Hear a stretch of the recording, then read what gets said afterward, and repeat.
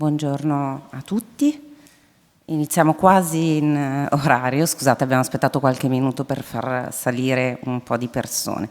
Io sono Chiara Costa, responsabile della programmazione di Fondazione Prada. Sono qui per fare una brevissima introduzione. La mia introduzione sarà in italiano, poi la maggior parte dei contributi saranno invece in inglese. Ringrazio ovviamente tutti i relatori e tutto lo staff che hanno lavorato non solo a questo convegno ma anche al progetto di mostra Everybody Talks About the Weather. Quando Dieter Roelstraete, curatore di questa mostra, ci ha parlato di questo suo progetto, per noi è stata, direi, un'occasione da non perdere, nel senso che Fondazione Prada non si era mai occupata prima del tema del cambiamento climatico, anche se è più corretto, riferendosi al progetto di mostra, parlare non tanto solo di cambiamento climatico, ma di relazione tra cultura artistica e eventi meteorologici. Per questo motivo direi per noi è stato veramente il modo migliore di iniziare a occuparci di questi temi, anche se quasi non sapevamo di averlo già fatto in modo forse tangente, però insomma era già successo. Proprio l'anno scorso, nel 22, abbiamo organizzato qui una mostra che forse alcuni di voi hanno visto, It Begins with an Idea, nell'ambito del progetto Human Brains, ed era una mostra dedicata allo studio del cervello. Proprio oggi il presidente del comitato di quel progetto sarà qui con noi, il professor Comi, per parlarci di qual è la relazione tra ambiente e patologie neurodegenerative. Questo per dirvi che diciamo, quando si ha la conferma che i progetti a cui si lavora sono in qualche modo connessi, è sempre un buon segno a nostro parere. In più Venezia per noi è il luogo dei progetti sperimentali, e appunto questa mostra sugli studi dedicati al cervello, così come la mostra curata da Dieter Roelstraete. È quasi una tradizione portare qui i progetti più sperimentali. E in questo caso, tra l'altro, abbiamo di nuovo una componente scientifica per noi fondamentale che è stata portata nel progetto grazie a Niche e l'Università di Foscari noi vogliamo ringraziarli sentitamente per la collaborazione. Ovviamente la direttrice che dopo di me farà un breve discorso, Francesca Tarocco, Cristina Baldacci e tutto lo staff di Niche. È stata veramente una collaborazione fantastica. Quando abbiamo iniziato a lavorare su questa mostra, dopo pochi mesi abbiamo scoperto che Leslie Locco avrebbe curato una biennale di architettura qui a Venezia dal titolo Il laboratorio del futuro. Ci è sembrato davvero un'occasione perfetta di incontro e di pensiero. Non si dice mai abbastanza quanto Venezia sia una città laboratorio, lo sia sempre stata. Ma un'altra parola chiave è il futuro, quindi non si può parlare di futuro senza occuparsi di clima, naturalmente. Quindi sono molto grata anche a Leslie Locco, che è qui oggi con noi, per aver trovato il tempo in una serie di impegni che non credo sia semplicissima, visto il suo ruolo quest'anno qui a Venezia. La ringrazio di cuore. Aprirà il convegno con Dieter Roelstraete, curatore della mostra, con la moderazione di Barbara Casavecchia, che oltre ad essere una curatrice indipendente collabora al progetto Ocean Space di TBA 21 Academy, che è un'altra realtà che lavora su questi temi proprio qui a Venezia. E ringrazio anche il direttore Marcus Reimann, che sarà poi tra i relatori della giornata. Concludo con pochissime informazioni pratiche. Allora, domani il convegno si svolgerà oggi e domani e si concluderà domani con una performance intitolata How Does the World End for Others di Beate Geisler e Oliver Sun, che sono anche artisti presenti in mostra. In occasione di questa mostra abbiamo realizzato una partnership con Rai Pubblica Utilità e da oggi sarà disponibile su Rai Play Sound una serie podcast intitolata La temperatura della Terra, che è curata da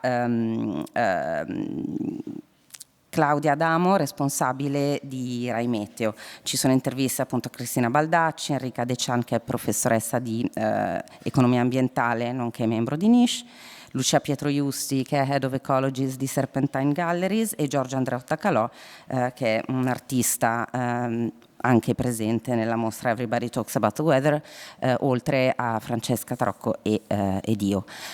Ancora due cose: il 14 ottobre presso Ocean Space si terrà un altro convegno intitolato Sensori, qualcosa si muove, sull'esplorazione del paesaggio contaminato. Per le informazioni vi inviterei a consultare il loro sito.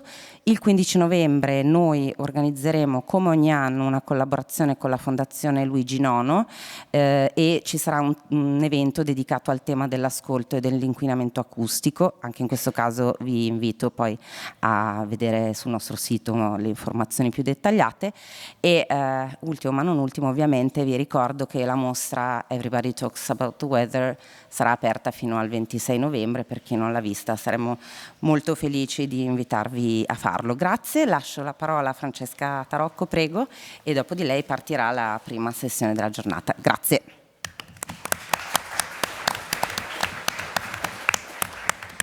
Grazie Chiara, and thank you everybody for being here. I will just say a few words, and thanks first of all, thank you all for being here, and thank you Fondazione Prada for this wonderful gathering. I would like to extend my thanks to Miuccia Prada, the president of Fondazione, for her leadership in research-based artistic and cultural projects, to Dieter Roelstraete for curating such a compelling and timely exhibition, and to Chiara Costa, head of programs at Fondazione, for reaching out to us and finding ways to collaborate with generosity and collegiality. And I would also like to thank all my colleagues at Niche, Cristina Baldacci, Enrica De Cian, Emiliano Guaraldi in primis, and the administrative staff there and the postgraduate students who have collaborated with us and whose work you can also see throughout the exhibition. As we begin to recover from the COVID pandemic and the hottest summer on record, and look to the future, as indeed Leslie Locco asked us to do in her wonderful exhibition, our new normal is filled with uncertainty and likely more frequent disruption. During the next 2 days of our symposium, together we will explore some difficult questions. How can we come together, embrace the changes, and build greater resilience? Which aspects of traditional practice have not served us well as people, professionals, and institutions, and how can we build more sustainably, more equitably? What is the role of museums and research centers in bridging divides, bringing communities together, and building empathy, understanding, and belonging? I'm looking forward to our discussion and to our ideas, and I know our work on these challenges and many others will not end when our meeting concludes. Very quickly, I just want to say a few words about what we do at Niche. So we aim to produce transdisciplinary environmental scholarship and public engagement initiatives where environmental studies can play a major role. The task of reconceptualizing planetary change for the human imagination calls on a wide range of disciplinary knowledge. As you know, interdisciplinarity is very hard to do, particularly in academia, as very often our jobs are predicated on disciplinarity. Shared problems, places, and scales form the basis for collaborative work in the environmental humanities in partnership with natural sciences and, of course, the creative arts.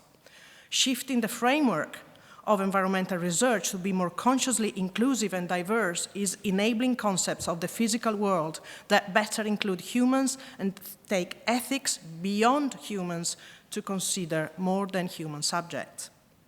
At Niche, we focus in particular on water and water methodologies. In the past decade, in the Global South and North, a wide variety of new water justice movements have emerged. And of course, there are traces of this in this exhibition. They are transdisciplinary, multi-actor, and multi-scalar coalitions that challenge dominant water management approaches for rivers and lagoons, for instance. They deploy a multitude of profoundly innovative strategies to restore or defend bodies of water. A few examples are ecological flow clinics, giving legal personhood to the Mar Menor in Spain, a project we know well, the promotion of dam removals, federations designing new rules for shared catchment governance, and grassroots think tanks of all kinds. These movements have the potential, I believe, to revolutionize environmental debates, practices, laws, and policies towards new, equitable, and nature-rooted water governance. However, they are often excluded from policy, and academia has so far paid very little attention to them. We need tools for understanding the emerging innovative water ontologies, normative frameworks, and commoning strategies where they are missing. Niche, there too, and I conclude here, aims to study, understand, and support all those involved with water, waterscapes, and climate justice, thereby contributing to more equitable, nature-entwined water governance, starting from Venice. I mean, obviously, here we are, and embracing situated water communities everywhere. Thank you so much.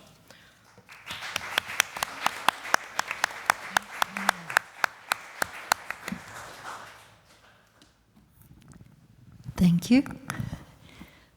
Welcome, and again, thank you to Fondazione Prada for having us here. Thank you also to Niche. It's my pleasure to moderate this conversation between Leslie Locco, whom I'm going to run through lines of bio, although no introductions are needed, but curator of the Architecture Biennale here at Venice this year, the Laboratory of the Future, and founder of the African Futures Institute in Accra, Ghana. And Dieter Roelstraete, who is the curator of the exhibition here at Fondazione Prada Ca Corner, Everybody Talks About the Weather, and also curator at the Neubauer Collegium for Culture and Society at the University of Chicago. And way more than that for both of you, but let's leave it. So, given the title of the exhibition, I would like to start with a rather simple question, which is as ample as possible to Leslie, because, of course, everybody talks about the weather, but we know that narratives are very asymmetrical. So who's talking about the weather? Who is being listened to?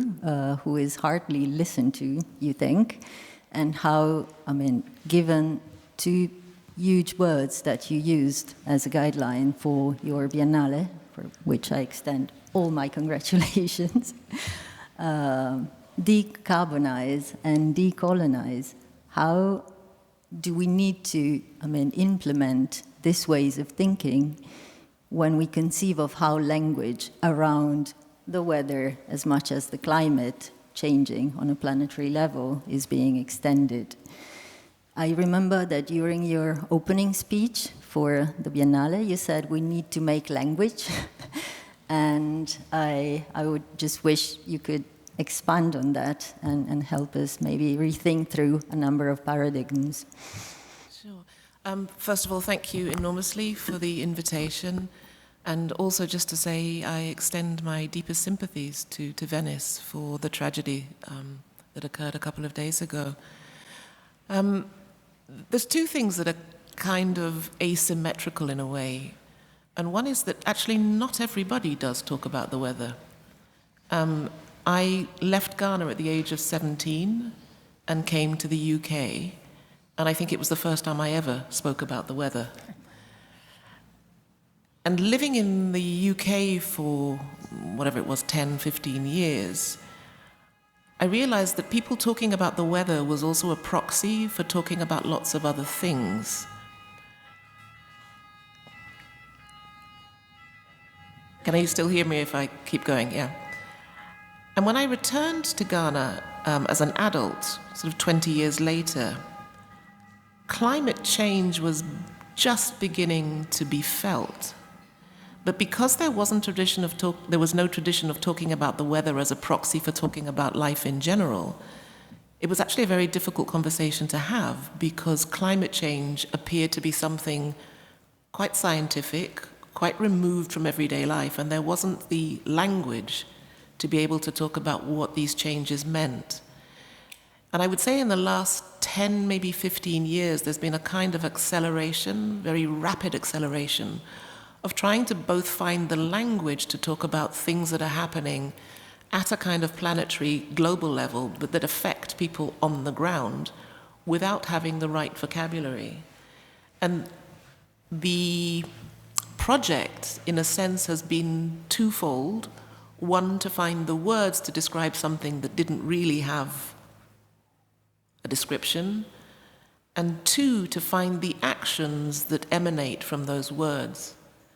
So when I spoke at the beginning of the Biennale about doing language, not just speaking language, it was really about trying to find a way to speak that is both the parole, the word, but also the action, also the drawing, also the architecture, also the space.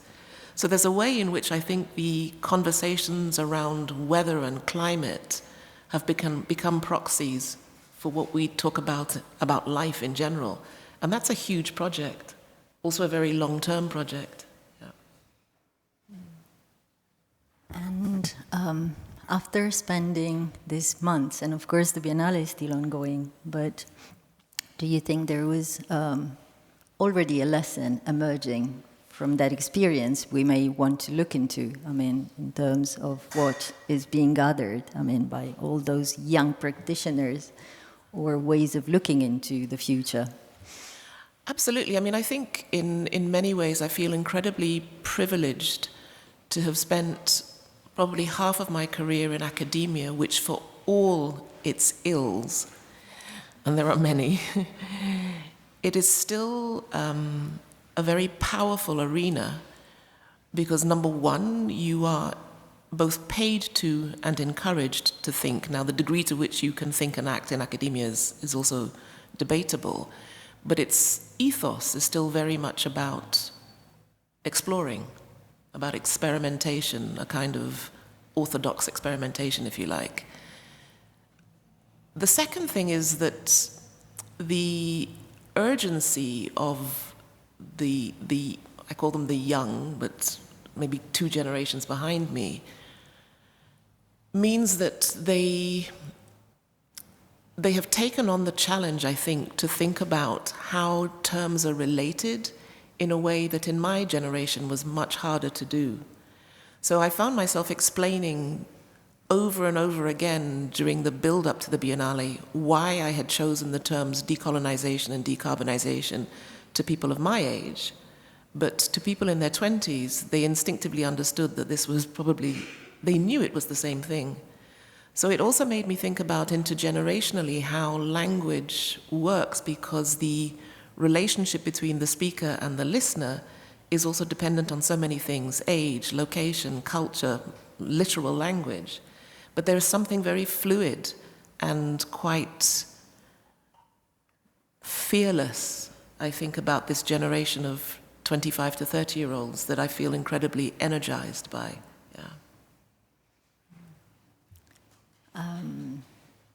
Well, maybe I could ask the same question to Dieter in terms of how were you interested in rethinking? Because, of course, I mean, you also mentioned it in your introduction from the famous slogan. I mean, everybody talks about weather, we don't, in the late 60s, which I think still stands, unfortunately. So that's the paradox. I mean, we should all be talking about the weather, but we don't.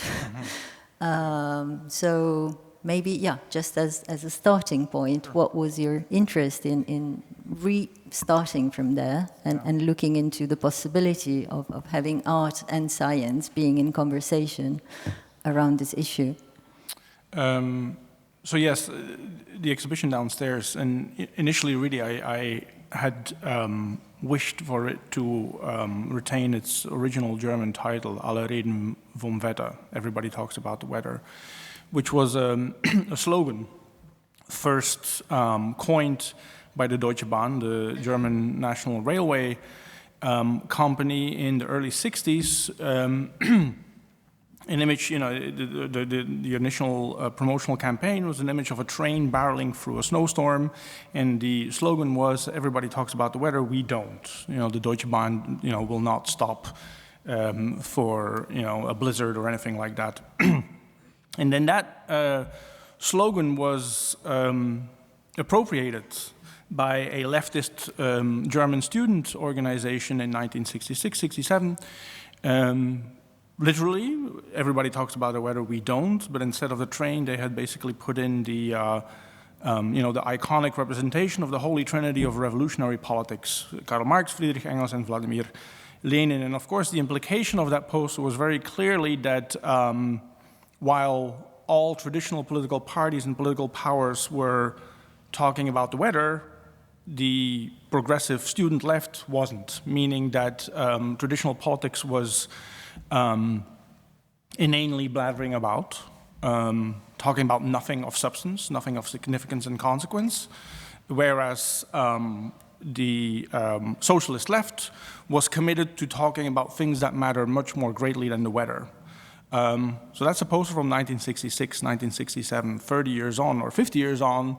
It's hard to imagine a slogan more politically suicidal than that one, right? If you're a political party today, and that's your slogan, everybody talks about the weather, we don't, unless, of course, you're the hard right fringe of the Republican Party in America, you're dead.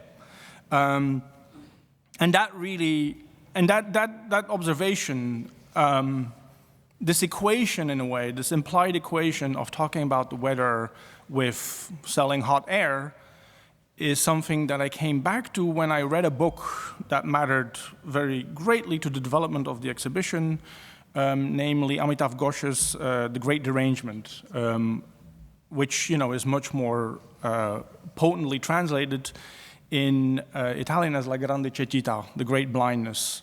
And the subject of that book, which was based on a series of lectures that Amitav Ghosh gave at the University of Chicago in 2015, published by the University of Chicago Press in 2016, the subject of that book was this, odd systemic blindness, this unwillingness to talk about the weather, which seems to hold the cultural field in its grip in particular.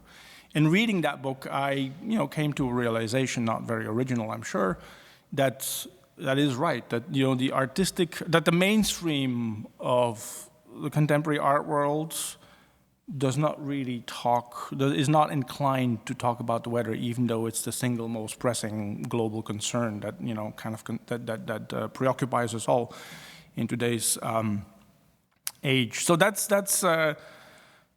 so obviously this, and it's interesting to hear Leslie talk about her experience growing up in Ghana, where talking about the weather was obviously much less of a convention than it is here. And if you work on an exhibition in Venice and you tell people in Venice that you're working on an exhibition titled "Everybody Talks About the Weather," the first thing any Venetian will say, like, "Oh, we talk about the weather more than anyone else." And obviously the same is then exactly said about the Londoners and anyone else really in Europe, it feels like. And obviously the one of the kind of the main metaphorical thrusts of the exhibition is this suggestion that we talk about the weather to talk about everything, politics, our bodies, our identities, our love lives, everything, and so that's a little bit the kind of the structuring device, but I do actually, in response also to Leslie's remarks about this kind of generational shift, which has been so important in reframing the way we talk about the weather today, is something that I do want to respond to because, yesterday I had finally time to myself to really kind of properly explore the Architecture Biennial, which I have to say is an amazing exhibition. And I know it's meaningless to say this, but here's an Architecture Biennial that is so much better at doing what so many art biennials want to do, right? Matter in a way to kind of general discourse. And of course, it's an art biennial, much like the previous edition was, or the next edition maybe. But one thing that struck me about the show, about your biennial, and I, specifically now I'm talking about the Arsenale and the main pavilion in the Giardini, and this thing that struck me, it has a generational effect, because I would often see that the things that made the deepest impression on me were offered by architects and practitioners born in the 1990s. So people who basically were born in the maelstrom of our current predicament. And There's something joyful about the exhibition that, of course, kind of speaks to the idea that the future should not always spell apocalypse and doom. And it may have to do, perhaps, with the presence of music in the exhibition, which is powerful and not always festive, but in this case certainly is. And to me, it relates a little bit with something that I just noticed very recently. I flew in yesterday from Belgium. I'm currently in Ghent, installing an exhibition at the Museum of Contemporary Art there, and I've been there for 10 days. Ghent is the city that I studied in in the early 90s, and it was the first time in a very long time that I've spent so much time back in this place that was so incredibly formative to my young self. And I was there just now, late September, early October, and of course it's unseasonably warm. It's like disturbingly warm. But here we have this new generation of students, flooding into Ghent. Everyone's walking around in their shorts and their bikinis. And even though it is obscene and absurd to have to enjoy 26-degree temperatures in Belgium in this time of the year, it's also impossible for people not to enjoy this, right? I mean, this is also one of the obscenities in the way of climate change, that last week it's disaster, and the week before that it's catastrophe. But today, like, even though we're not supposed to be having coffee outside on a terrace in our underwear, here we are, and we'll enjoy it. And of course, there's denialism in there, but it's hard to suspect 20-year-olds of denialism, because of course they're the children of these very effects and these very consequences. And what struck me about so many of the propositions gathered in the architecture biennial was this slightly upbeat, pragmatic commitment not to make the best of it, because that that would be a slightly cynical read, but a solution-focused thinking rather than the old diagnostic, apocalyptic tenor. And so that, I think, is an important element, I think, in this issue of language around this particular problem. And it's something that I also sought to establish a little bit in the exhibition downstairs, which, would have been one of the balances that I was very concerned in guarding downstairs was not just between art and science, which as a balancing act I think worked out pretty well, and very proud of the work that I was able to do in collaboration with my colleagues at the Fondazione, Prada and Niche, without whom of course we'd never gotten where we were. But it's also a balancing act in a way between despair and hope, and the despair, the sensible despair of the sober intellect, and the hope and future focus that we are born with, regardless. And that's something that is slipping into the language about climate in a way that us older folk may not necessarily always be aware of. And that's something that I think, it's the great contribution of your biennial, I think. I mean, it's if I can, it's such a good point, but it's also in context.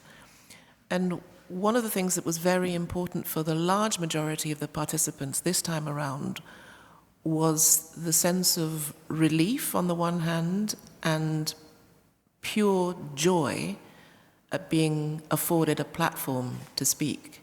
So there was a sense of, we have waited so long for this moment, we have to bring all of ourselves, all of our joy, all of our imagination, because imagination is often, particularly in these apocalyptic conversations, imagination is also the last tool that is really allowed to flourish.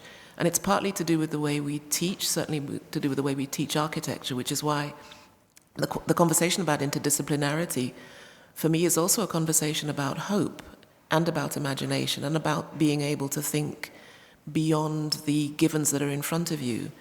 And the only method that I know of to encourage someone to think beyond what they know is to allow them to dream, to imagine. No amount of telling somebody something that they haven't experienced is going to make them believe it. But the journey to explore it often leads you into places that you didn't expect. And that's, for me, where scholarship emerges. So the aspect of joy and love of what you do was also very important for the participants. And we had very interesting conversations right in the beginning because I invited people and asked them to make a first response. And most of this was either over Zoom or, in emails.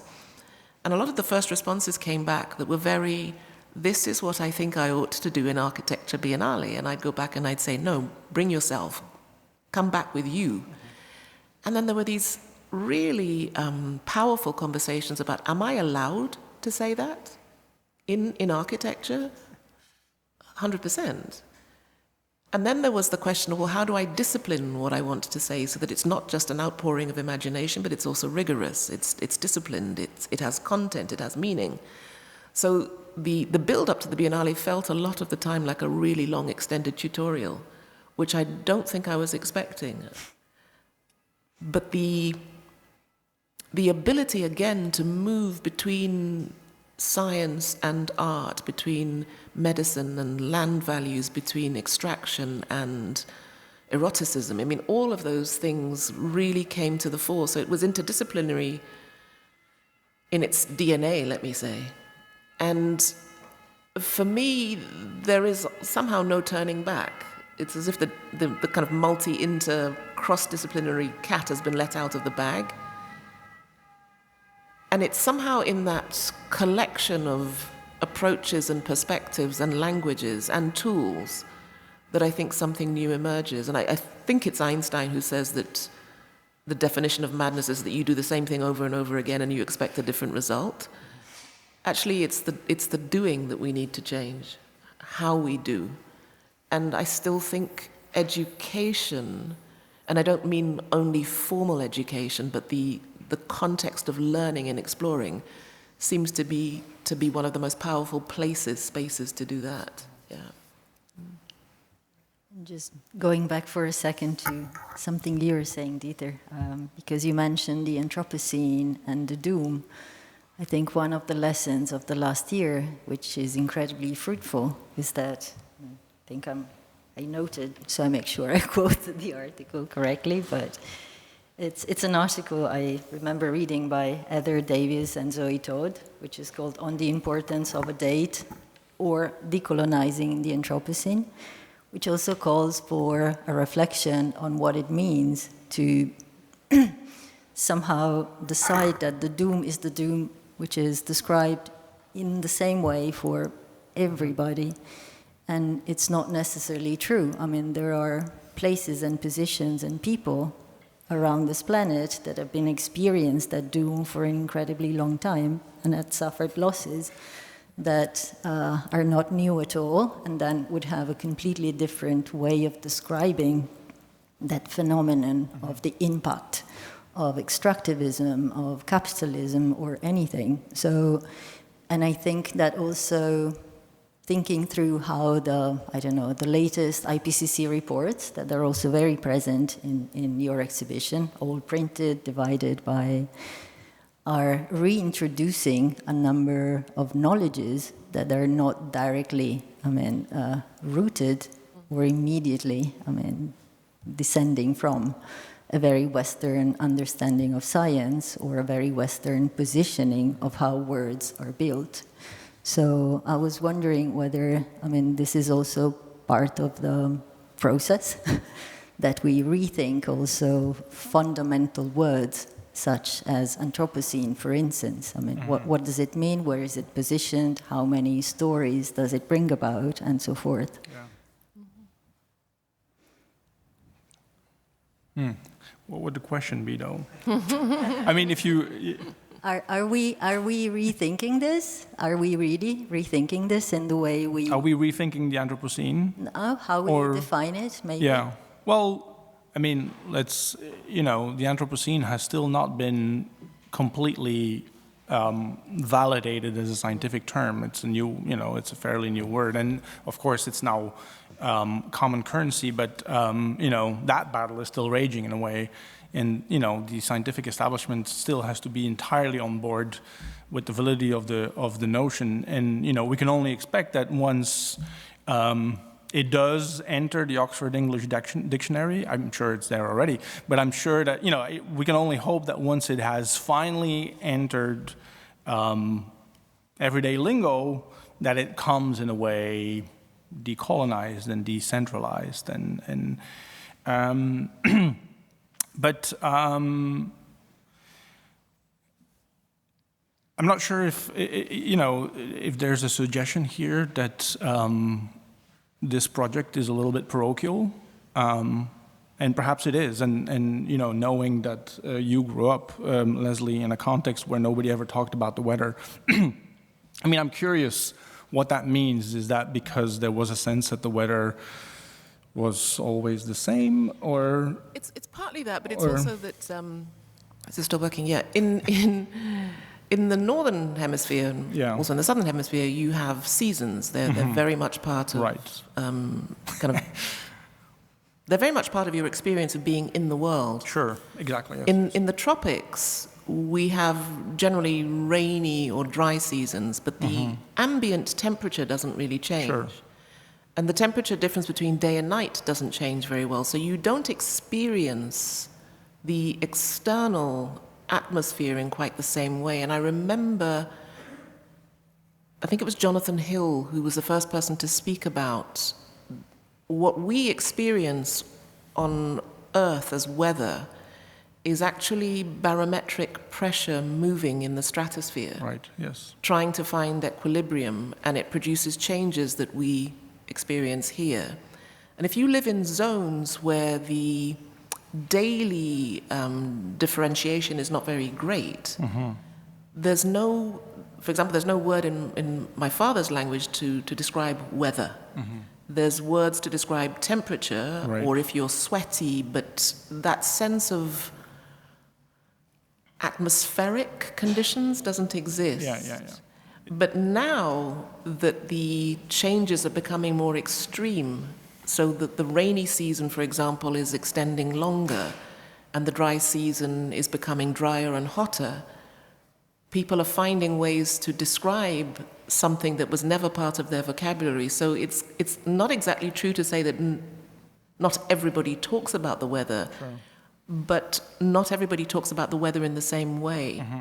Yes. And this accelerated change, I think, is going to have quite profound knock-on effects in terms of how people negotiate day-to-day life. This is a kind of a silly statement, but I no longer wear mascara in Ghana because by the end of the afternoon it's off my face. Right.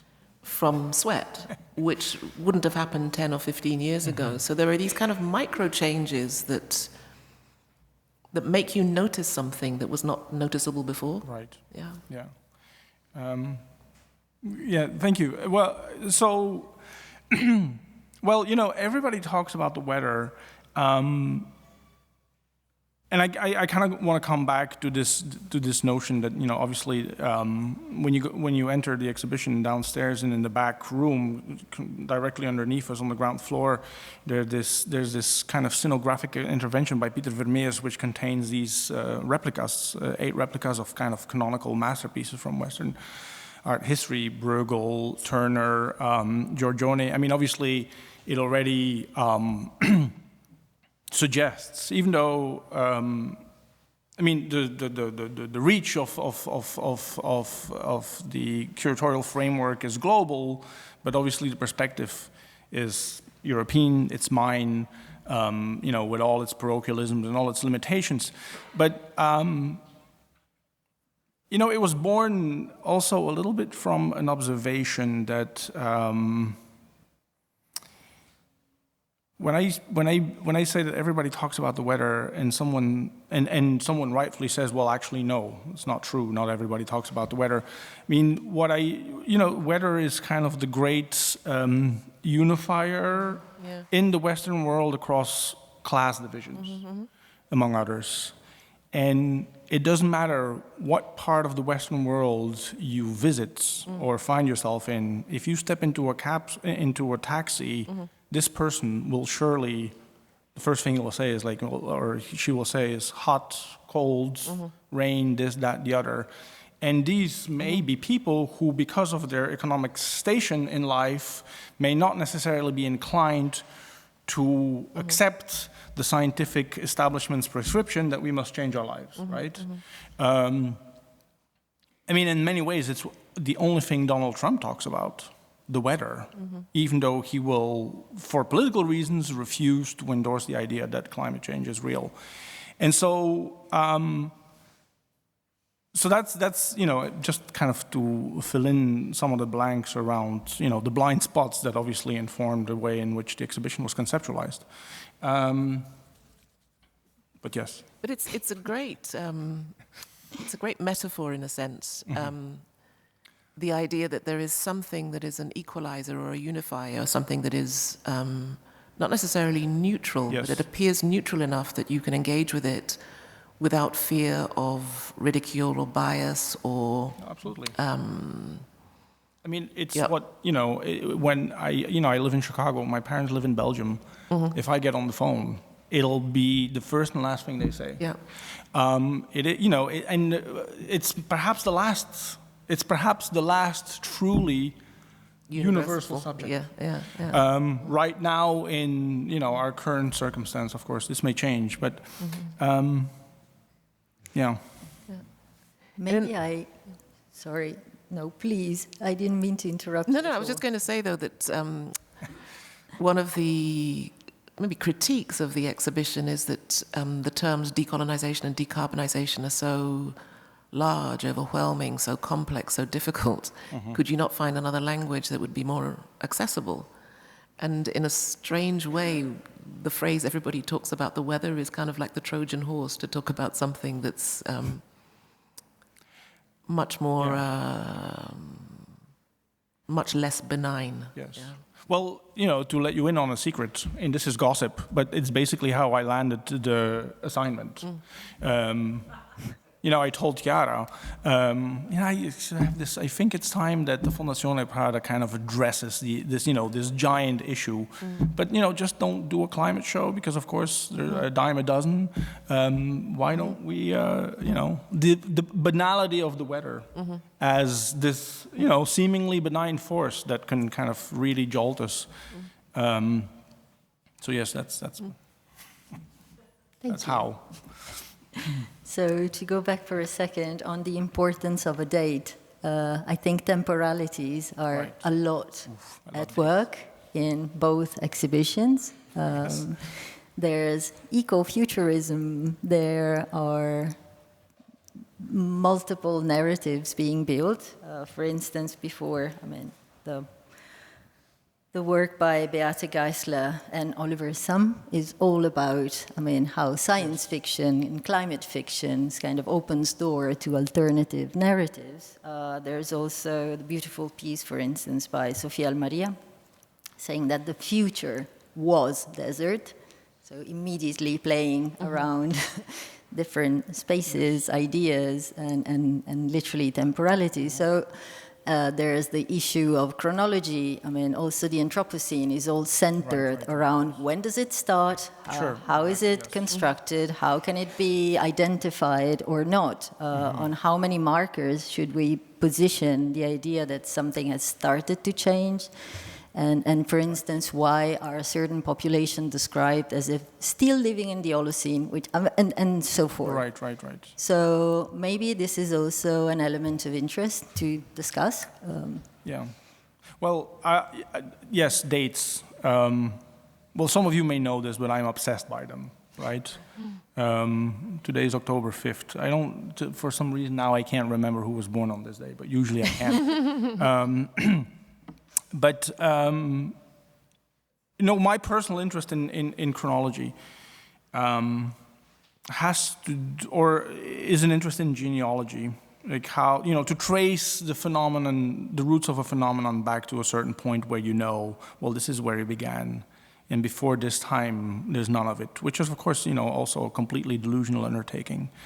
If you read Adorno and Horkheimer's Dialectic of the Enlightenment, in their reading, the Enlightenment starts with Homer and the Odyssey. Like many histories of postmodernism, which is probably the theoretical framework that Leslie and I would, share as formative of our own intellectual development. But, many histories of postmodernism or genealogies of postmodernism don't date it back to the late 60s or early 70s, but, Rabelais or Cervantes in further back. And, the point of these genealogies and these historiographies is that you can, it's like, when does capitalism begin? Why do we ask? Why do we want to know when it begins? Why do we want to know when the Anthropocene begins? Why do we know what day in history marks the beginning of the fossil economy? I mean, it's important to know this because it allows us to imaginarily inhabit the day before. And there's a sense there in this, play of the imagination that we miss the forking path, right? The forking path of history. If we know when we set sail upon this particular path towards a certain doom, and if we can trace our steps back, we are perhaps able to recover a moment in time when the alternative was still possible. Because,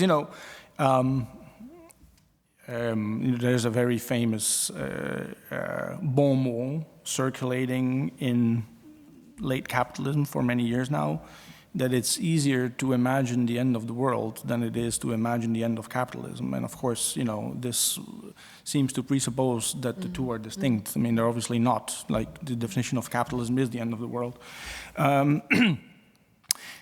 But that's a little bit. That's why, and that's also why this exhibition is perhaps so historical. And dates obviously also can help to diffuse the tension of a certain subject, perhaps, because some of the works on display downstairs, and there's this one painting from a gallery in Bologna by a minor Italian painter of the 17th century called Nubolone. Very, not a well-known artist and all, but it's nice to know that this artist is called Little Cloud, right? Nubolone. Big Cloud. Okay, yes, Nubolino. Sorry. So, the point of the inclusion of that work is to kind of talk about the Little Ice Age as, a historical fact of the Western meteorological context that doesn't have anything to do, of course, with the way people warmed themselves or produced things, right? And I'm like using those kind of moments also to perhaps steer away a little bit of this very deterministic alarmism that is such a bane, in a way, of much cultural and scientific discourse about climate change in our current context. The point of the works is also to show that yes, to a certain extent, we must accept that we are the authors of a particular form of climate change, but the climate is also just like a diabolically inchoate and unstable force. It's very provocative. I'm thinking, as you were speaking, several things were coming into my mind. And one is, yesterday we had a panel discussion between an African-American architect who is also very interested in dates and in patterns and in cycles of history. And she uses it as a framework to understand, let's say Black Lives Matter in 2020, what happened in 1920, what happened in 1820. And for her, these great kind of civil movements tend to come around once every 100 years. So, you know, the American Revolution, and before that, actually, I can't even remember the movements that she was talking about, but it was a very convincing kind of, not a performance, but a kind of argument. And then there were 3 young Brazilians, Afro-Brazilians on the panel, who said, for them, history basically ends 2 generations back because records were destroyed. So as part of Brazilian history, any reference to slavery was burned because the nation wanted to be born anew. So I realized on the panel that there were 2 very different approaches to history. One was really about recovering something, so the date or the time or the place where something had happened becomes incredibly important as part of your own story that was never there. And for the person for whom records are always there, what was important was to find a pattern in it.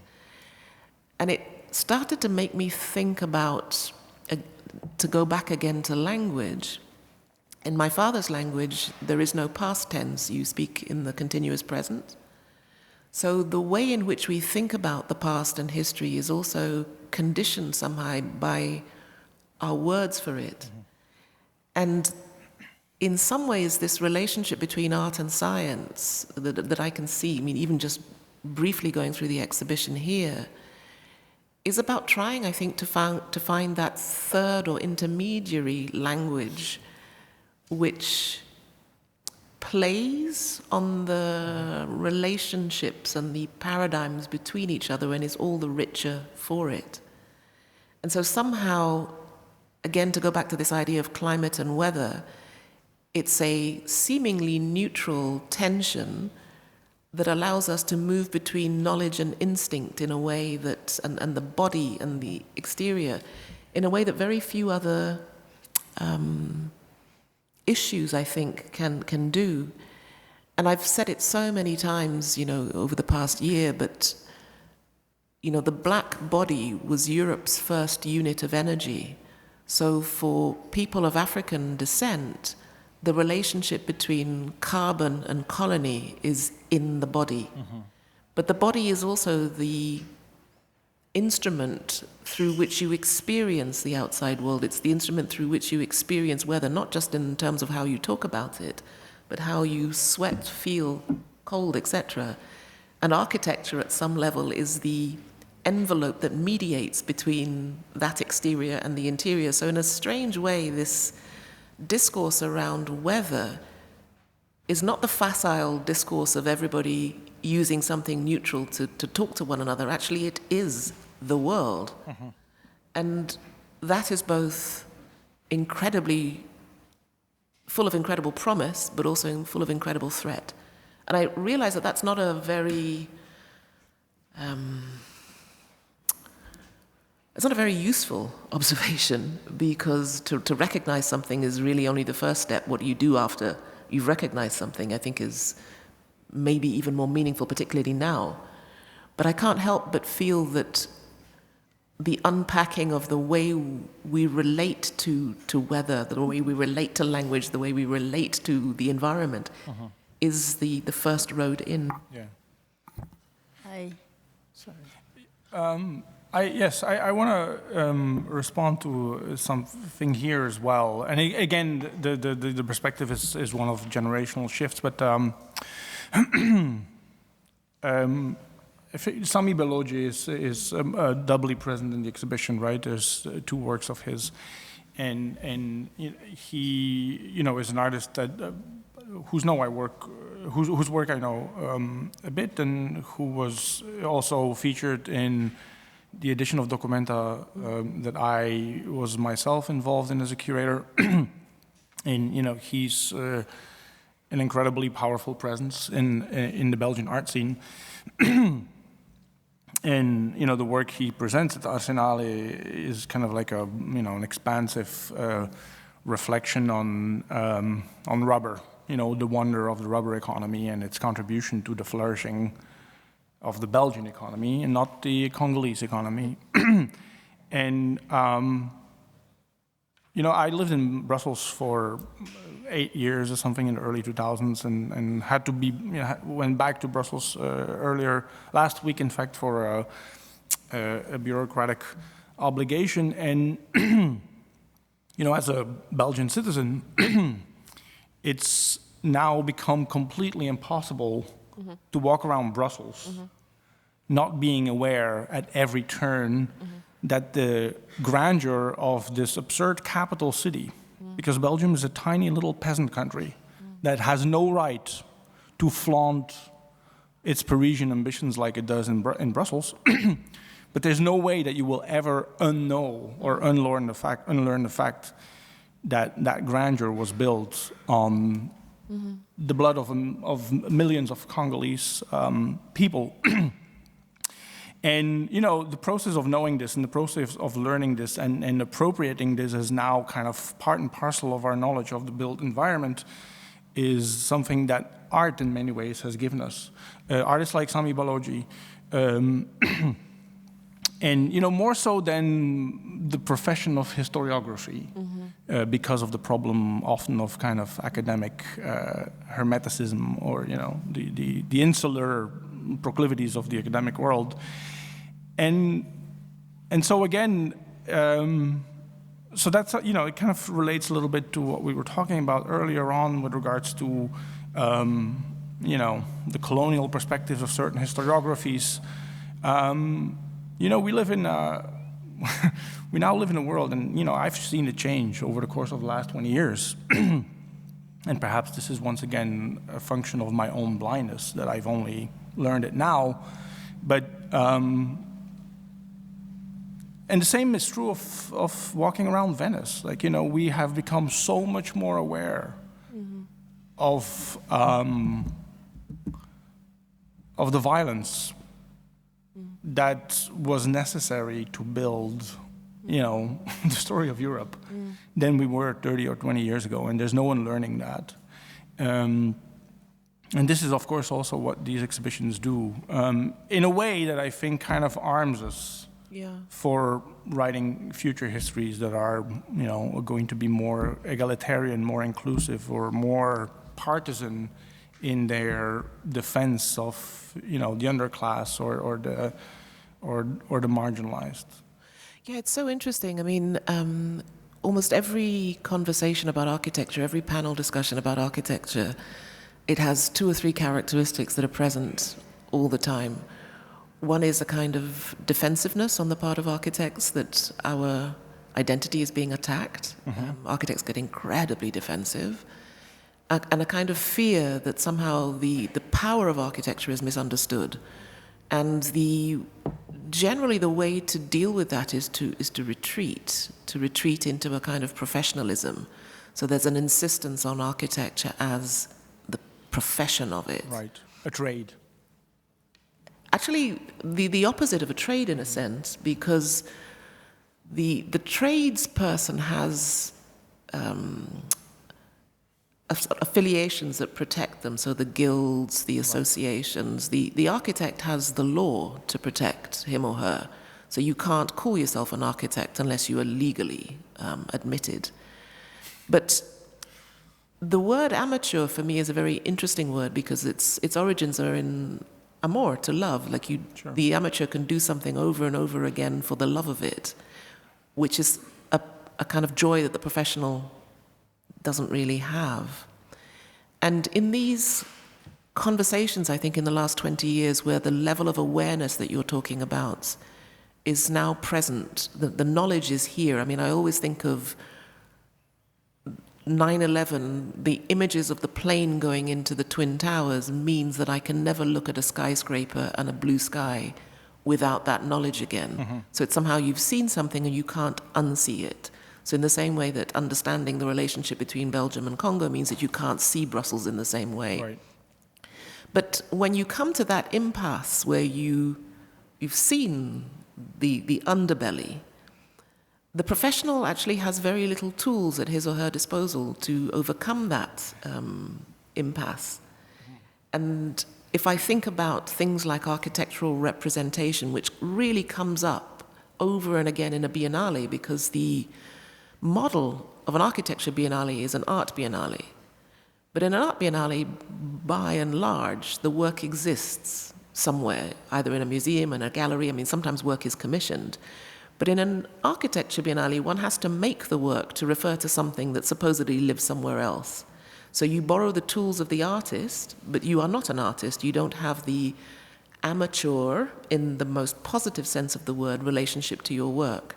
So half of the battle is to deprofessionalize the architect in an environment like this, to be able to say things that the architect should be able to say, but actually the tools of architecture don't allow you. And again, the slippage into other disciplines, particularly in this biennale, was really the freedom to find another way to speak. The question of who pays for that is really, it's a big question. And for me, it was a shock, in a sense, to understand that the organization of a biennale is essentially partly funded by the Italian taxpayer. So you cannot expect the Italian taxpayer to pay for the production of work by an artist, because if that work accrues in value, somehow the taxpayer has underwritten the production. But if you're now talking about bringing in voices from other parts of the world who are on the other side of that relationship to capital, who pays for that? So the entire experience was about decolonization, decarbonization, Excel spreadsheets, philanthropy, fundraising, administration, logistics. Like, it was so much more complex than I ever imagined. And I feel, in a way, now I can never go back to the kind of ignorance I had before a biennale, which was I think it's a strange thing at 60 to suddenly realize that you know very little. Yeah. Oh. I mean, I think that every day, but I learn every day that I... But also to know very little about the thing that you are supposed to be expert in. Yeah. One quick remark. It's nice that, it's interesting that you bring up 9/11, because, of course, you know, the ringleader of the people who flew into the planes was an architect. Yep. Mohammed Atta. Yep. You know, I mean, we all know. Anyway, I think we're probably. I want to make one kind of closing remark before one closing remark on my end and whatever else. But because it goes back to what I said earlier about, you know, this kind of feverish desire to trace phenomena back to a root cause that we can perhaps kind of preempt. You know, the exhibition, everybody talks about the weather is obviously it's a show that kind of touches upon many subjects, because weather stands in for so many subjects. But, you know, at heart, it is also an experiment in trying to figure out how art and science should be talking to each other again. Mm-hmm. And the fact, you know, one of the great tragedies in a way of the modern condition is that they have separated, and that they have lost kind of, you know, this a common tongue in a way, and if we must trace that moment of separation back in history, it would kind of coincide with the rise of all of those kind of evil specters that we are so accustomed to accusing today for, you know, our predicament. And so, and this, I think, is, you know, kind of one of the, for me, this was the great lesson of this experience, and it's, you know, I just, you know, to kind of put it very bluntly, I just picked the work and hung the paintings, so to speak. But, you know, it's the scientific apparatus that frames the exhibition that is, you know, like the triumph, in a way, of the project. And one thing that I'm very proud of in this project is the, you know, the mild seamlessness in which art and science, artistic content and scientific content have been woven together. And that's, I think, I mean, it's not the lesson of this exhibition I have now. You know, that would be kind of too grandiose or too pompous, but for me, it's the lesson that I derive from it. And I think that, you know, also with regards to an architecture biennial such as yours, you know, kind of to reanimate the ways in which the cultural field and the scientific field, in all of their specialization and fragmentation, can once again find ways to speak to each other, I mean, that's going to be completely essential for the survival of the species. I mean, it's just to pick up on that very quickly, because I know that there's an audience component, but I've taught architecture now in, I don't know, 3-4 continents almost, and I first noticed the difference between teaching in the UK and in the United States, which I would say are linguistically monocultural, even if practically they're not. But they are monocultural. English is the dominant paradigm. Teaching in Europe, I've taught in Sweden, in France, a little bit in Switzerland, and on the African continent, where people are generally bilingual, at least, if not between 1 or 2, sometimes 3, 4 languages. In the contexts which are bilingual, there's a facility in translation that the monocultural contexts don't have.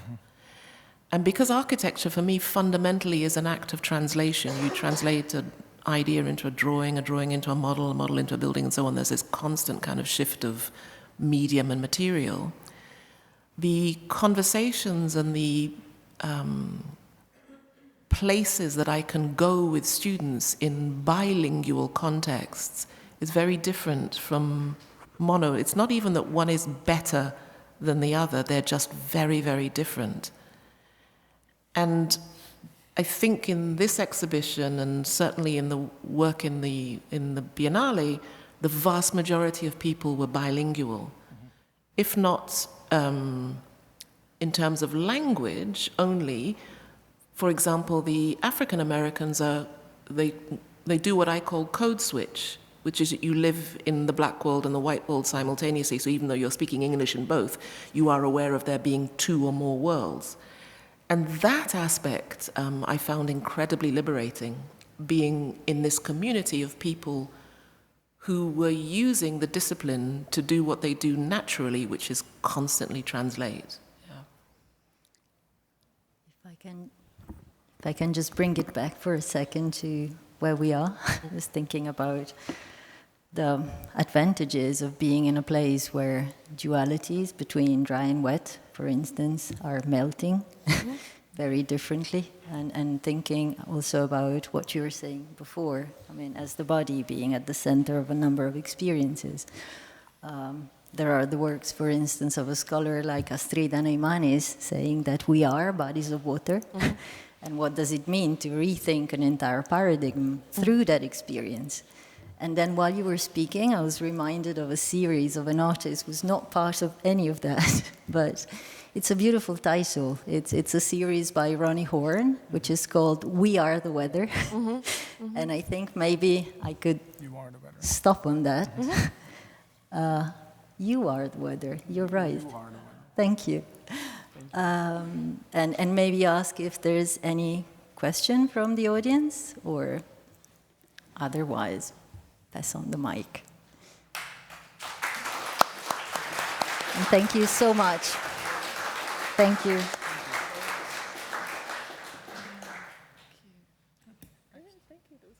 Question. There is a question, yes.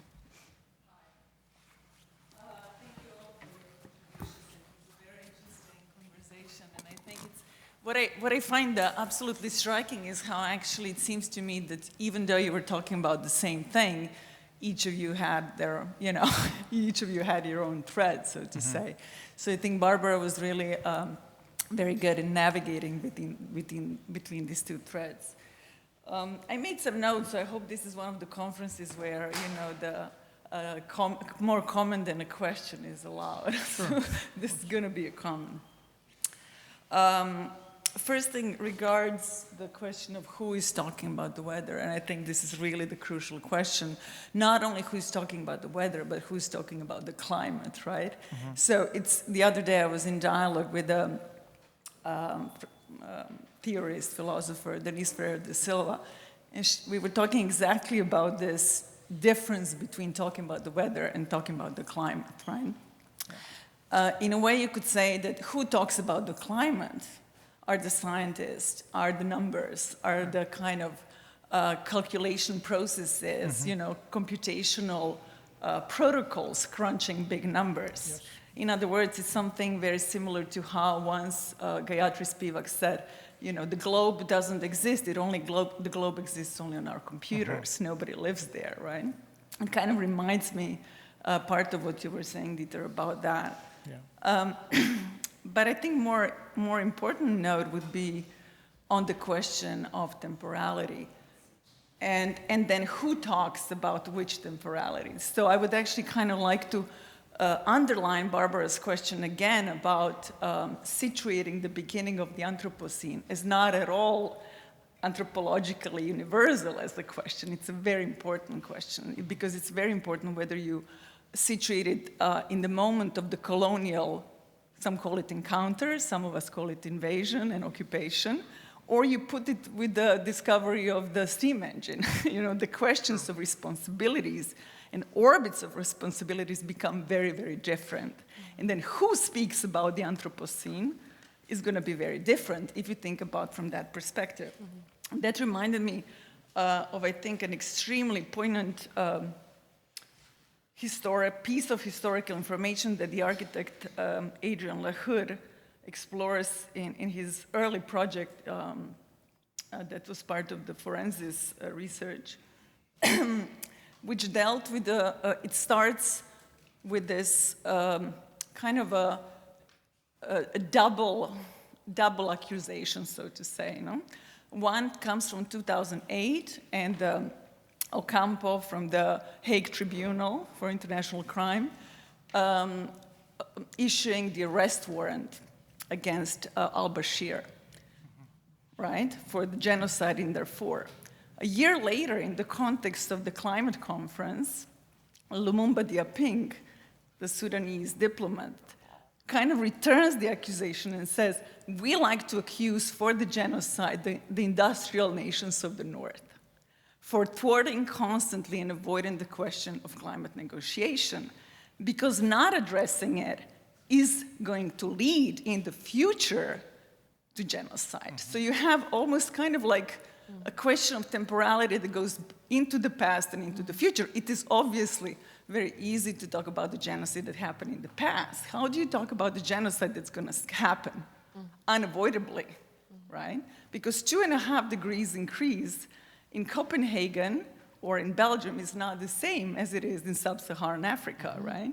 So I think that question of temporality, of the legal codes, of the chains of responsibilities, and who speaks about these chains is very, very important. Yeah. And when you think about that, I think then it seems to me that it becomes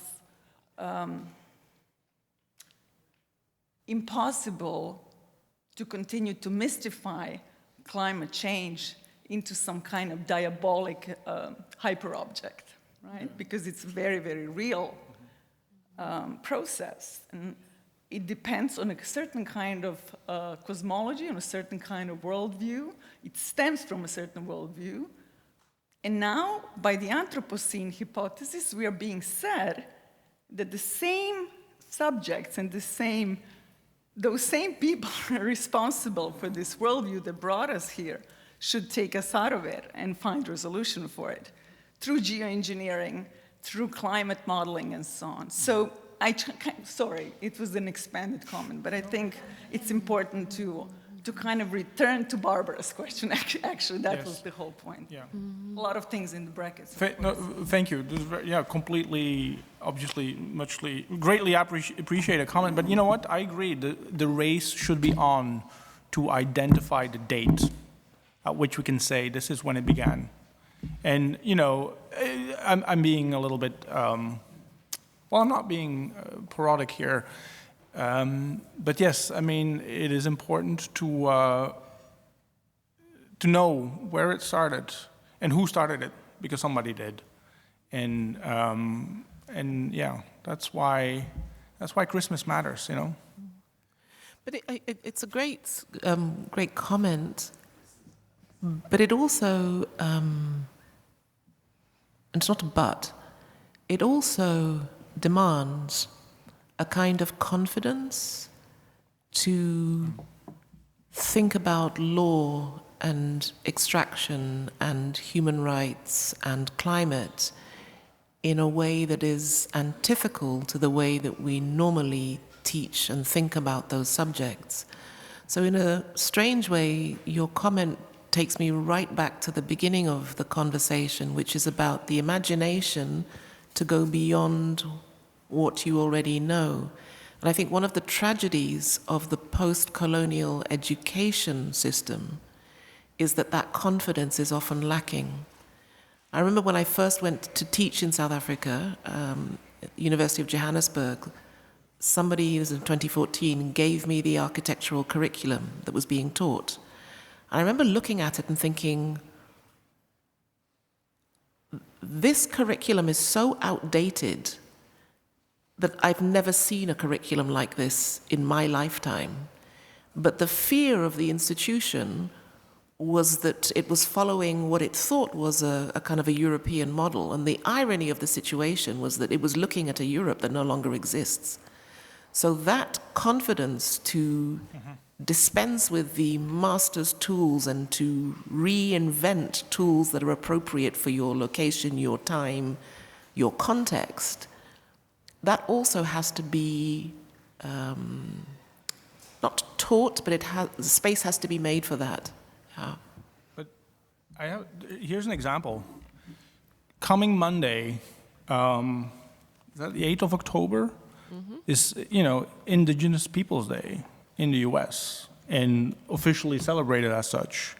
And that's something that a decade ago or 20 years ago was Columbus Day, and it's no longer that. And in 20 years' time, no one will remember that once upon a time something such as Columbus Day existed, and the assumption will then be that on October the 8th, we, celebrate the event of this, I'll call it the encounter. But it can be done.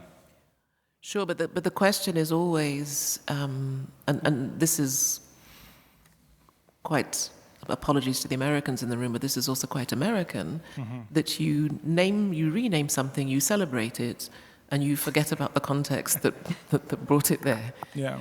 And so this relationship between naming and understanding, I mean, we spoke about it in the beginning about listening and hearing. Sure. That there is a difference in those. Yeah. And I think that relationship between weather and climate is also very similar to this relationship between listening and hearing. Yeah. That's the perfect point to stop. Point where to stop and move on to the following conversation, I think, because it's precisely about the possibility of listening and hearing between human and more than human, for instance, which is something we haven't even touched upon. So Yes, exactly. let me please pass on the Thank you very much. mic. Thank you. Thank you again so much.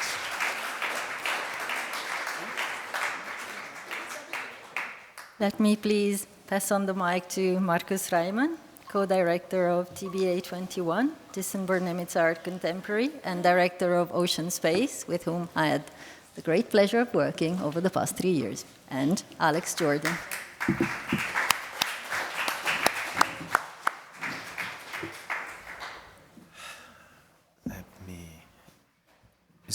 Yeah.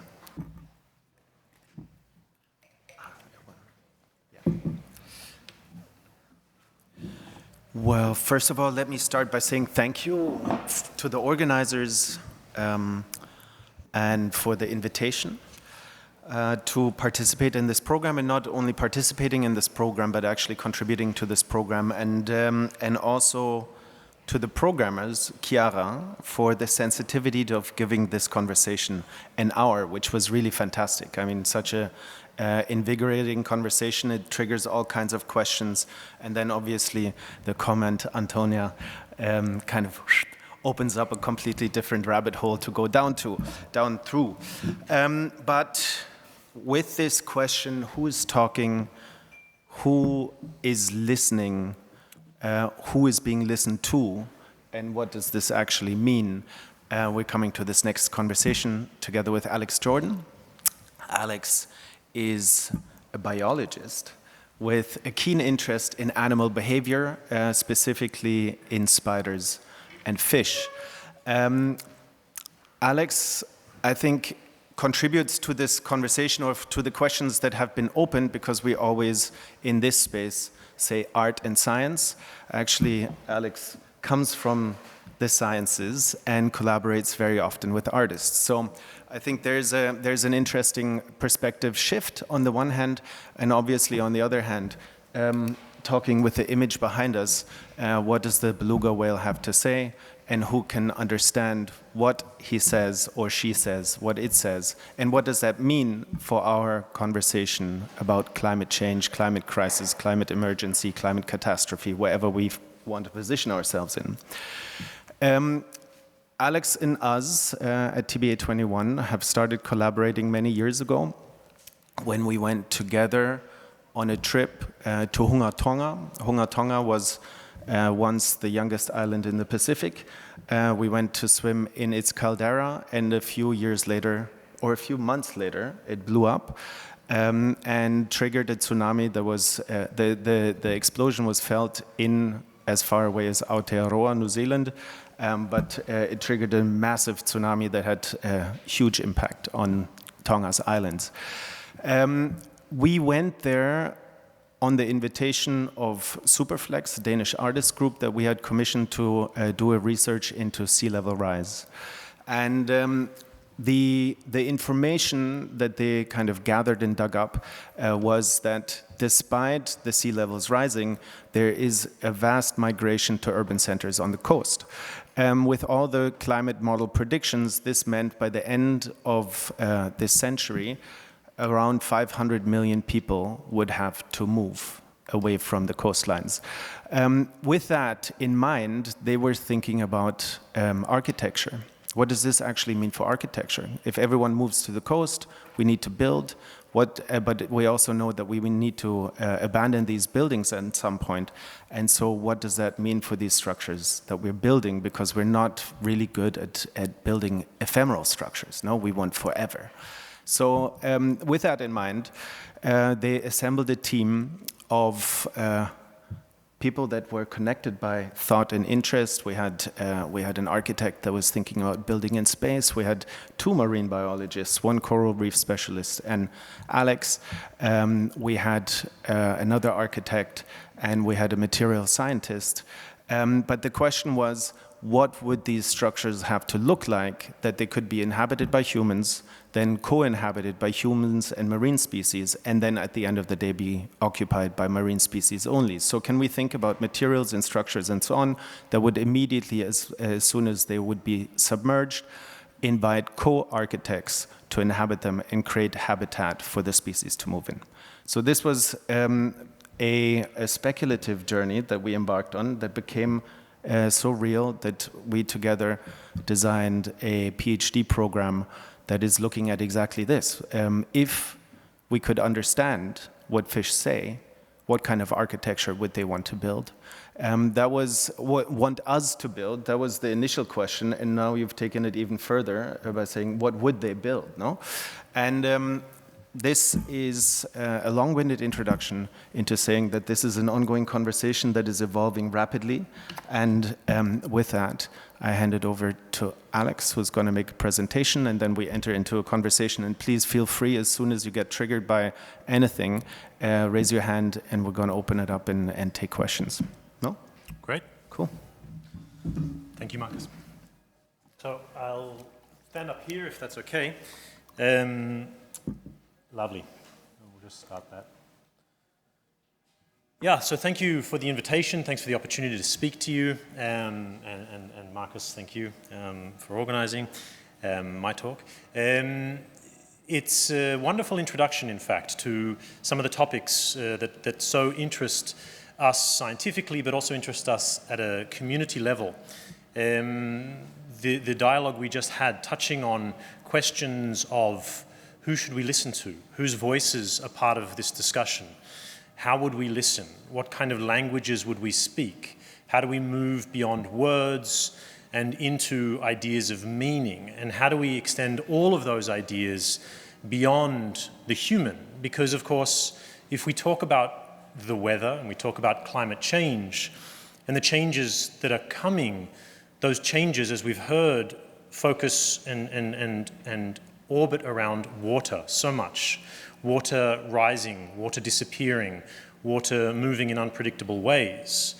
And the water is a fascinating place. It's a place that's consumed my career because it's all around us. It's literally under our feet right now, but it's almost a silent barrier. It's almost impossible to interpret and intuit what's going on below the water because it's not our element. It is fundamentally foreign to us. And yet it's inhabited by more than 50% of vertebrates. More than 50% of vertebrate species are below the water. And yet our ability to listen to them and to understand them is limited by our sensory apparatus, our humanness, also by our technology. But that's changing, and today I want to talk you through 3 elements of our research that approach this ability to ask questions of these animals and ask even the question, if we asked, what would we ask? And if they answered, what would we understand of that answer? And so when we think of fish, there's a few narratives that are predominant. One of the most comforting, perhaps comfortable narratives is that fish have no memory, that fish have no real experience of the world. This is a very comfortable idea when fish are one of the last wild animals that we hunt, and the way we hunt them and extract them from the oceans is horrific. I am not going to campaign about animal rights in front of you here, but just do understand that the way that we treat a cow or a sheep or a chicken is fundamentally different to what we tolerate happening out in the open oceans, where animals are dragged up from their environment and dumped onto the landings of boats to suffocate. So the first thing I want to dispel in your mind is that fish have 3-second memories and have no subjective experience of the world. That's the first thing we'll talk about. The second thing we'll talk about is whether fish have a language, whether they are talking to each other, and whether we might understand that language so that we may perhaps be part of a conversation with them. And then the third topic I'll touch on is exactly that which Marcus has introduced, which is incorporating more than human into our own decisions, our own architectural decisions, our own design decisions, and our own strategic decisions. It's very easy to say at a political level, we want to incorporate more than human concepts in our planning. It's very easy to say that because there is no answer that you can receive, so you're safe. It's a grandiose statement that you can make without fear of having it answered. Well, let's put the fear into those politicians and let's see if we can get some answers. So, as has been introduced, I'm a scientist. I use a lot of technologies. I use a lot of tracking, a lot of machine learning, a lot of artificial intelligence to break down the movements and behaviors of the animals we study as a sort of translational tool. AI is touching many parts of our lives, but for us in the field of animal behavior, AI is akin to something like a microscope, allowing us to see detail, granularity and structure that previously was not accessible to the human eye. It still has to be translated to our perspective so that we can understand and talk about it, but it allows us to have that new perspective. So a lot of AI, we're interested not just in fish, but also in spiders, as we can see here. It'll touch on some of the work later. And these species, both fish and spiders, I find really wonderful because they occupy a level of complexity, but also tractability. We can ask questions of them without them being impossible to interpret, and yet they are of interest to us. It's not just animals interested in the behavior of plants, because plants do behave, they do move, they do interact. And so really opening up this span of what we understand by behavior and language throughout the natural world. Interested in ideas of ornamentation and aesthetics. Do animals have an aesthetic preference? Do they have an idea of beauty? And then even going so far as things like dreaming and abstract thought. Do animals have the ability to dream? This is some work from a postdoc in my group, Daniela, about jumping spider dreaming and REM sleep. Okay, but let's get first now into this question of this subjective experience of an animal that might just have a 3-second memory, might just not. And so this is work that I've been interested in a broad level of understanding how animals interact with the world and what they experience of the world in terms of cognition, what they can remember, what they can understand, things like puzzle boxes or classic cognitive tests. But one of the tests we were really interested in for a very long time is this test called the mirror test. And the mirror test, since the 70s, has been held up as an example of a way to test whether animals have consciousness, have self-consciousness. And this is very tied up in the human experience, in the scientific perspective and subjective interpretation of the world, in people that are meant to be objective in their interactions with the world. And that's because, as humans, the ability to recognize yourself in the mirror coincides with the development of ego and of self in development.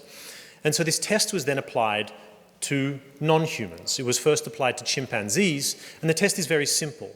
You give an animal a mark on its face or another part of its body that it can't see except in the reflection. If the animal touches itself in an attempt to remove the mark rather than touches the mirror, it understands that the mirror is a representation of itself. This is an amazing, amazing thing for an animal to do. The problem was, for very many years, it was one-to-one correlated with the concept of self-consciousness. All the animals that passed this test, things like chimpanzees, dolphins, Asian elephants, were allowed to be ascribed the trait of self-consciousness. These animals were close enough to us, or close enough to what we empathized with, that it was acceptable for us to believe that they had self-awareness and self-consciousness. More recently, there were tests on the Eurasian magpie in which it also attempted to remove a mark, and that caused somewhat of a stir.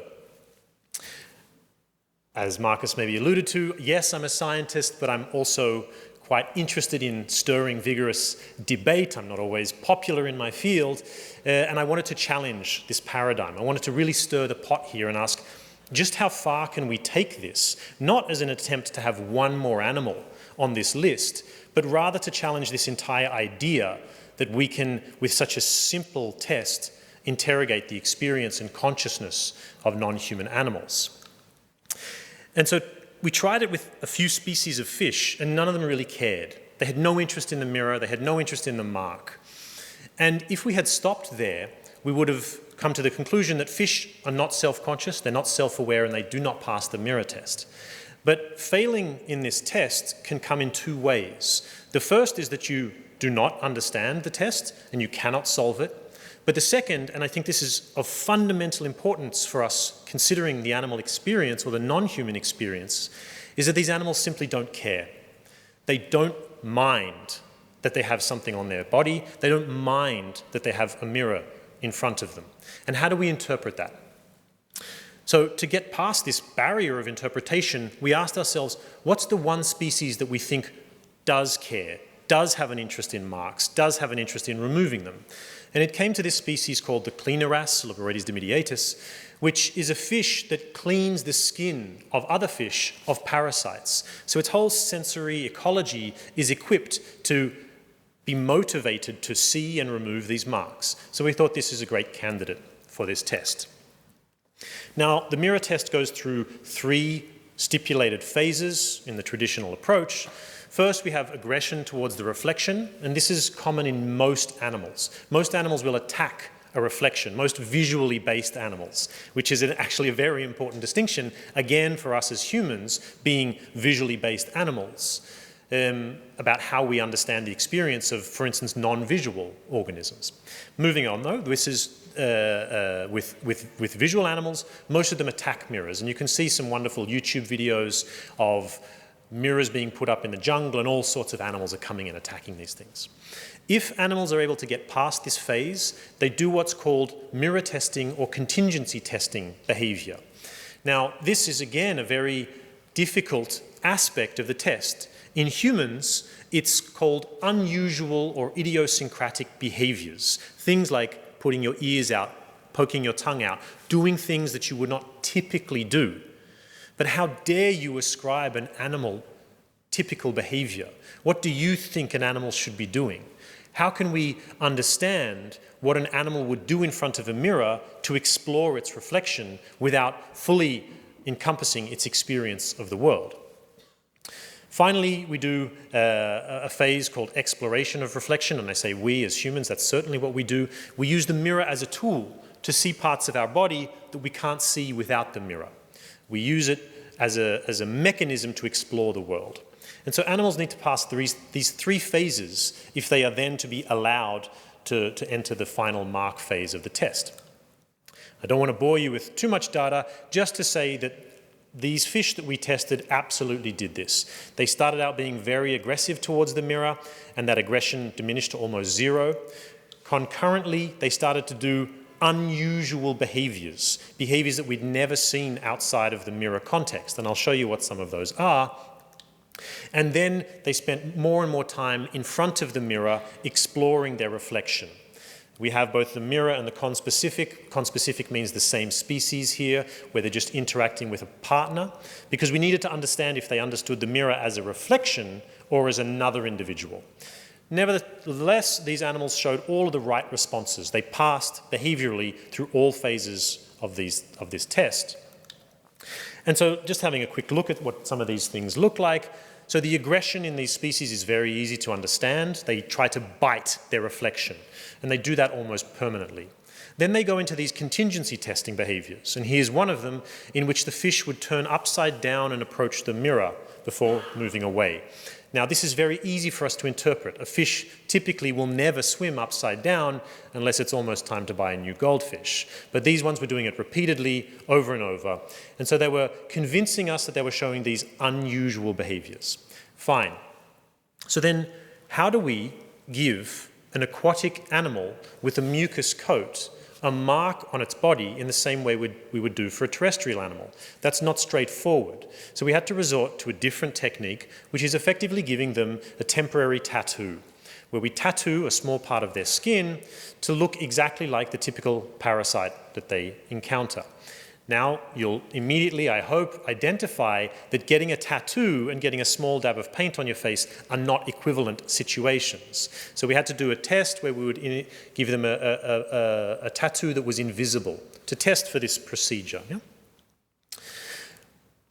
Long story short, in the first experiment we did, 3 of the 4 subjects removed the mark or attempted to remove the mark when provisioned.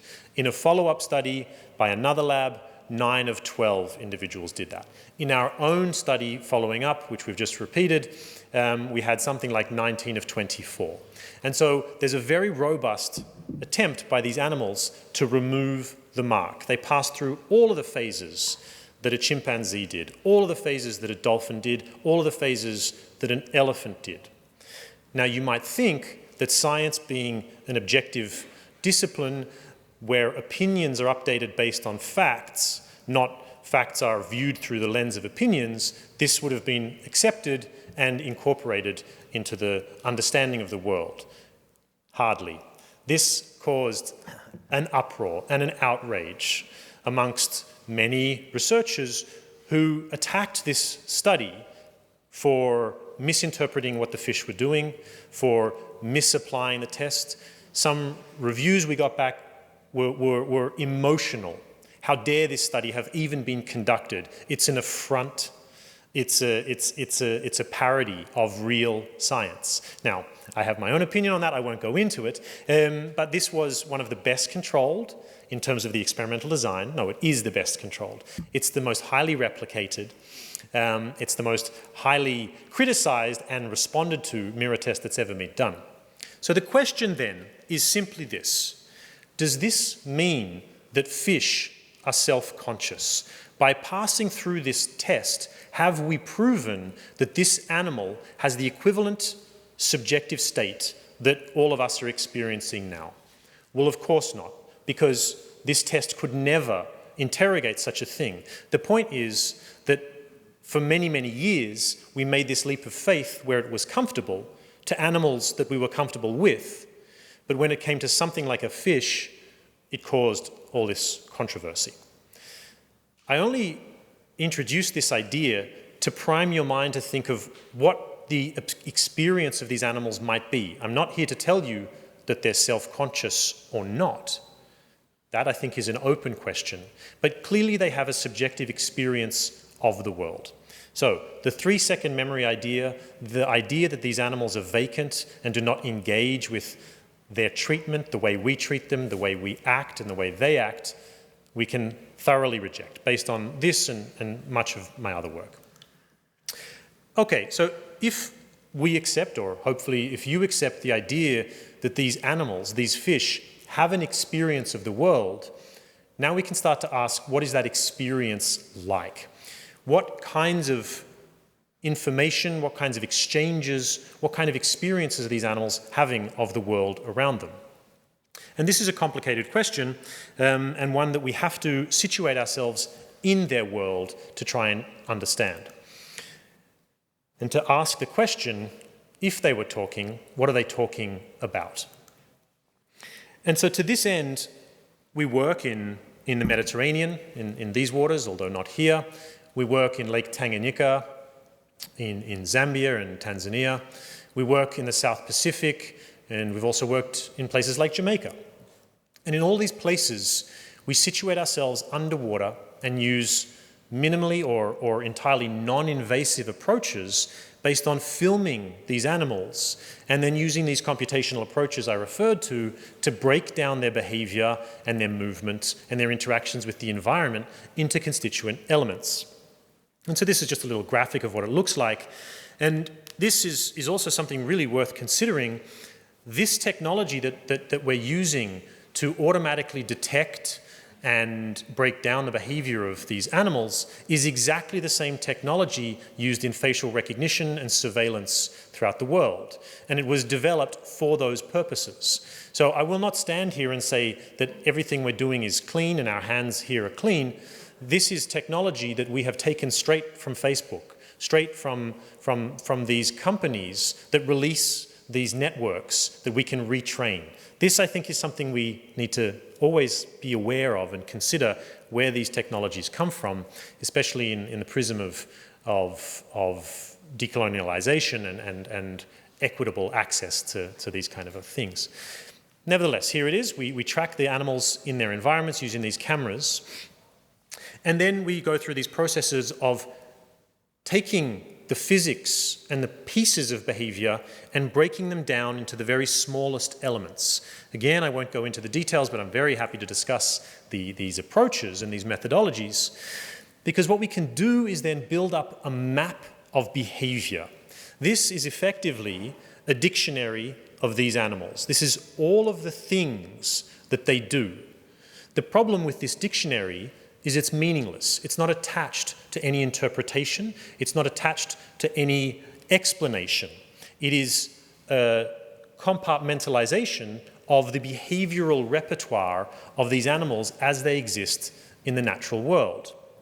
Now, using that repertoire, we can group similar syllables, similar words, similar phrases, and we can look at how those phrases and constructions are distributed in their conversations with every single partner that they have.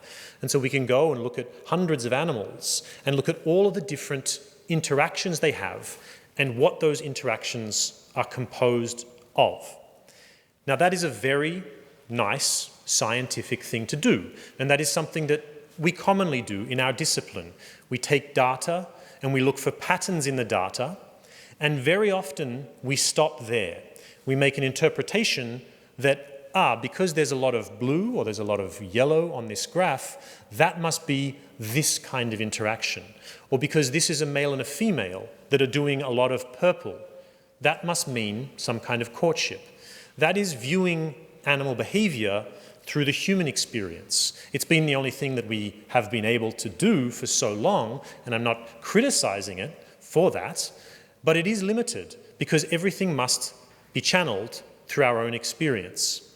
So we've been working on a way to get around that, to include in our analyses and in our questions more than human, the actual animals that we're studying. And that looks a bit like this. I'll just show you this. I won't comment on it. Hopefully it's... Oh, sorry, it's on their computer. What you're seeing here, more or less, is not a video of real fish in a tank, but rather a video inside a fish tank of virtual avatars of fish that are embodied with all of that vocabulary, with that entire dictionary that I just showed you, that then can be played back to real animals, to ask them, what is the meaning of this behavior? What is the meaning of this word, this sentence, this phrase? We can make predictions about the intention and the functional significance or the meaning of the behavior, but we don't stop there. We bring these animals into the conversation.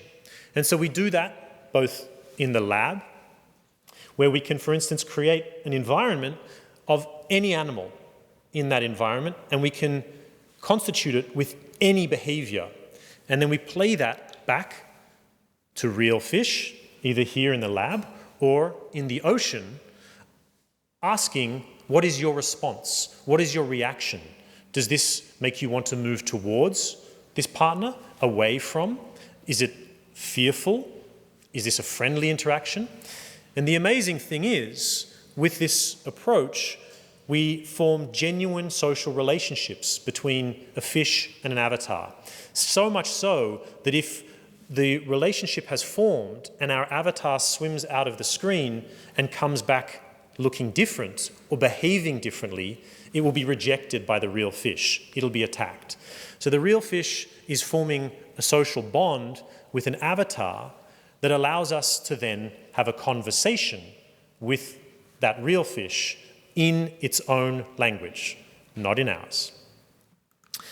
We've taken this even further, and this is an installation in Basel, where we have built this experience at human scale, where we have allowed humans to interact with these fish artificial intelligences, to ask a human, do you understand this language? Can you interact with this animal? It's amazing because humans very much do. Humans embody the physicality of a fish. They try and dance with the fish. And these humans are being tracked, and their data is being fed into exactly the same algorithms that we use for the fish, except our virtual fish thinks, in the artificial intelligence sense, that it's interacting with a fish, whereas the human is interacting across a heterospecific boundary.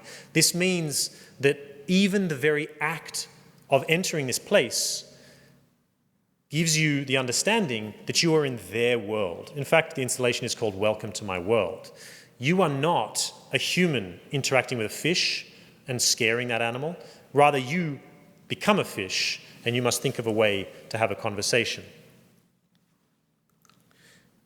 Good, so I hope then in that second part I've convinced you first, not only that fish have a subjective experience of the world, and when you go out of this museum and you look down into the canals and you see these silver things flitting around, these are not mindless automata, these are living, experiencing creatures, and your behavior and your interactions and your architecture and your boats and your airports interact with them and influence their experience, but also that we are discovering ways to have conversations with that silent majority. Now, given that we might have those things, what do they want? And this question is truly where this idea of science and art, or even this third place that I loved hearing mention of, comes to the fore. Because this is not just a scientific question. This is not just a question we can ask in our approaches with numbers and data and interrogations of their behavior. This is a question for all of us. If we're interested in such a question, how would we ask it? And this is where I've very much enjoyed, but I've had to work beyond science and in the arts. And so I've done that with people like Thomas, where we've explored the interactions and experiences of spiders, our work, our data, influencing and in becoming part of installations everywhere from Berlin to New York City. Worked also, or currently working with Tabitha and Youssef to create pavilions and shrines to the underwater world. And we just were together in Tanzania, Zanzibar, and Lake Tanganyika on quite a wonderful experience together, trying to understand this more than human perspective. But what I want to talk to you about specifically is exactly as Marcus introduced, a project that started a long time ago with Superflex and TBA 21 Academy and now TBA 21 and still with Superflex in many guises and forms, where we started to ask the question, well, if we could create architecture, and we could create architecture that not only we knew was going to be underwater at some point in its life, but which we wanted to be underwater at some point in its life, how would we do that? What would we change about the core architectural principles of human design, of walls and a roof? What would we do to that to make it accessible and usable for animals for whom gravity doesn't matter nearly as much? For animals that have potentially very different aesthetics, different requirements, different needs and wants. And so over now 5 years, I think, we've entered into a process of interspecies architecture, or you might call it evolutionary architecture, in which we have worked together, where Superflex will generate these sculptures, and we place them into the ocean, and we look at how animals, fish, use these structures in those places. What parts of these structures do they like? What parts do they reject? And then we go through a process in which we update the structures. We, Anya, the PhD student that we co-support, and I will act on behalf of our clients in speaking to the architects. The designs will be updated. We will give them feedback. We will give them criticism and critique of the structures that they produce. And so these structures evolve and we reintroduce them into the oceans. They've taken on many forms in many different places, from the South Pacific, Jamaica, Corsica, in the waters of Copenhagen. And in all of these places, we use these same approaches that I've shown you, these same scientific methodologies, to place out different structures and look at how these fish use them. We track them, we look at their patterns of behavior, we decompose in exactly the same way, we pose questions to them, and we try and understand and interpret their answers, ultimately coming up with designs that have not been designed by us, but which have been designed by the fish themselves. We translate some of that information, we act as mediums, and we are ultimately the construction engineers. But these designs are not ours. In fact, what you're seeing here is a range from the most preferred design to the least preferred. There's also some very nice, as Anya is always quick to point out, rejection of the monolith or the phallus in their fish aesthetics. And so with that, I hope I've told you 3 vignettes that might change your opinion of the animals around and under us, but which are the majority and which have been the silent majority. And I hope we can then think more about their experiences and even think, if you could ask them, what would you ask them? And even in that thought, how does that change your perspective of your relationship with the world both above and below the water. Thank you.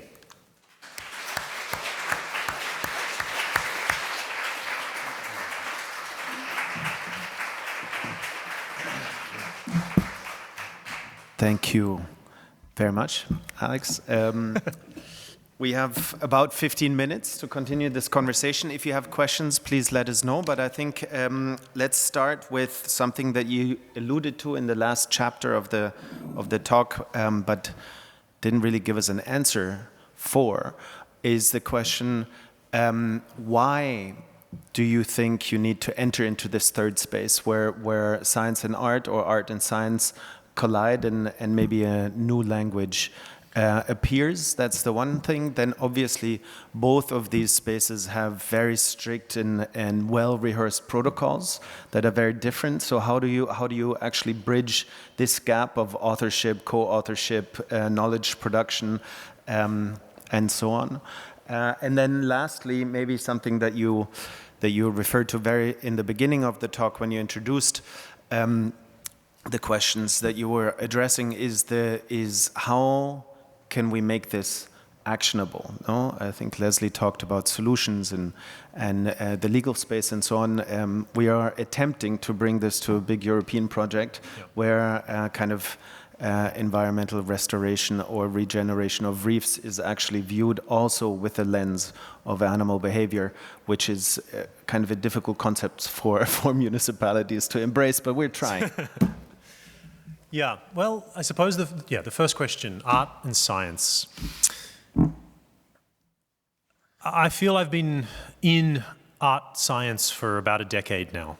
And I would say that more than 50% of my interactions, and not with you, but have been abject failures because there's no common language.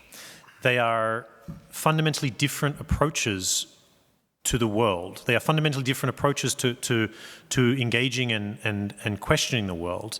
And I don't say that meaning that they have to be, but that in practice they currently or frequently are. And in the times when I have been thrown into a sort of context where it's like, okay, here's a scientist and here's an artist, now talk. That's painful. That stuff, that can really be an awful public spectacle. Because we're so conditioned by our communities that we're so nervous to talk in ways that could be misinterpreted, or the language has different meanings in these two contexts. And so now I would, maybe it's a bit grandiose, but I would say that I don't do art science. I don't know what I do, but it's not art science, and it's not really science anymore, at least not in this context. And so this third way of genuine and unguarded exchange is the only way it's possible. And I've had that in many forms and guises with people who happen to be artists, or people that happen to be architects, perhaps, that we can have conversations about something that's mutually exciting, but we don't bring sort of our banner into the battle, that we just have an open conversation. And sometimes that happens and sometimes that doesn't. And with Superflex, with Tabitha, with Thomas, it's been possible and achievable. And with others, it hasn't. And it's a very personal difference, and I don't know what the answer is. I don't know what the solution is. But just to say that the third way is not, it's just people talking who are interested. Sorry. Sorry, yes. I mean, we're trying to do that very thing at Niche as well. My question is, thank you so much. Thank you for the presentation, and thank you. Just bursting into Yeah, please. Because what you've shown us is in a sense, is artists, right? People coming up with tridimensional things, right? And whatever, artworks. Yes. I mean, what about the other way around, right? I mean, why don't we find ways in which, artists and practitioners build the experiment, so to speak, or the lab with you, right? I mean, you try that. I think that's happening, no? Yeah, that's exactly what we do.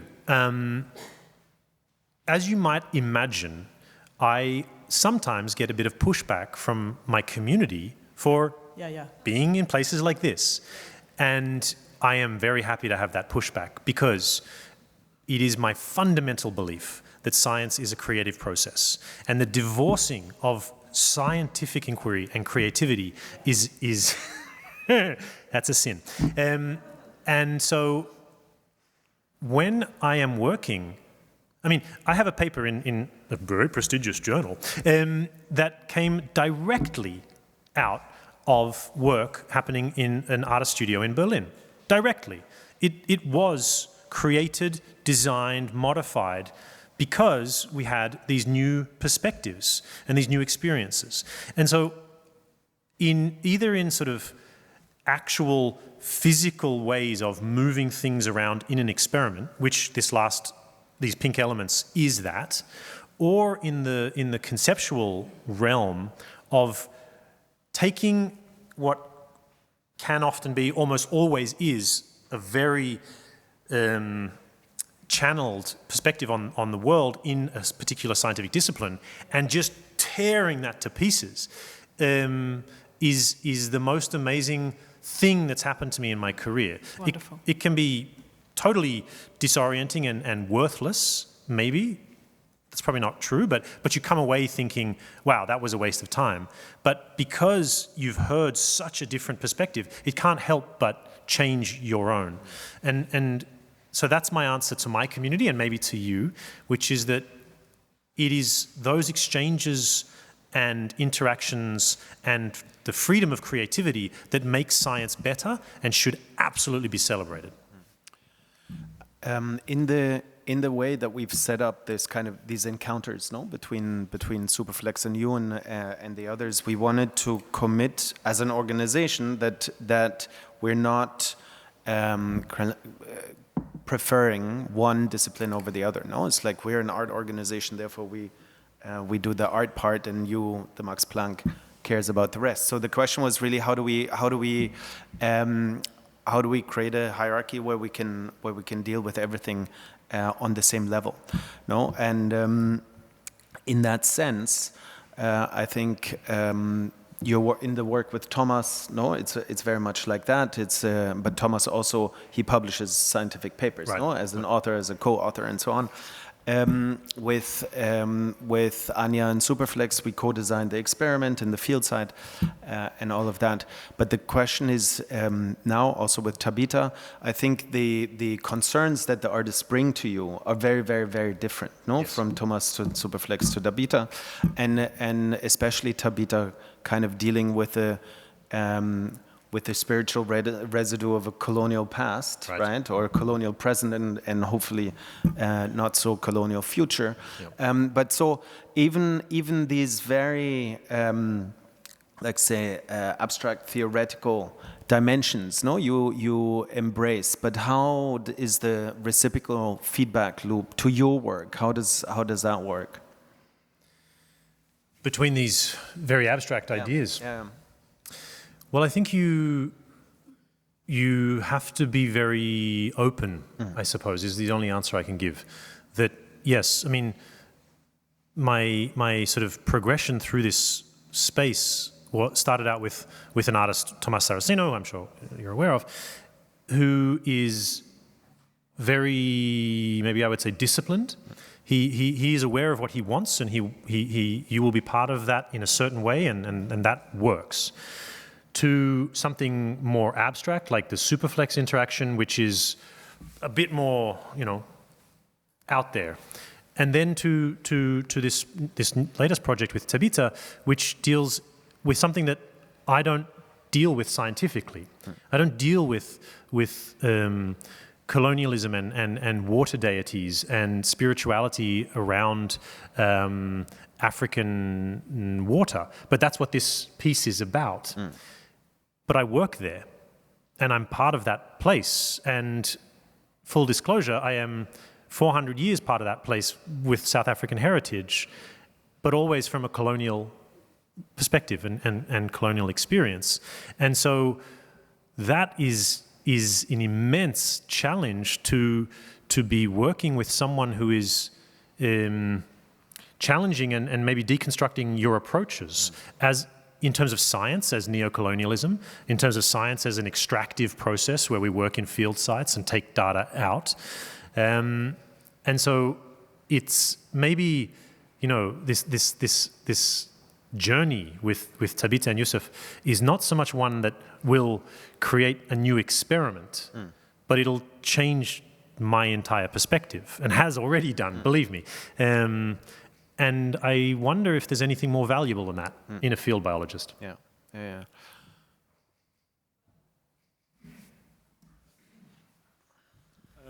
Thanks for a wonderful contribution.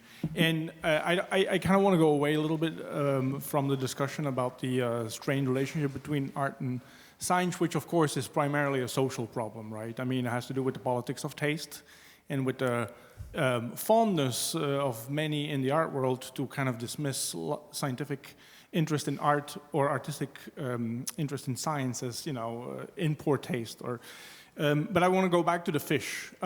Cool. Yes, because clearly, if the question is, well, everybody talks about the weather, we already kind of qualified that statement, but clearly fish talk about the weather as well. That seems to be the conclusion that I'll take home with me from this particular presentation. So I'm curious as someone, well, I want to hear from you, not whether they talk about the weather, because clearly they do, but what are they saying? Do you know? Or do you have a sense of what the conversation might be underwater as to what's happening above, and in fact to, you know, coral reefs and all that? So, well, let me then come back to something that you spoke about in the previous panel, which is doom or despair. I don't think they are despairing. You need to maintain a distance to your study subjects, of course, but I will never not champion the cause of these animals. And so forgive me if I'm being a little compassionate or non-scientific here. But, you know, when we put these structures down and when we are in these places, these animals almost show delight at our return, because we introduce these things, some of which they hate and some of which they love, and they make love on. These structures that I showed you, well, we call it, you know, these are sex toys. It's a fish orgy. These animals come and they use them and they breed on them, and this, it's like West Side Story. These gangs of 5 male fish will come down onto one of these structures and they'll defend it for about 3 days, and they'll dance to all the female fish that come down, and they'll breed, and then they'll be pushed off by another gang of boys from the block, you know. And it's just this sort of celebration. And so I guess my answer, what are they talking about? If you build a canal with sheer walls and you dredge it, or you use it as a traffic lane, then those animals will leave, and in that sense they will have a moment of despair. But they will find somewhere else, and they will find a way. And so I'm not trying to be sort of evangelical, but what are they talking about? That evolution and natural selection, it's a process of finding a way. And if you give up in despair, well, then you're literally lost. Your genetic contribution is lost. And so I would just say that they are talking about finding a way, and we can be compassionate to that way, or not. And up until now, we have not been. We have been decidedly uncompassionate. And if we were interested, and if we were genuine about caring and asking questions, already I think that's That's what we should be doing. Whether we care for the answer or whether we action the answer is a different thing. Just by asking the question, we've come so far. And so I guess ultimately, I don't care what structure we end up with. I don't care what's the best artificial reef. I don't care to know the exact aesthetic preferences of animal A, B, or C. But I do care that we ask. And I hope you would do the same. Good. Do we have any other questions? No? So then, there's one. Okay, fantastic. I'll just keep it very short. Thank you so much. I find the heuristic inspiration that you bring to the table very immeasurable. So thank you so much for that. But it's a pleasure. This is a philosophically sympathetic question about the avatar fish having a conversation with live fish. Yeah. It is a fantastic image, and I think it's something to reflect on for a long time. My question simply is about the con, as in conversation, right? Mm-hmm. And in reference to con-specific, which is fantastic, also measure. Now, I say it's a philosophically sort of sympathetic question because I find it really fascinating that you are really bringing this whole notion of species and the specific together without making human special, right? Good. Yes, it's the whole yes. sort of spectrum there. Yes. Now, the question here is whether scientifically there is a way in which one can see the commonality between human-animal receptivity, photosensitivity or a certain kind of receptivity to stimulus, right? Yeah. And the kind of the non-human animals, for instance, like aqua, fish, right? Yeah. Receptivity and sensitivity, right? I think the differences and commonalities, these are really at the heart of these theoretical questions. I give you an example of Lacan. Jacques Lacan talks about blind bunny, bruised blind bunny in the middle of a street, and suddenly turning towards the sunlight, right? Yeah. And he finds this moment very moving, rightly so. This is a moment at which we find a compassion with the non-human animals, right? So blind bunny too can look and will look to the sun, right? Yeah. Warmth and the light, etc. So this con-specific, compassionate moment that we look to also as a moment for transferential sort of cohabitation, right, with the wider animal world is very important and very inspirational. So back to the question, very microscopically, scientifically, whether there is a way in which we can actually measure or find out that commonality, right? I'm just really curious about that. Yeah. There is, of course, a scientific answer to that, and I'll give it very briefly because it's not the interesting one. But of course, we can compare the sensitivity to the electromagnetic spectrum. And for example, fish are tetrachromat and we're trichromat. Most of us are trichromat. And so they see more colors than we do. And then you have something like a mantis shrimp that sees apparently many more colors, but it's a failure of our imagination, of course, to understand what that might be. So you could scientifically say that the visual sensitivity of these two animals overlaps by X, or the auditory sensitivity overlaps by X. But that's not, I think, what you're asking. It's more about situating ourselves in the experience of something non-human. And I think that gets to a non-scientific perspective. And I think that's the beauty in the attraction of other ways of knowing, other ways of experiencing. It's strange that I reflect on it, but in 2015 I wrote a paper, I'm not trying to be that kind of scientist, anyway, but called The Sensory Ecology of Adaptive Landscapes. Not exactly the sort of witty title that you might expect, but it was arguing that as scientists, we might make judgments about what animals should or should not be doing in terms of adaptive value based on a landscape of fitness that we say this is a better thing to do than that. So the animal's not going there, so it must have some deficit. But rather, the animal's landscape, not in the physical sense, but the animal's Umwelt, its sensory landscape, is not the same as the one you're measuring or able to see.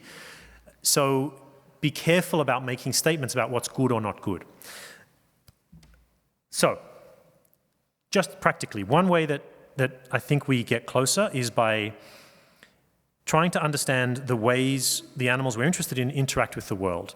And to that end, one of the things we've done in the exhibition I showed you is measure the heartbeat of fish and then play that heartbeat back, because a fish is feeling the world maybe more than it's seeing it.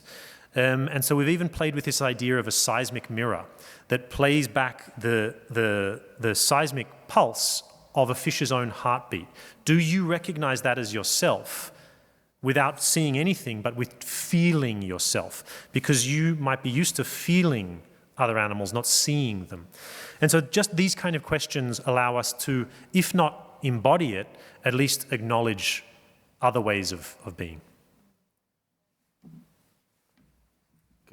I think with that, and a slight overrun of 7 minutes, Sorry, good. we close the session. Thank you very much.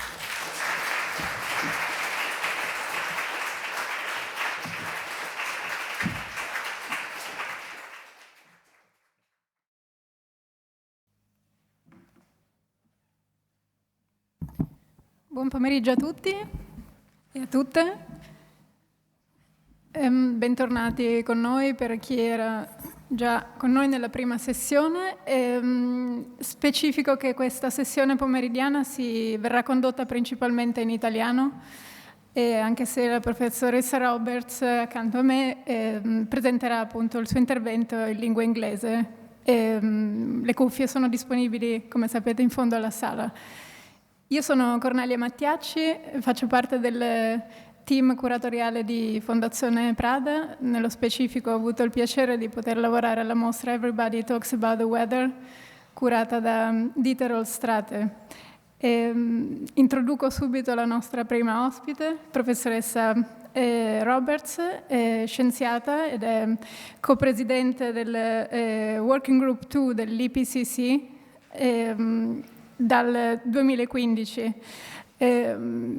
So che non è necessario per gran parte di voi, ma specifico anche che l'IPCC è fondamentalmente ovvero l'Intergovernmental Panel for Climate Change, è la voce più autorevole, fondamentalmente la fonte a cui si attinge in relazione appunto a informazioni scientifiche che fanno riferimento al cambiamento globale. Quindi anche nella nostra relazione costruita con il Dipartimento di Niche, di Foscari, le informazioni, i report, le infografiche, i dati scientifici selezionati appunto dal team di Niche per questa occasione provengono appunto per la maggior parte dai dati che circolano e che sono stati pubblicati dall'IPCC. Oltre a questo, la professoressa Roberts attualmente dirige il Sustainable and Resilient City Initiative Unit del comune di Itiwiki di Durban, Sudafrica. E sotto la sua co-leadership nel 2019 il gruppo di lavoro ha pubblicato il report speciale sull'oceano e la criosfera in un clima che cambia, e lo stesso anno ha contribuito ai report speciali cambiamento climatico e terra e riscaldamento globale di 1,5 gradi. Chiaramente è stata tra le prime persone che abbiamo pensato di coinvolgere nell'organizzazione, nel lavoro appunto del progetto Everybody Talks About the Weather, quindi sono molto felice siamo molto felici e onorati di poter iniziare questa sessione con il suo intervento. Thank you.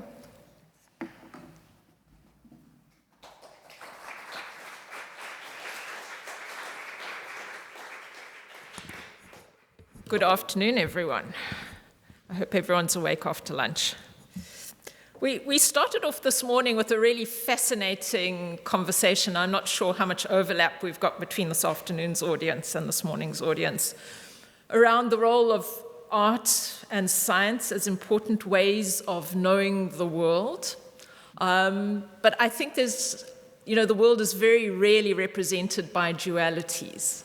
And I think there is another important way of knowing and understanding the world, and that's through practice. The way we change the world and engage with us gives us a very different understanding of the way it works. And I'll come back to that point later.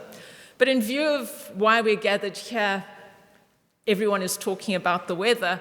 I'm here talking about the work of the Intergovernmental Panel on Climate Change, or IPCC, as Cornelia indicated. And we don't talk about the weather. We talk about climate change. And I'm hoping by giving you some insights into our latest findings in our key reports, that'll enable you to develop a greater insight around climate change, perhaps answer some of those difficult questions that you've been afraid to ask. So I'm going to look at, if I can get the slides to move. The slides are not moving.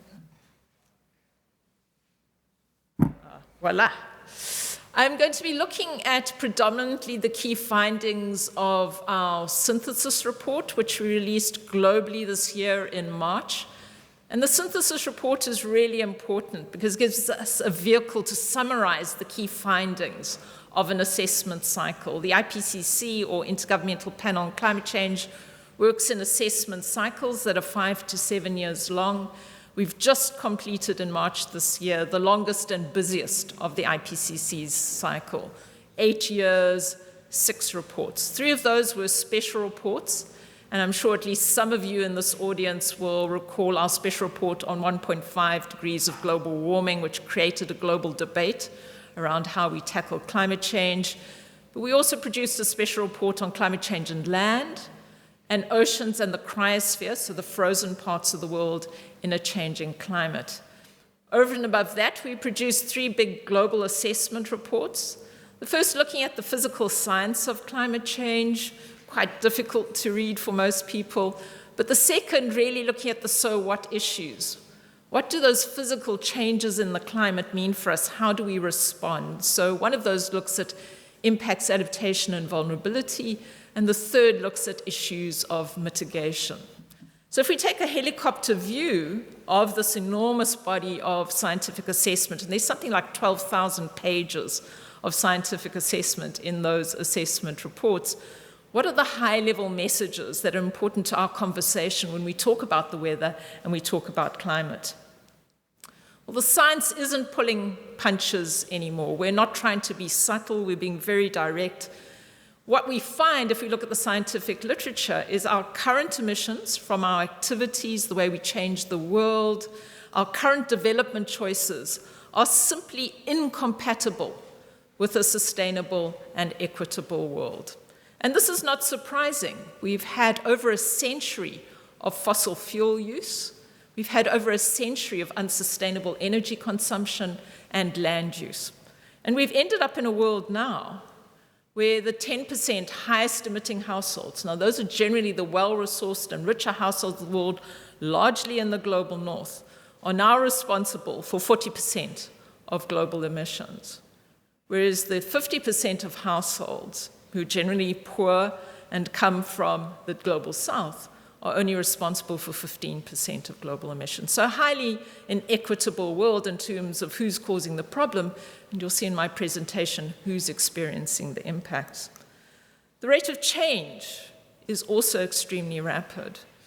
The global surface temperature has increased faster since 1970 than in any other 50-year period of the last 2,000 years. When we started this assessment cycle, when we produced the special report on global warming of 1.5 degrees Celsius, we assessed that the increase in global average surface temperature since the pre-industrial period, and we refer to that or use the proxy of 1850 to 1900 to represent the pre-industrial period, was on the order of 1.1 degrees Celsius. So that's the extent to which the world had warmed. By the time we completed our work this year, we had to revise that upwards to 1.15.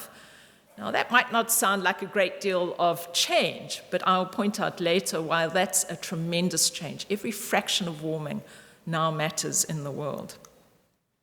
And it's not surprising then, given our unsustainable fossil fuel use, our unsustainable land use, that we're now seeing human-induced climate change affecting every aspect of the planetary system. We're seeing widespread and rapid changes in the oceans, in the atmosphere, in the cryosphere, so the frozen parts of the world, and the biosphere, the living parts of the world. And many of these images are captured downstairs in the exhibition. You can see some very provocative images that capture the change that we're currently living through. So the question we've got to ask ourselves is, how have we ended up in this situation? It's the 21st century. We have more knowledge and more resources than we've ever had as the human species. How have we ended up here? Was there not enough science to tell us that there would be a problem? Did we not have the knowledge? And the answer is sadly no. We've known about the greenhouse effect. We've known about greenhouse gases since the 1800s. Just before the Second World War, the Scottish chemist Guy Callendar did his pioneering work, where he showed that there had been an increase in the temperature of the atmosphere above land on the order of 0.3 to 0.4 degrees Celsius, and he attributed half of that to the carbon dioxide produced by human activities. After the Second World War, the science continued to develop. There was a growing concern about the impacts of human-induced climate change. And in 1988, so 35 years ago, we saw the establishment of the Intergovernmental Panel on Climate Change, or the IPCC. And the role of the IPCC is to provide policymakers, so those people who do things in the world, with an objective source of information about three things: what causes climate change, what are its impacts, and most importantly, what are its responses. And in 1990, the IPCC produced its first assessment report, and it concluded at that point we had already experienced 0.5 degree of global warming. Now, that was a very influential report from the IPCC. It contributed significantly to the approval and final ratification of the United Nations Framework Convention on Climate Change. And that's the big umbrella under which 198 governments come together at the end of every year to discuss the approach to international climate policy. You may have heard reference to the COPs. We're heading towards COP28 in the United Arab Emirates at the end of this year. Probably the most famous COP was the one in 2015, where we put in place the Paris Agreement. Unfortunately, the number of COPs continues to increase, despite the fact that we have this great sense of urgency. We seem to like convening at the end of every year to talk about climate change rather than to do terribly much about it. And at the same time, the number of COPs are increasing. The level of carbon dioxide in the atmosphere continues to increase. When I checked last for July, we were sitting at about 422 parts per million carbon dioxide in the atmosphere.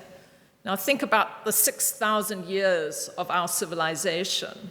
We've basically experienced, during that period, an average concentration of about 280 parts per million. So effectively, our activities over the last 2 centuries or so have raised the atmosphere's carbon dioxide content by 50%. And those levels are continuing to increase. So we shouldn't be surprised then, because of our use of fossil fuels, our continued production of greenhouse gases, that we're seeing dangerous impacts occurring in every region around the world. No one is safe, rich or poor, north or south, no one is safe, both on nature and on human communities. We're seeing an increase in the intensity and frequency of heat waves, both on land and in the ocean. You might have seen the media coverage this year about the increasing temperatures in our oceans, and that's leading to heat-related mortality. We've seen increasingly intense rainfall events. My own city, Durban in South Africa, experienced a major rainfall event in April 2022, which absolutely devastated our city, wiped out our water and wastewater infrastructure, putting people and communities, many of whom are poor, in very, very dire straits without access to water. We are still battling to cope. We're seeing an increase in the intensity and frequency of agricultural droughts. The proportion of tropical cyclones has increased. And we're seeing reduced water security. Currently around the world, about half the world's population experiences water scarcity at some time during the year. We're experiencing acute food insecurity. Millions of people around the world are experiencing food insecurity currently. And guess where they are? Unsurprisingly, Africa, Asia, South and Central America, the least developed countries, the small island states, and the Arctic.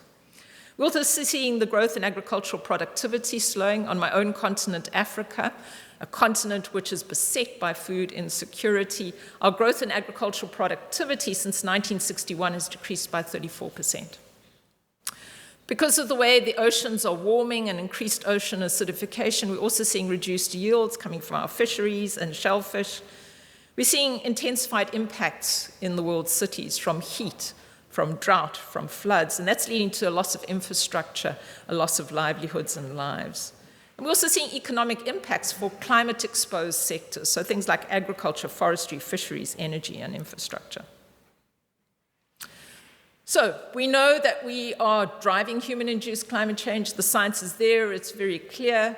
We have begun responding. We haven't been sitting on our hands, we have begun acting. But the news there, too, is also disarmingly disappointing. The pace and scale of what we've done in our current plans are simply insufficient to tackle the level of climate change that we've currently caused. Now, there are two major ways of tackling the climate change challenge. The first we refer to as adaptation. So that's the ability to adjust to a changing climate and its impacts. And you've got an excellent example here in Venice with the Mose system. Stop that water coming in during the course of the flood period. So it's adjusting to the changes you're experiencing, but also the changes that you anticipate. And while we see that adaptation has progressed, we are seeing improvements in all sectors and regions, it generally remains very fragmented, very small, very incremental, and sector-specific. So we've got this very large adaptation gap between what we should be doing to adapt to the level of climate change we've caused and what we are doing. And that adaptation gap is going to continue to grow at our current rates of implementation. Where have we been successful with implementation to date? Largely in the agricultural sector. We've seen improvements with on-farm water management and storage, with soil moisture conservation. We've seen a greater uptake of nature-based solutions through greening in our cities. But there's a really important message, folks. You can't adapt your way out of this problem anymore. That opportunity has come and gone because we know that there are both soft and hard limits. Hard limits to adaptation come from a situation where you can no longer, there are no options available to avoid intolerable risk. And that's when you hit physiological limits. So places simply become too hot to live. We're already seeing a large number of our ecosystems that are at risk in that sense. So the warm water corals, the coastal wetlands, the rainforest, the polar and mountain ecosystems. But we also have soft limits to adaptation. This is where there are options to avoid intolerable risk, but they can't be utilized because of some kind of limitation. So, for example, we're seeing small-scale farmers and households in coastal regions reaching adaptation limits because there are insufficient resources or policies to support them. Adaptation finance is a big challenge. Currently, only a very small portion of global climate finance actually goes to adaptation. Maladaptation is also a new challenge we face. This isn't the unintended consequences of adaptation action. So think about the incredibly hot summer you have all had. The first inclination will probably be, we've got to get air conditioners into our homes and our offices.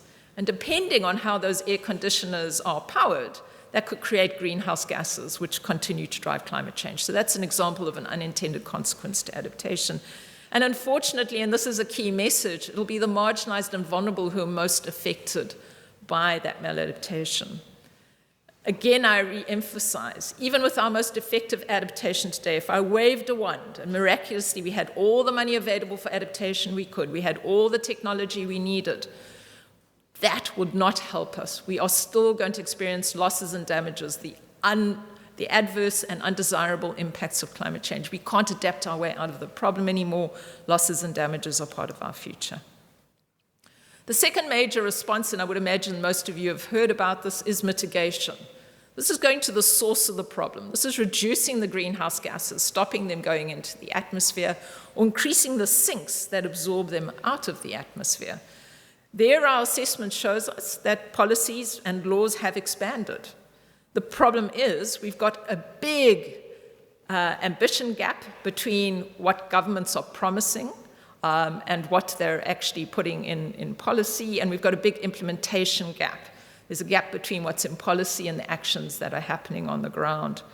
We took our assessment up to 2020 and 2021 because the IPCC has hard cutoff limits in terms of the literature we can assess. But if you look at some of the more recent assessments of where we're going, look at the emission projections based on our current action, if we look only at current policies that are being implemented, that will give us an increase in global average temperature of about 2.6 degrees Celsius. Why is that problematic? Because during the course of the negotiations in Paris, and I was still a climate change negotiator for South Africa at that point in time, the goal that we set ourselves was to limit global warming to well below 2 degrees Celsius and to raise our level of ambition to pursue limiting global warming to 1.5 degrees above pre-industrial levels. So you can see with current policies, 2.6 is well outside of the Paris Agreement. If we take current policies and add in the high confidence net zero commitments, then we get to about 2.4, also well above the Paris agreements. It's only when we take on board a very unlikely set of scenarios, which is current policies, the NDCs, or nationally determined contributions, which are essentially the climate plans that governments provide to the United Nations Framework Convention on Climate Change to indicate what they will do to contribute to the Paris goals, and the high and low confidence net zero targets. And let me tell you some of the low confidence ones, which are the majority. They're not locked into law, there are no resources. Only then do we get to 1.7 degrees Celsius, so still above the highest level of ambition we set in Paris. And we can see why then the synthesis report of the technical dialogue of the global stocktake. Now, the global stocktake is the mechanism in the Paris Agreement by which every 5 years countries look at the extent to which we are making progress on the Paris goals, concludes that the world is simply not on track to meet the long-term goals of the Paris Agreement. If we look at mitigation to date, we have seen expanding policies around greenhouse gas emissions over the last decade at a variety of levels, including at the local level. Cities around the world are generally more active than their national governments. We are seeing an increase in technically viable and cost-effective options available, and none of these will be a surprise to you. Solar and wind energy. We're seeing improvements in energy efficiency, demand-side management. We're seeing electrification of urban systems, the use of more green infrastructure in our cities, forest and grassland managements are improving, and we're seeing reduced food waste. But again, we've got a glaring gap. We're seeing lags of adoption of low-emission technologies in the developing countries in the global south. And this is because of lack of finance and problems with technology development and transfer. And even with mitigation, where the bulk of our climate finance is going, we're still falling short there. If we were serious about the Paris agreements, we would have to up our mitigation finance by 3 to 6 times to meet the goals of the Paris Agreement. And so where do we find ourselves? We find ourselves as an enormous agent of change in the planetary system with an enormous amount of knowledge, unfortunately undertaking too little action in response. And so we find ourselves, quite frankly, ill-prepared for the hazards and extraordinary threats that we face today and into the future. Now, what does that future look like? And looking out at the audience, the majority of you still have a future, not like the baby boomers myself, who future has a limited horizon on it at this point in time. The science does give us a view on what the future would look like, depending on the choices that we make today. Unfortunately, because of our lack of ambition, it looks, if we continue with our current rate of emissions, because we've taken insufficient action, that the global average surface temperature increase is more likely than not, which is typical IPCC language, to reach 1.5 degrees Celsius in the early part of the 2030s. Now, most scientists are terrified of saying that we're going to cross 1.5 degrees Celsius. They fear it'll suck the ambition out of the room. I'm a practitioner as well as a scientist. You have to be pragmatic. We have to think about living in a world of 1.5 degrees overshoot. But even if by some miracle we're able to cap global warming to 1.5 degrees Celsius, what worries me in most discussions is people hold on to that idea of 1.5 as some kind of safe world. That if we limit global warming to 1.5, it's a safe world. Sorry, it's not. Even at 1.15 degrees, which is where we're currently at, think about the wildfires in Australia and the northwest of the Americas. Think about the recent drought in the Horn of Africa. Think about floods that we've currently experienced in Libya, the heat waves in Europe. We already live in a dangerous world. 1.5 is an even more dangerous world. So if we can get off the carbon superhighway at 1.5, good for us, but we need to know that we will be living in an even more dangerous world than we're living in now. 1.5 is not safe. And why is this the case? It goes back to a point I made quite earlier. The risks and impacts and the associated adverse impacts, loss and damages, increase with every increment of warming. Every small fraction of warming means that we're exposed to increasing risks and impacts. And we now know from the scientific assessment we've done in this assessment cycle that high risks to things like our unique and threatened ecosystems, extreme events, occur at lower levels of global warming than we previously thought. And so if we look at our future, if we continue with future emissions, what we are going to see is continual change in all aspects of the planetary system. So every region, no one will be immune, will face increases in climate hazards, so an increase in the intensity of tropical cyclones. We'll see more melting of ice and snow. That will help drive sea level rise. Sea level rise will help drive coastal flooding. We'll see more biodiversity loss, more reduction in food production. We'll see human health impacts, heat-related deaths. We'll see the spread of diseases like malaria and cholera, impacts on our mental health, and increased malnutrition. We'll also see changes in extremes, and you've just got to be in this world over the last couple of years to have seen that already. And we're going to face compound and cascading risks. So these are risks that come together, either occur together or occur sequentially. And we've just seen that, for example, in the Horn of Africa, where we've seen extreme heat and drought occurring together. What happens then? Under extreme heat and drought conditions, you lose soil moisture. It becomes harder to grow food crops. So you get reduced food yields. But it also gets hotter outside, so it's harder to work outside. Now, those two things, you're producing less food, you can't do as much work, impacts on household incomes. The reduction in food means an increase in local food prices. Depending on where you are, could mean an increase in global food prices. And so what we see is reduction in food security, an increase in malnutrition, and overall decreased quality of life. So we can see how complex these risks are when they begin to interact with one another. And so if we look at a gradually warming world, in fact, it's not so gradual anymore, every region will be expected to experience further increases in climate hazards in the near future and more adverse impacts the warmer we get. And we produced a variety of infographics to illustrate that. So if we think about the temperature, for example, on the hottest day, as the world warms, that temperature will increase, particularly in the mid-latitude regions, the semi-arid regions, and the South American monsoon region. As it gets warmer, we'll also see a decrease in soil moisture content, and again, that impacts on our ability to produce food. The risk of species losses will continue to increase. If we think about a world where the average global warming level is 3 degrees Celsius, the risk of extinction in the world's biodiversity hotspots is 10 times greater in that world than in a world in which we've limited warming to 1.5 degrees Celsius. Risks to our health increase as a result of heat and humidity. And as you get towards that much warmer world, so 2 degrees and beyond, you've got to question whether some of the areas of the world will be habitable anymore, particularly in the tropics. And we heard today about people experiencing life in the tropics. Many people are poor, many people are vulnerable. Food production impacts as the world gets warmer. Staple crops like maize are affected. Fisheries yields decline. Again, these have particular impacts for poor and vulnerable communities dependent on these sources of protein or food. And so we need to be realistic. Losses and damages are now part of our future. You cannot wish them away.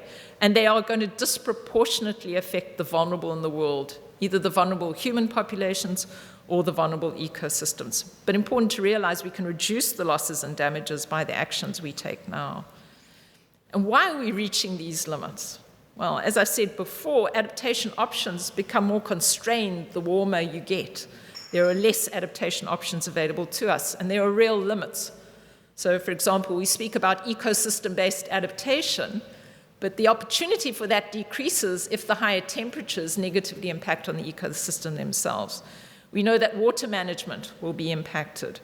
So above 1.5 degrees, there may no longer be sufficient fresh water on certain islands or on mountains for people to continue living there. Above 1.5, we're expecting the extinction of species and certain ecosystems, particularly those at-risk ecosystems, so those warm water corals, the coastal wetlands, rainforests, the polar ecosystems, and the mountain ecosystems. We're also anticipating above 1.5 dangerous feedbacks. So the thawing of the permafrost will release carbon into the atmosphere and make it very difficult for us to bring back global warming to 1.5. We already know that we've got unavoidable sea level rise, and I'm sure everyone living in Venice knows that. We're committed now to sea level rise over centuries and millennia.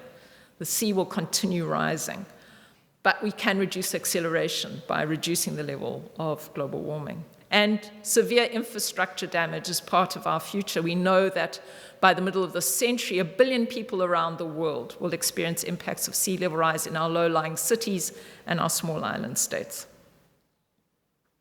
And so you can see from the science of the IPCC that climate change really is an existential threat to our well-being, to our livelihoods, to the global economy, and the natural ecosystems, which are so important for our survival and our ability to thrive.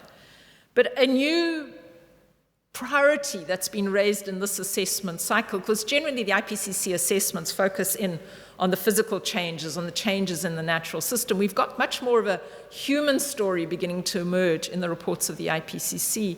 And that's emerged particularly from the work of Working Group 2 that I was involved in. This issue of equity and justice. Climate change doesn't affect everyone equally, unfortunately.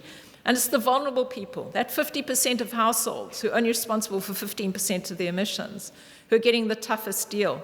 They're being disproportionately adversely affected. And so when we think about responding to climate change, we can't only think of technology and finance and sea walls and sea barriers.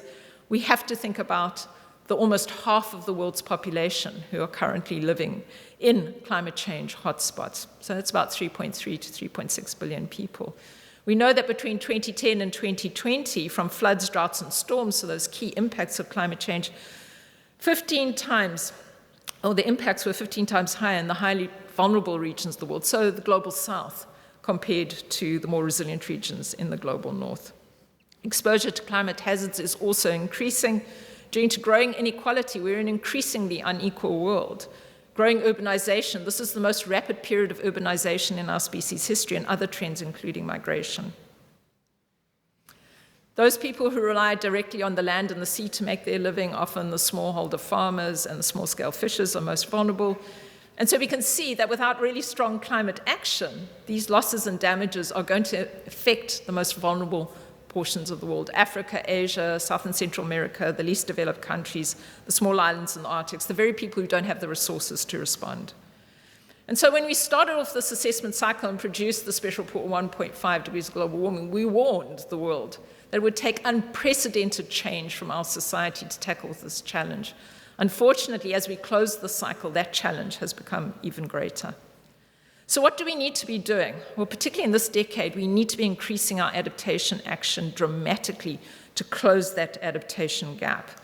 And if we're serious about the Paris goals, so well below 2 and limiting global warming to 1.5 as our highest level of ambition, we need immediate and deep reductions in greenhouse gas emissions. Unfortunately, if you look at the latest figures, we're currently spending $7 trillion every year on fossil fuel subsidies. So the chances of that happening, I think, are remote.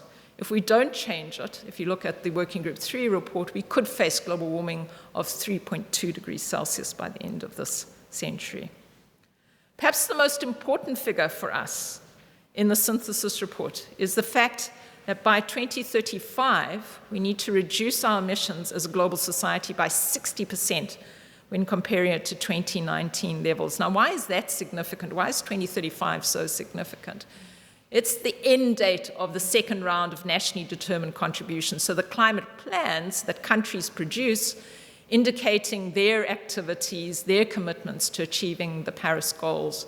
Now, those plans for the second round of NDCs have to be prepared next year, and they have to be submitted in 2025. So in the next 2 years, we as a global society have to figure out how we reduce our emissions by 60%.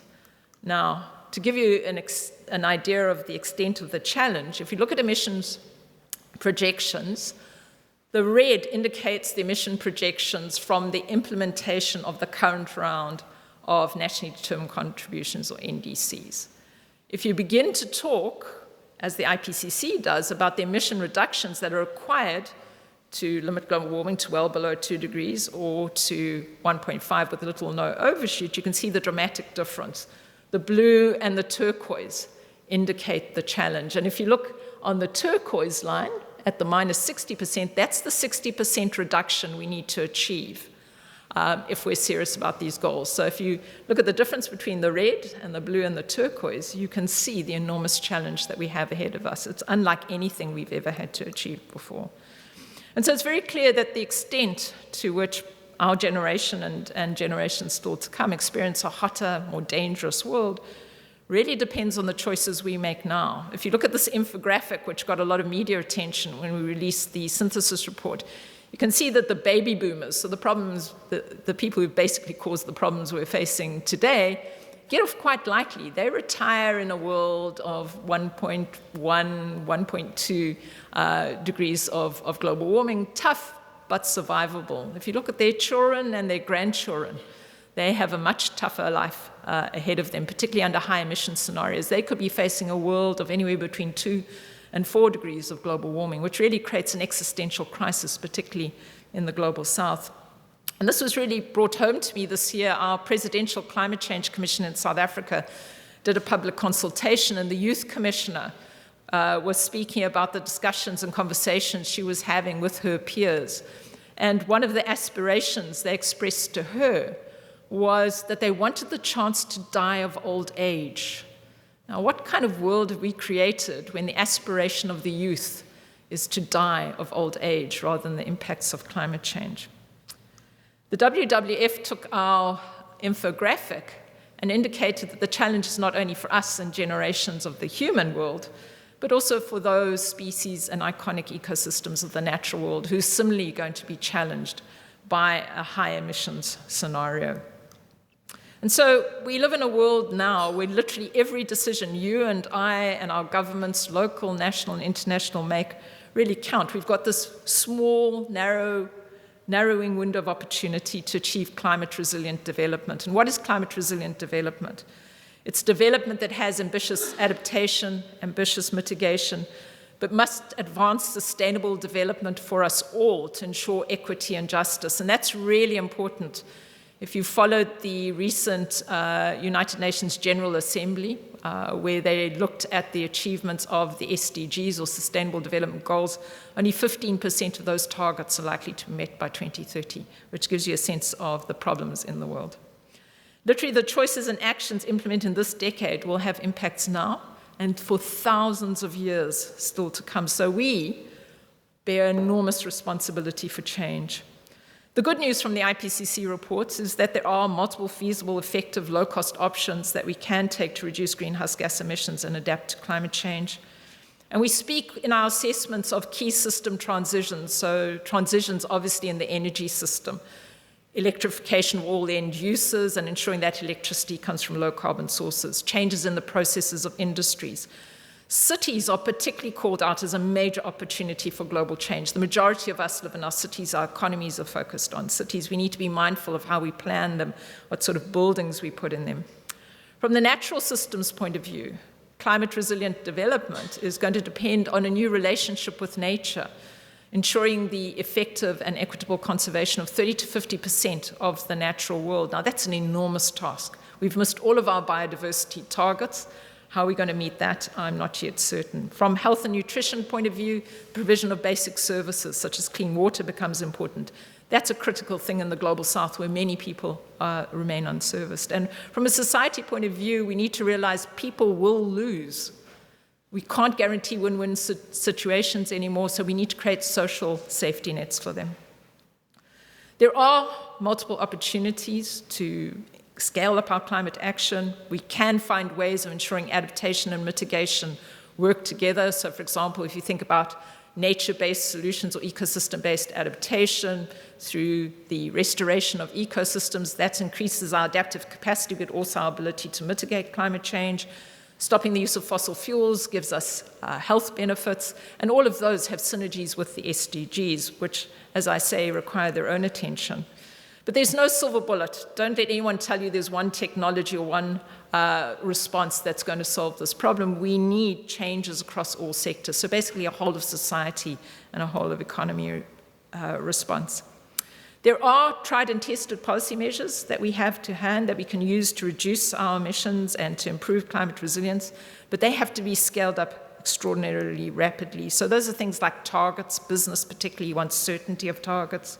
Regulations to support emission reductions, insurance to provide that social safety nets for the poor and vulnerable. Technical innovation and technology transfer can help lower emissions growth, and international cooperation, we know from the COPs, is vital to keeping us on course. But there is no action without money. That's a case of that famous movie with Tom Cruise in it, Show Me the Money. We need climate finance to ensure climate resilient development, particularly in the developing countries, which have got the largest financing gap, but also the greatest opportunity for change. The good news is there is sufficient money around to solve these problems. It's just not ending up in the right places. So what do we need? We need to rapidly scale up climate financing. There's been strong calls for reform of the multilateral development banks in that regard. We need to see more public monies coming out of developing countries to support climate action. For adaptation, you've got to use grant-based financing. That's critical. That relies on public money, and that public money has to be targeted at the most vulnerable regions, which currently areas like sub-Saharan Africa, and the most vulnerable communities, such as people living in informal settlements. Mitigation is different because we can leverage in private finance there, but we need the public finance to reduce the risk of upscaling mitigation, particularly in new sectors or in the developing regions of the world. Just to give you a sense of the huge financing gap we've got, there was a lot of fanfare in the media about the inaugural climate summit in Africa that was held in September of this year, and there was great fanfare about the fact that 23 billion had been committed to Africa for action in related to our climate change response. Bear in mind, in Africa, by 2030, we are going to need 160 to 340 billion US dollars to deal with adaptation alone. That's not even mitigation. So you can see how way off the track things are. We also mustn't lose sight of the equity, justice, and fairness piece. That's critical in terms of our action. Otherwise, we won't move forward. We won't won't be able to develop sustainable outcomes and transformative change unless everyone is a part of it, unless no one is disadvantaged. And you can see that happening in South Africa. Our labor unions are beginning to push back against our just energy transition because they're seeing that people are being disadvantaged by that move. We have to bring everyone along. You can't leave anyone behind on this journey. And that requires us to develop trust as a human society, to work together to prioritize risk reduction. And that's a tall order. This is a very divided world. We have a world divided between the haves and the have-nots, and that's a bridge that will need to be built. So the science from the IPCC is clear. There is an opportunity for action, but that opportunity is small and it's rapidly closing. We have to take it if we want a livable future for us all. There are solutions, but bear in mind that the IPCC is now 35 years old. We have just completed the 6th assessment cycle, and we are still in this predicament. So as a practitioner, I have to say to you, the science is great, but you've got to be pragmatic. We can't avoid thinking about how we live in a world of 1.5 overshoot. We can't be depressed by that. We've got to find purpose in dealing with that challenge, and we've got to keep pushing for transformative change. Thanks very much.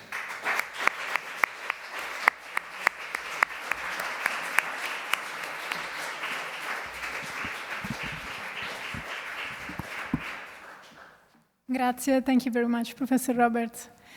Apro adesso la sessione di domande, se ci sono domande dal pubblico.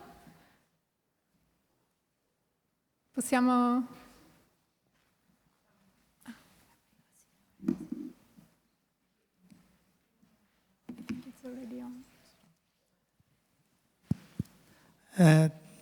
Thank you very much. So clear message. Usually people are not so afraid about what may happen in the future.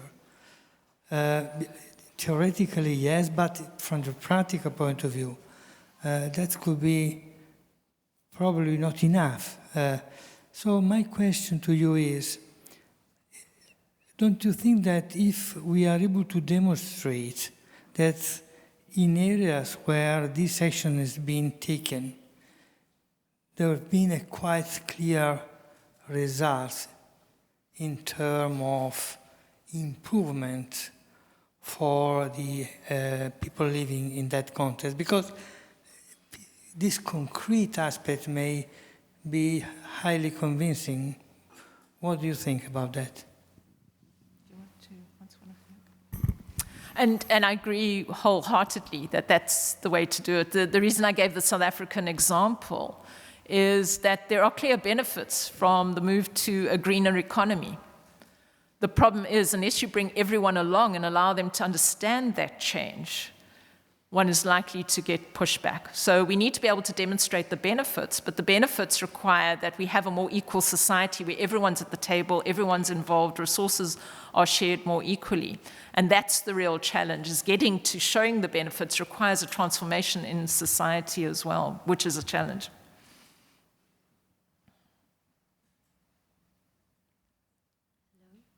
Thank you so much for your presentation. It's kind of weaving it back to something that we were trying to discuss this morning. I would like to ask you how the language of the IPCC reports changed over the past years. I mean, personally, for instance, I've been looking a lot into the Mediterraneans, and I know that, for instance, I mean, even how the different parts of the planet are described now is changing. But also I would like to learn more about someone like you, how the knowledges that are outside of a sort of mainstream, say, understanding of Western science are being integrated in that language, or if it's happening. Thank you.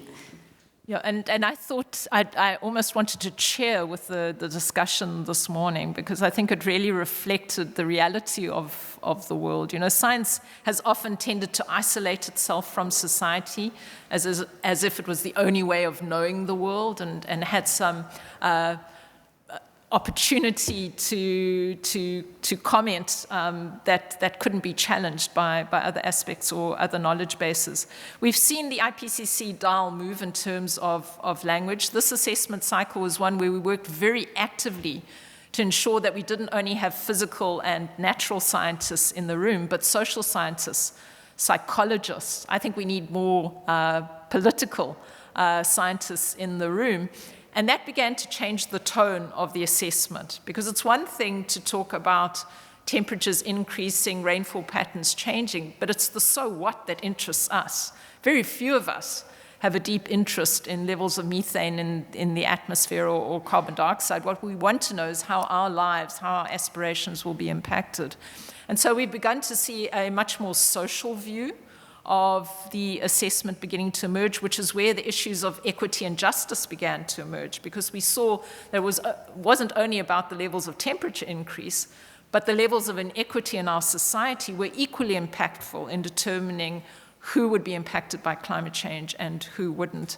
This was also an assessment cycle, and Cornelia and I were talking just before this started, where for the first time the IPCC sat down with UNESCO and ICOMOS to talk about culture and heritage as an important way of understanding the climate change challenge, and how you use culture and heritage as part of a response. So we generally talk about technology and finance, but very often the way we live in the world through our culture and our heritage also determines how we might respond to those changes. So you can see the language about to change. And I think the IPCC is going to have a particular challenge in this next assessment cycle because its first product will be a special report on cities.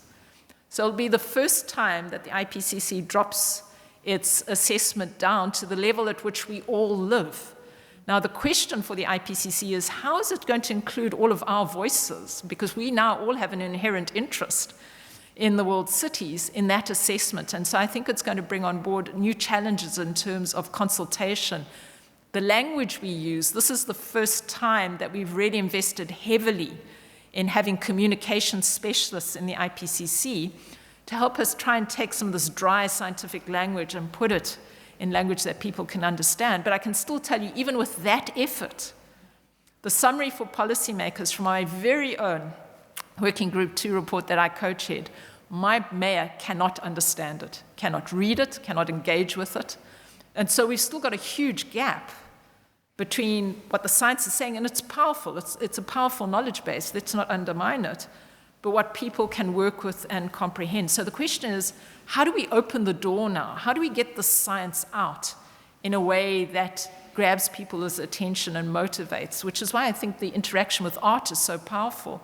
Because very often these other forms of knowing the world, art, culture and heritage, we've increasingly looked to indigenous knowledge, provide us with alternative pathways of getting that knowledge out, and we haven't used them effectively. So we've made some progress on communication, drawing in different fields of understanding, but still quite a long way to go. And as I say, I think the big challenge will now be the special report on cities, because now, literally, we start talking at a level at which we all know and understand.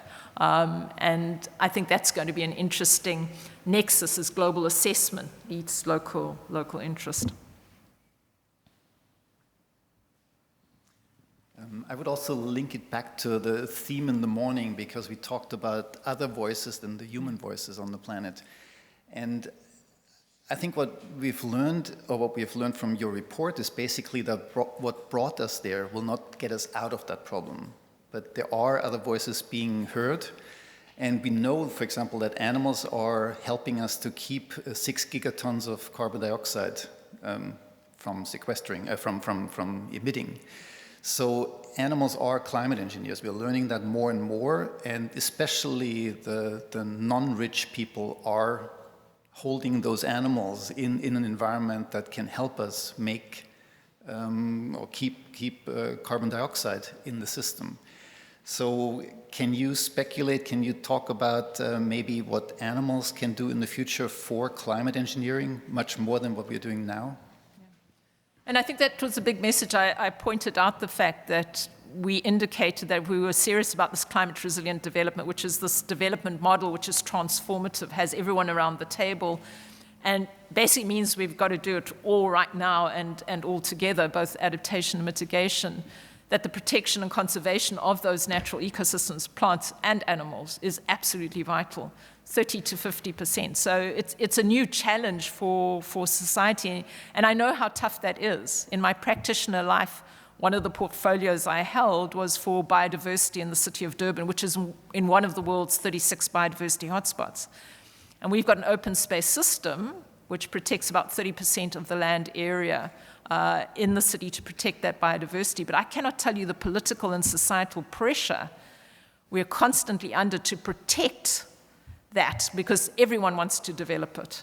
And so that's an enormous task, sort of turning up that challenge to a global scale. I can't even begin to imagine. So those ecosystems are absolutely vital, but that means that there has to be a new compact with nature between ourselves as a human society and the natural systems. It's a new world view, and I think that's part of the challenge for us. It's particularly challenged for a continent like Africa. If you think about the remaining megafauna of the world, it's in Africa. If you think about some of the richest biodiversity areas in the world, they're in Africa. But Africa has this tension between huge poverty and underdevelopment and these huge natural resources. And how do you find a development path that allows both of those to proceed so that you develop and still protect those ecosystems? And that, for me, speaks to that bigger transformation. It's not just about the animals and the plants and the role they play. It means a political transformation, a financial. We basically have to take the world's socioeconomic system and turn it on its head in order to be able to make these things possible. Because, I mean, many of the people that I've worked with in Durban in the informal settlements, they're wondering whether they're going to get to the end of the day alive.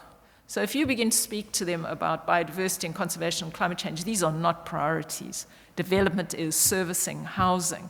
And while you've got that tension, it goes back to the point we made, is people have to see the benefits in this for them. And I think that's going to be the challenge, is how you move towards valuing the role that animals and plants play, but at the same time meet this enormous human need. UN Habitat tells us in 2018 we had about 1 billion people living in the world's informal settlements.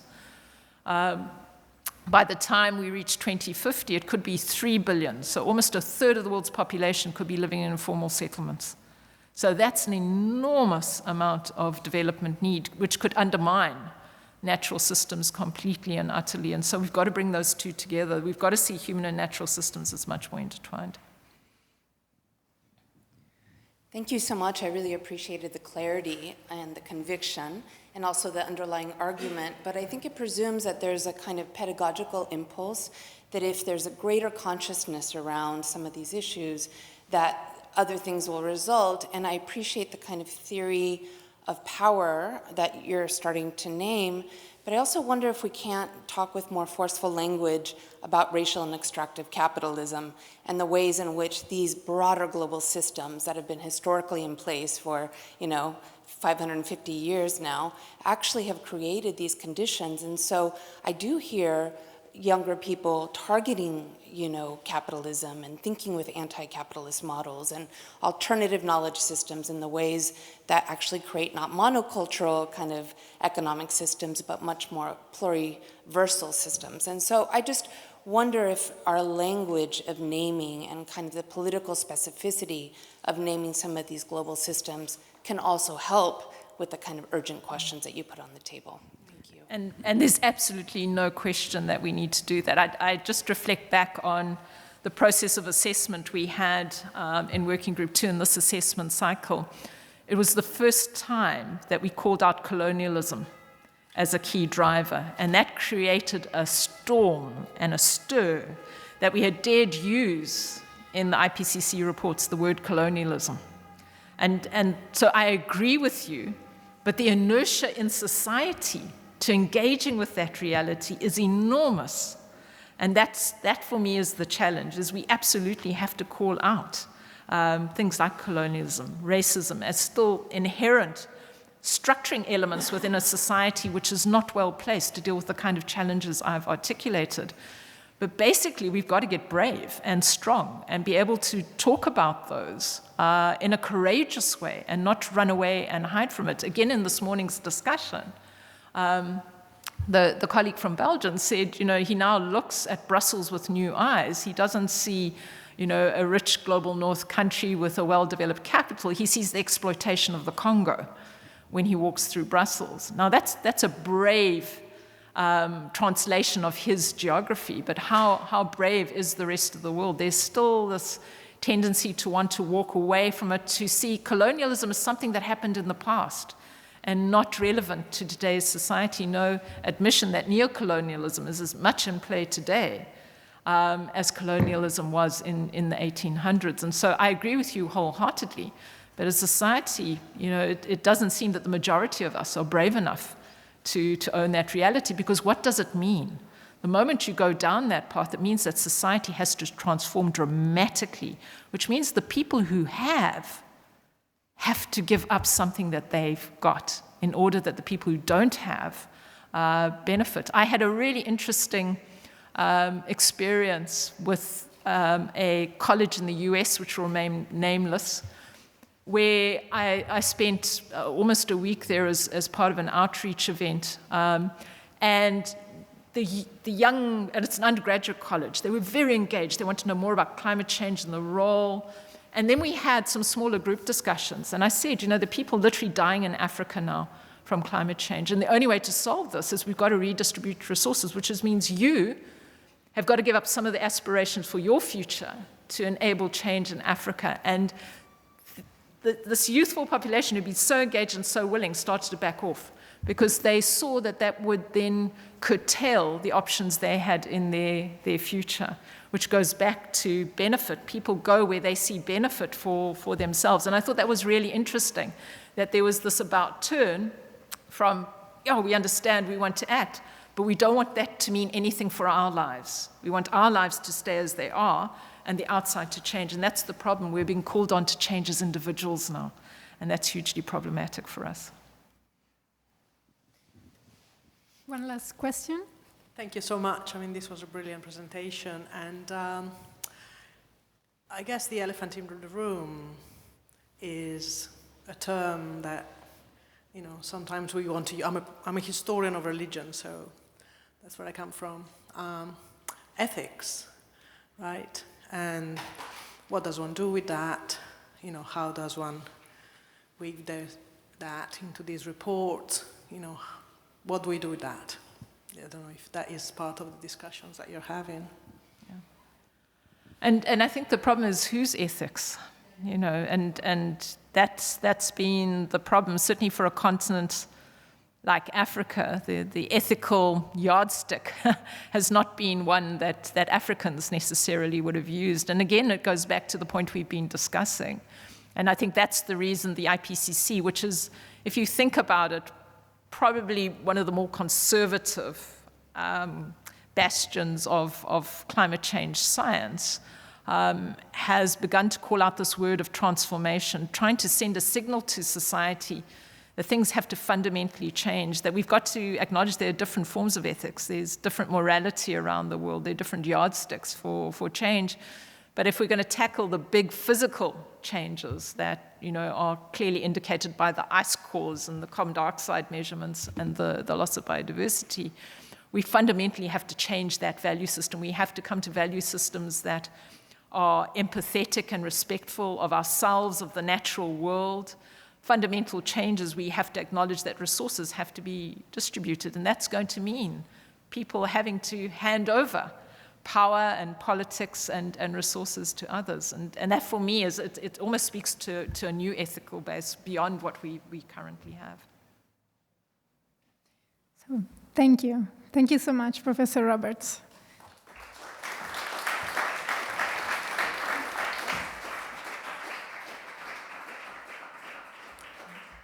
Ora inviterei il prossimo relatore, il professor Carlo Barbante.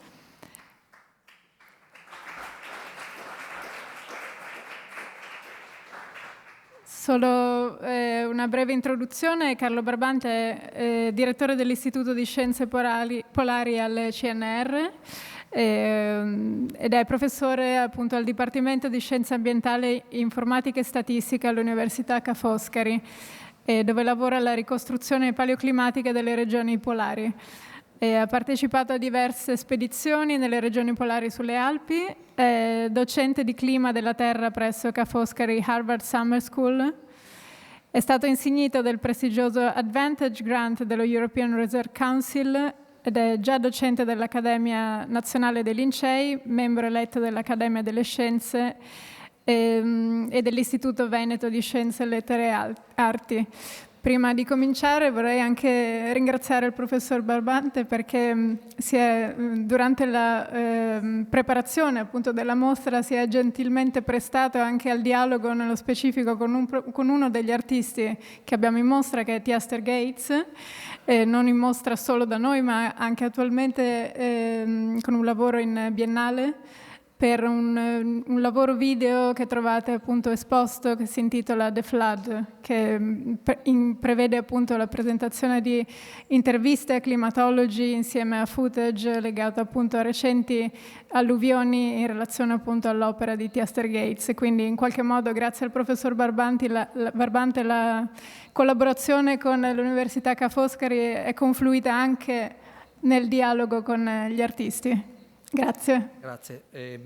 Parlo in italiano o in inglese? Sì, italiano. Vado in italiano, benissimo. Grazie della cortese presentazione. A me piace molto contaminare la scienza con l'arte, abbiamo fatto diversi lavori, io mi occupo, come diceva, di ricostruzioni del clima del passato e quindi viaggiamo in una macchina del tempo proprio per capire che cosa il nostro pianeta e gli archivi climatici ci dicono su che cosa sta accadendo, che cosa è accaduto nel passato, cosa sta accadendo oggi e cosa accadrà domani. Deborah Roberts ha parlato del primo IPCC report come qualcosa di complesso e molto scientifico, fisico, chimico, e dove vengono descritti anche i cicli biogeochimici. Ecco, è quello di cui io mi occupo. Per me tutti gli aspetti legati alla mitigazione, alla finanza, agli aspetti legati all'adattamento risultano invece un po' più complessi, ma vi parlerò appunto di che cosa sappiamo del clima di oggi e a come lo deriviamo dal clima di ieri. Stiamo vivendo non più un cambiamento, stiamo vivendo letteralmente una crisi climatica che dura ormai da alcuni decenni, se non da più di 100 anni, e ci sono alcune città, e Venezia è l'emblema di queste, che sono letteralmente sotto grande minaccia. Appunto quello di cui vi parlerò è strettamente legato al primo rapporto dell'IPCC, quello sulle basi scientifiche. Parlavamo prima di metrica e di modo in cui vengono esposti questi rapporti. C'è molto lavoro dietro anche sulla accuratezza e la precisione dei dati che vengono esposti, e quindi la metrica è estremamente importante. E anche il grado di conoscenza con cui sappiamo come avviene e quanto rapidamente avviene il cambiamento climatico sono molto, molto ben descritti nei rapporti dell'IPCC. Per darvi un'idea, nel primo rapporto dell'IPCC del 1990 si parlava di è probabile che l'uomo sia la causa del cambiamento climatico in atto, likely. Oggi nell'ultimo rapporto delle Scientific Basis si parla di undisputable. Non abbiamo più nessun dubbio che l'uomo sia la causa principale del riscaldamento globale. Le cose sono cambiate molto nel corso dei 4 miliardi e mezzo in cui il nostro pianeta praticamente esiste. Siamo passati, e conosciamo dallo studio delle rocce, dallo studio degli archivi dei sedimenti marini, delle carote di ghiaccio, conosciamo bene come è cambiato il clima del nostro pianeta. Di fatto abbiamo un sistema, e noi siamo un pianeta che è al posto giusto al momento giusto. Siamo così fortunati che abbiamo un'atmosfera che è un mix di gas tra il vaporacqueo, l'anidride carbonica, l'argon, l'ossido d'azoto, il metano, che consente di avere un'atmosfera che ci mantiene a una temperatura perfetta per noi, 18 gradi di temperatura media, contro una temperatura media che sarebbe di circa meno 15 gradi se non avessimo l'atmosfera. Ecco, dobbiamo questo perfetto equilibrio a questa miscela di gas, e questa miscela di gas che consente di mantenere la temperatura del pianeta come un termostato di casa, quindi non una temperatura perfettamente costante, ma un oscillare a periodi lunghissimi di alcune centinaia di milioni di anni, in cui il ruolo dell'anidride carbonica è essenziale. Infatti, se vedete in questo grafico, vedete come nel periodo della transizione tra il Paleocene e l'Eocene, quindi circa 60 milioni di anni fa, noi avessimo nel nostro pianeta una temperatura decisamente più elevata di adesso. La ricostruiamo questa dall'analisi delle rocce, dalla composizione isotopica, e sappiamo che avevamo una temperatura circa di 12-13 gradi più elevata di quella dell'attuale. Quindi paradossalmente la Terra non ha paura dell'alta temperatura, siamo noi come esseri viventi che dobbiamo temere queste grandi variazioni di temperatura, anche perché variazioni di temperatura di questo tipo si portano dietro uno straordinario innalzamento del livello del mare. Nel 60 milioni di anni fa non avevamo le aree polari, quindi tutta quell'acqua che è stoccata e congelata nelle aree polari andava a contribuire a questo innalzamento del livello del mare. Saremo sotto circa 120 metri di acqua oggi qui a Venezia. E con la temperatura da circa 60 milioni di anni, come vedete, è sempre andata raffreddandosi proprio per questo effetto termostato del sistema anidride carbonica e del ciclo del carbonio, fin tanto che nelle aree polari si sono formate delle calotte glaciali che stoccano e che mantengono enormi quantità di acqua e anche di energia.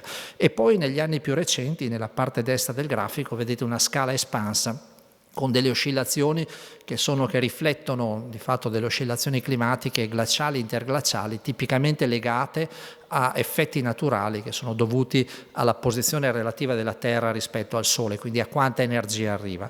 E abbiamo avuto moltissimi cicli di questo tipo che sono cambiati in frequenza e intensità per diversi motivi, ma che ci hanno portato, soprattutto negli ultimi 10.000 anni, a questo periodo straordinario che si chiama Olocene, che è questi ultimi 10.000 anni della nostra storia climatica, che vedono una elevatissima stabilità e poi ci proiettano verso il futuro, e il futuro è un futuro piuttosto critico, diciamo, perché abbiamo visto quelli che sono gli scenari di emissioni di gas serra, e ricordo ancora il link molto stretto tra la concentrazione di gas serra e la temperatura. Questo ci proietta verso il futuro a dei livelli di temperatura del pianeta che sono tipici di quelli che gli scienziati definiscono variazioni climatiche repentine, quindi variazioni climatiche molto importanti che avvengono in periodi di tempo molto molto ridotti, che ne abbiamo avute nel passato, ma mai di fatto in periodi caldi come il periodo attuale. Abbiamo avuto anche periodi freddi molto recenti, molto vicini a noi. Vi è forse familiare questo quadro di Haverkamp del 1600. Qui eravamo nella piena, quella che viene definita piccola età glaciale, un periodo di raffreddamento del tutto normale nell'ambito della variabilità climatica, che portava, come vedete nei paesi nordici, a pattinare nei laghi e nei canali. Ecco, ovviamente in Olanda c'è grande attenzione agli sport del ghiaccio. Sapete, è una delle più grandi manifestazioni, una delle più grandi gare di pattinaggio su ghiaccio, lunga quasi 200 chilometri, si veniva svolta nei canali dei Paesi Bassi. Ecco, oggi, per darvi un'idea, è dal 1997 che questa gara non si corre più, semplicemente perché i canali non ghiacciano più. Quindi questo è un effetto, uno degli effetti che se vogliamo, del cambiamento climatico. Mi piace accostare a questo quadro di Haverkamp una foto che molto miseramente ho preso io col mio iPhone solo un mese fa a 90 gradi nord, quindi al polo nord esattamente, dove crociere per turisti portano orde di turisti a giocare praticamente, a fare esattamente quello che si faceva 400 anni fa, ma adesso dobbiamo andare fino al Polo Nord per poter toccare il ghiaccio marino. Ecco, detto questo, mi si chiede molto spesso, perché ancora forse l'effetto non è ben preciso, se il nostro pianeta si sta riscaldando. Ecco, abbiamo evidenze ormai strumentali, confronti con il passato, e lo vedete da questa che viene chiamata la spirale climatica, in cui la temperatura viene fatta scorrere attraverso questi cerchi concentrici, con un valore centrale che è il valore di riferimento a zero, che rappresenta l'anomalia climatica zero, quindi il valore medio nel periodo 1950-1960, e poi le varie variazioni stagionali, quindi per i vari mesi. Vedete come negli ultimi decenni la curva si sia sempre più espansa e definitivamente sia andata verso valori via via più caldi. Il cerchio si è sempre più allargato, tanto che si parla di un valore di circa 1,2 gradi rispetto al valore preindustriale.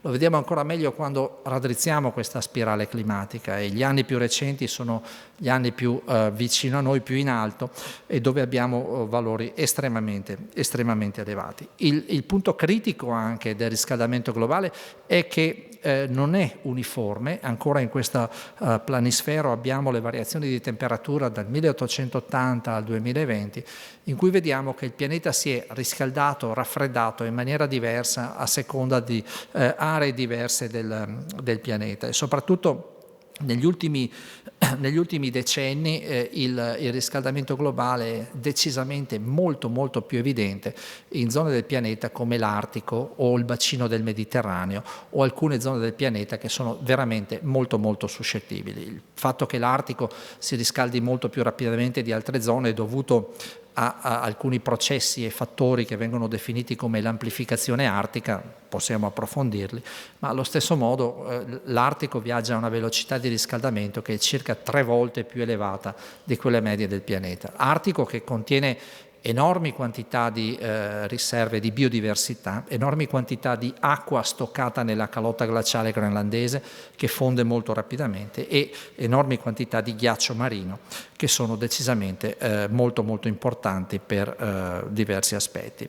Ecco, un altro aspetto fondamentale è quello che viene definito come l'attribuzione del cambiamento climatico, cioè il riscaldamento è ormai consolidato, assodato, non per tutti, ma devo dire che ormai tutta la popolazione, compresi quasi tutti, tutta la classe politica è d'accordo sul fatto che il pianeta si stia riscaldando, ne parliamo anche di questo se volete, ma l'attribuzione è un po' più complessa. Noi sappiamo dal punto di vista scientifico ormai da centinaia d'anni come il connubio tra gas serra e temperatura sia assodato, un aumento di gas serra fa aumentare la temperatura.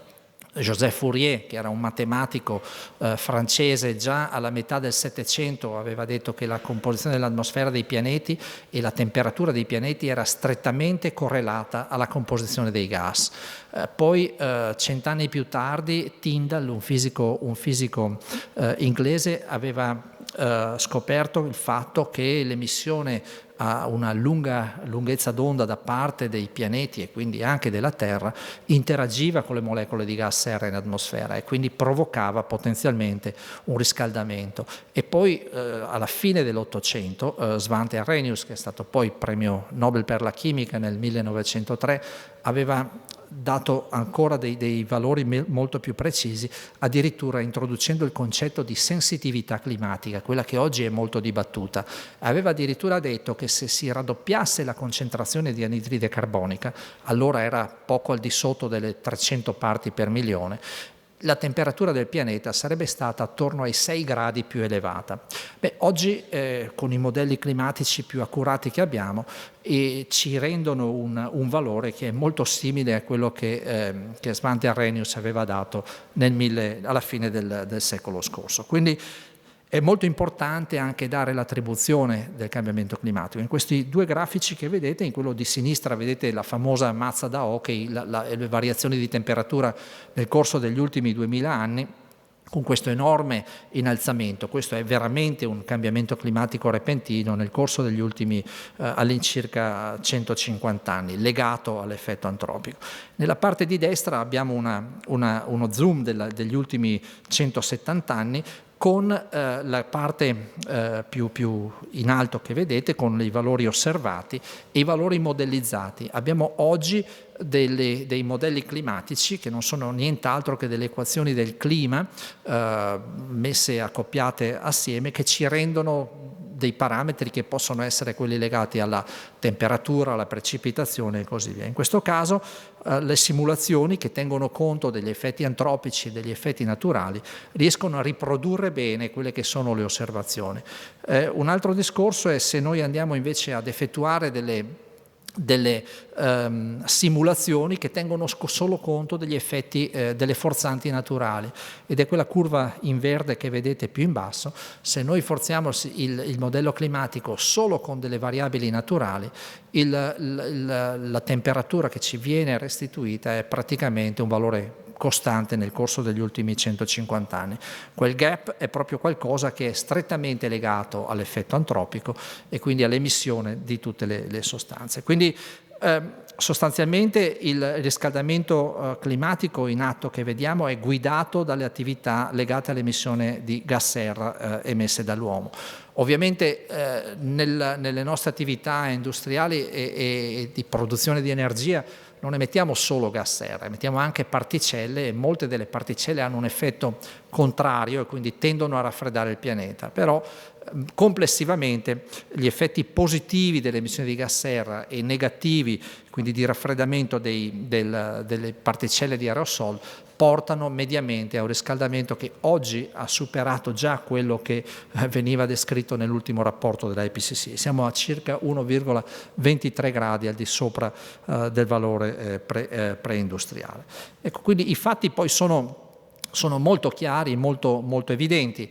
La concentrazione di gas serra è aumentata ed è la più alta sicuramente negli ultimi 2 milioni di anni. Vi ho detto, non è che 2000 anni fa misurassimo direttamente la concentrazione di gas serra, però abbiamo degli strumenti che vi mostrerò tra poco che ci consentono di ricostruire le concentrazioni di gas e le temperature del passato e quindi di mettere in una giusta prospettiva quello che sta accadendo oggi. Ad esempio abbiamo degli strumenti straordinari che derivano dallo studio delle carote di ghiaccio. Ci sono archivi in Antartide e in Groenlandia che ci consentono di andare indietro nel tempo addirittura 800.000 anni e ricostruire la storia del nostro pianeta, la storia climatica del nostro pianeta per gli ultimi 800.000 anni. In particolare il ghiaccio dell'Antartide ha delle peculiarità che sono quelle piccole bollicine che vedete nella foto di destra, che sono proprio aria di millenni, di centinaia di migliaia di anni fa, quindi andando a prelevare quelle piccole bollicine d'aria riusciamo a capire che cosa respiravano i nostri antenati 200.000 anni fa oppure gli animali magari 800.000 anni fa. Questo è un aspetto essenziale, non è facile prelevare questi campioni, si lavora nella parte centrale generalmente dell'Antartide dove il ghiaccio è spesso anche 4 chilometri, quindi con dei processi di estrazione di carotaggio si arriva agli strati più profondi e si va ad analizzare proprio quelle minuscole bollicine che rimangono intrappolate. Ecco, queste ci danno informazioni straordinarie sulle cause e quindi sulle concentrazioni di gas, ma poi analizzando la composizione isotopica dell'acqua, quindi del ghiaccio, dell'acqua congelata, del ghiaccio, riusciamo a ricostruire quelle che sono le variazioni di concentrazione, ad esempio, di gas serra. E vedete, questo è un esempio tipico, poi ve lo farò vedere anche in un filmato, in un'animazione, come sono oscillate le concentrazioni di gas serra, in questo caso di anidride carbonica, nel corso degli ultimi 800.000 anni.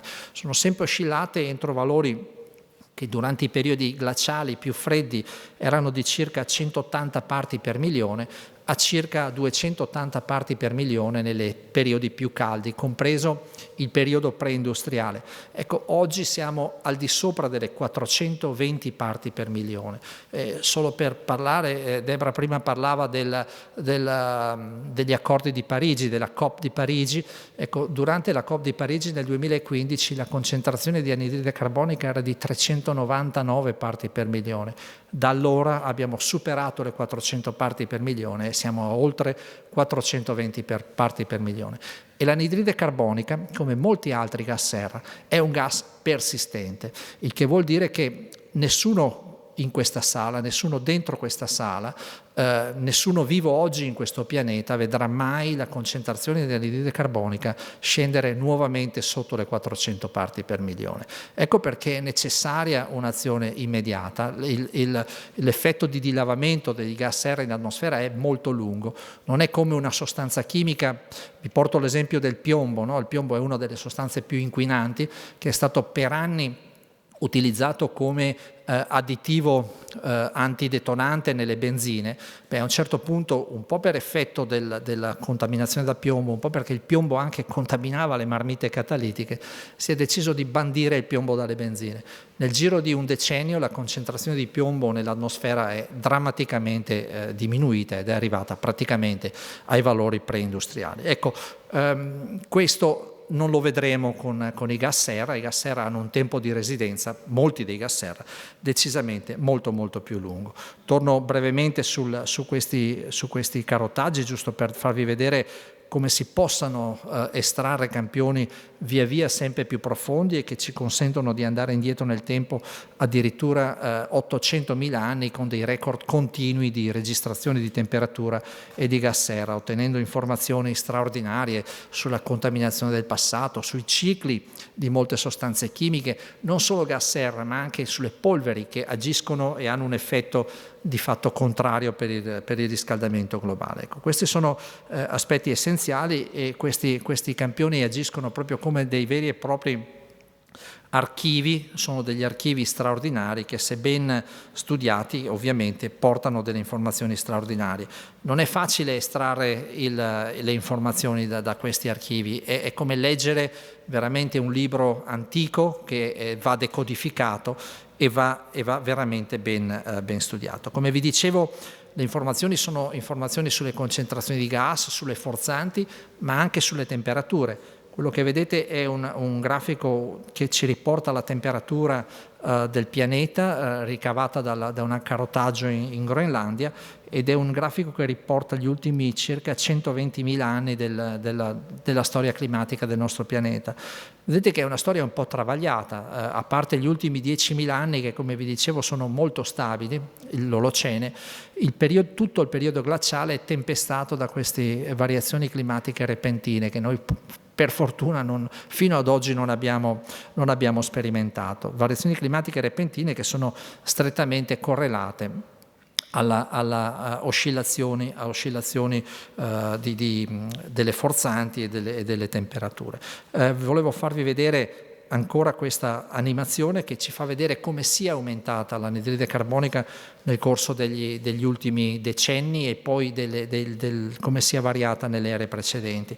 Misuriamo l'anidride carbonica in quel puntino rosso che vedete alle isole Hawaii, a Mauna Loa, dal circa alla fine degli anni 70, in modo continuo e molto molto preciso.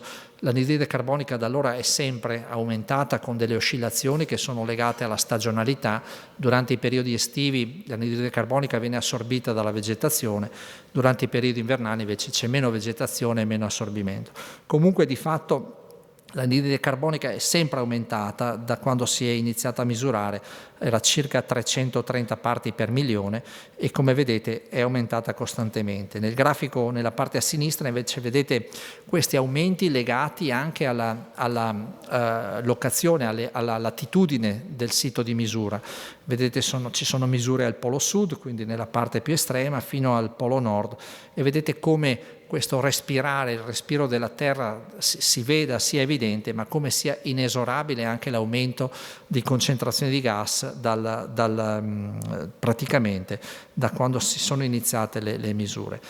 Abbiamo anche dati che possono andare molto più indietro nel tempo, sia da misure dirette, come vi dicevo, e quindi sono state già ancora effettuate in una fase di start-up nel sito di Mauna Loa sin dalla metà degli anni 60, 50-60, e poi dallo studio delle carote di ghiaccio. Questo che vedete è proprio il gap, la differenza che noi abbiamo tra quelle che sono le concentrazioni naturali, preindustriali, degli ultimi 2000 anni e quelle che sono attualmente le concentrazioni di anidride carbonica. Sono veramente devastanti. Quello che poi vedete sono le oscillazioni legate soprattutto ai cicli climatici legati alle variazioni di Milankovic e quindi ai parametri orbitali. Quindi ormai lo sappiamo, le concentrazioni di anidride carbonica sono aumentate a dei livelli che non hanno precedenti sicuramente negli ultimi 800.000 anni, perché lo vediamo direttamente, ma anche da misure indirette, lo vediamo dallo studio per esempio di sedimenti marini. Mai negli ultimi 2000 anni abbiamo avuto concentrazioni così elevate. Quindi il rapporto causa-effetto è veramente molto molto evidente. L'aumento di gas serra in atmosfera provoca variazioni importanti sulla alterazione dell'atmosfera, del ciclo del carbonio sulla Terra, degli oceani, gli eventi estremi. E quando parliamo di eventi estremi, che sono ben catalogati, ben definiti, non è che un evento estremo è un temporale qualsiasi, è un temporale con delle precipitazioni al di sopra di una certa entità, con dei grani di grandine con un diametro maggiore ai 2 centimetri, con una certa durata e così via. Ecco, negli anni 70 in tutta Europa mediamente ci sono stati 46 eventi estremi catalogati.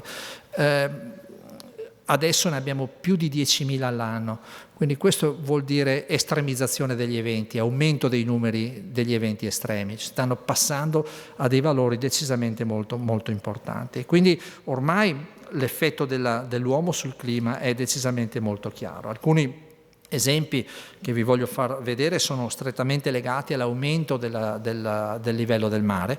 Ovviamente Venezia è in prima linea, tutte le città costiere lo sono, e la cosa sensazionale rispetto agli ultimi decenni è come l'aumento del livello del mare sia, la velocità con cui il livello del mare aumenta sia praticamente raddoppiata. Nel periodo che va dal 1880 al 2000 era al di sotto dei 2 mm all'anno, dal 1993 al 2002 un periodo in cui abbiamo delle osservazioni molto accurate e precise da satellite è di circa 2,27, dal 2003 al 2012 di 3,29 mm all'anno, dal 2013 al 2022 è di quasi 5 mm all'anno. 5 mm è tanto così, lo vedete anche da in fondo alla sala, cominciate a moltiplicare per 5, per 10 e capite bene che stiamo andando verso una velocizzazione, un aumento della velocità con cui il livello del mare aumenta. Ed è questo uno degli aspetti importanti, cioè l'aumento della rapidità con cui queste variazioni avvengono. Un altro aspetto importante è quello del ghiaccio marino artico e adesso anche antartico. Nel corso delle ultime 2 stagioni è un puzzle non completamente risolto. Praticamente abbiamo dei valori di livello, di decremento di area e spessore anche del livello del sea ice veramente molto molto importanti, con delle conseguenze anche devastanti. Si genera quello che viene definito un feedback positivo, quindi un effetto che la diminuzione della superficie del ghiaccio marino espone enormi quantità di mare aperto che assorbe ulteriore energia e quindi fa ulteriormente riscaldare il sistema. E questo è uno dei meccanismi che porta all'amplificazione artica.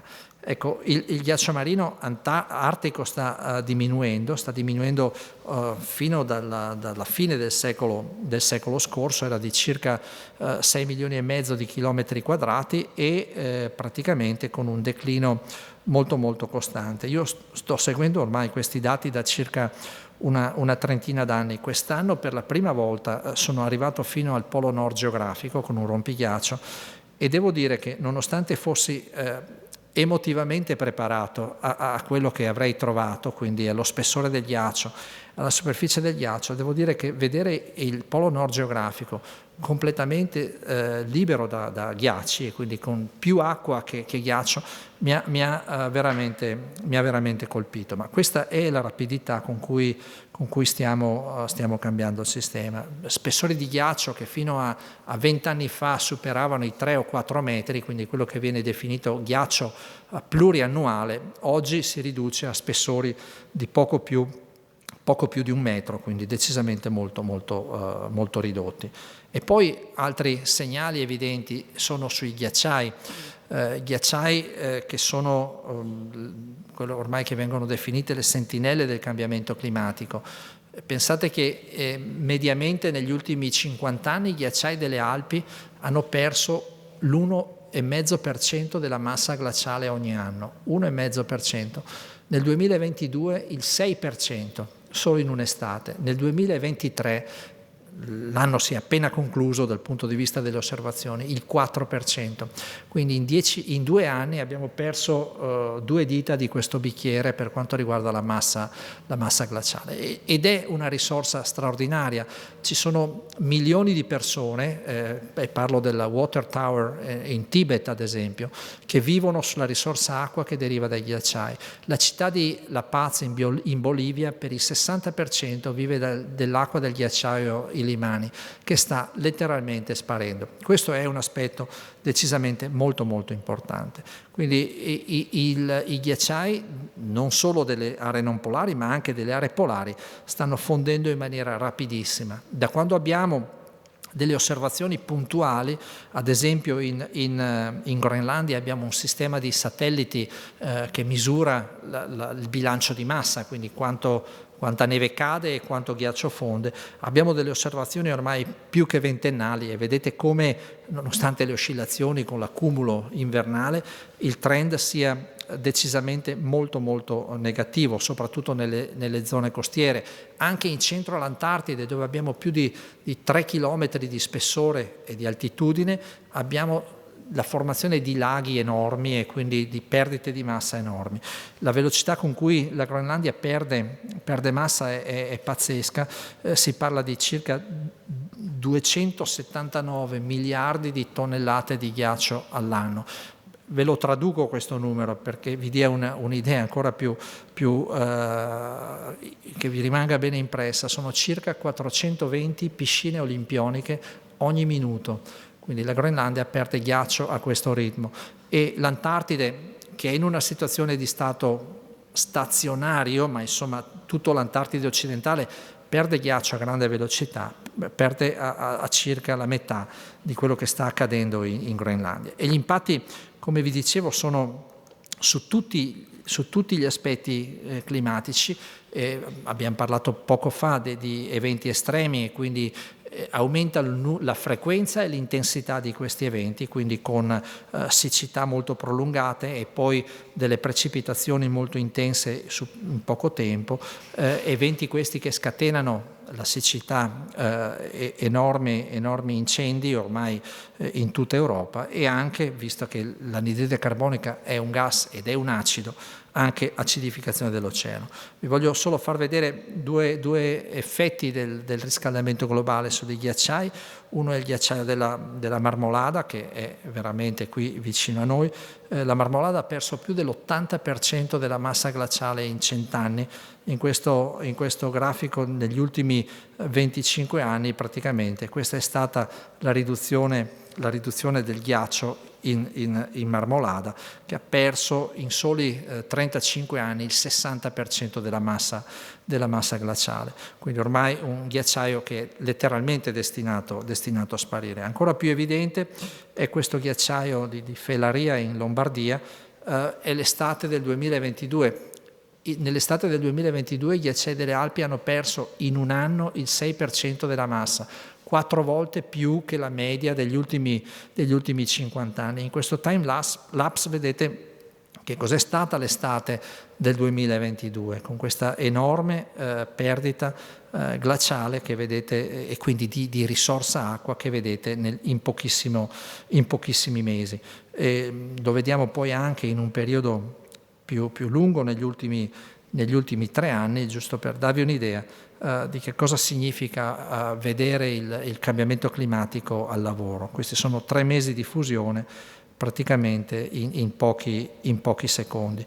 E non è solo la superficie del ghiacciaio che se ne va, ma è anche il volume. Un ghiacciaio come il ghiacciaio dell'Adamello ha perso in 6 anni 18 metri di spessore e 170 metri di fronte glaciale, che traducetelo in volume d'acqua, è un aspetto veramente molto preoccupante, non solo per la risorsa acqua in sé come risorsa idrica, e noi ci nutriamo di acqua, ma anche come energia. E questi ghiacciai delle Alpi sono tra i più straordinari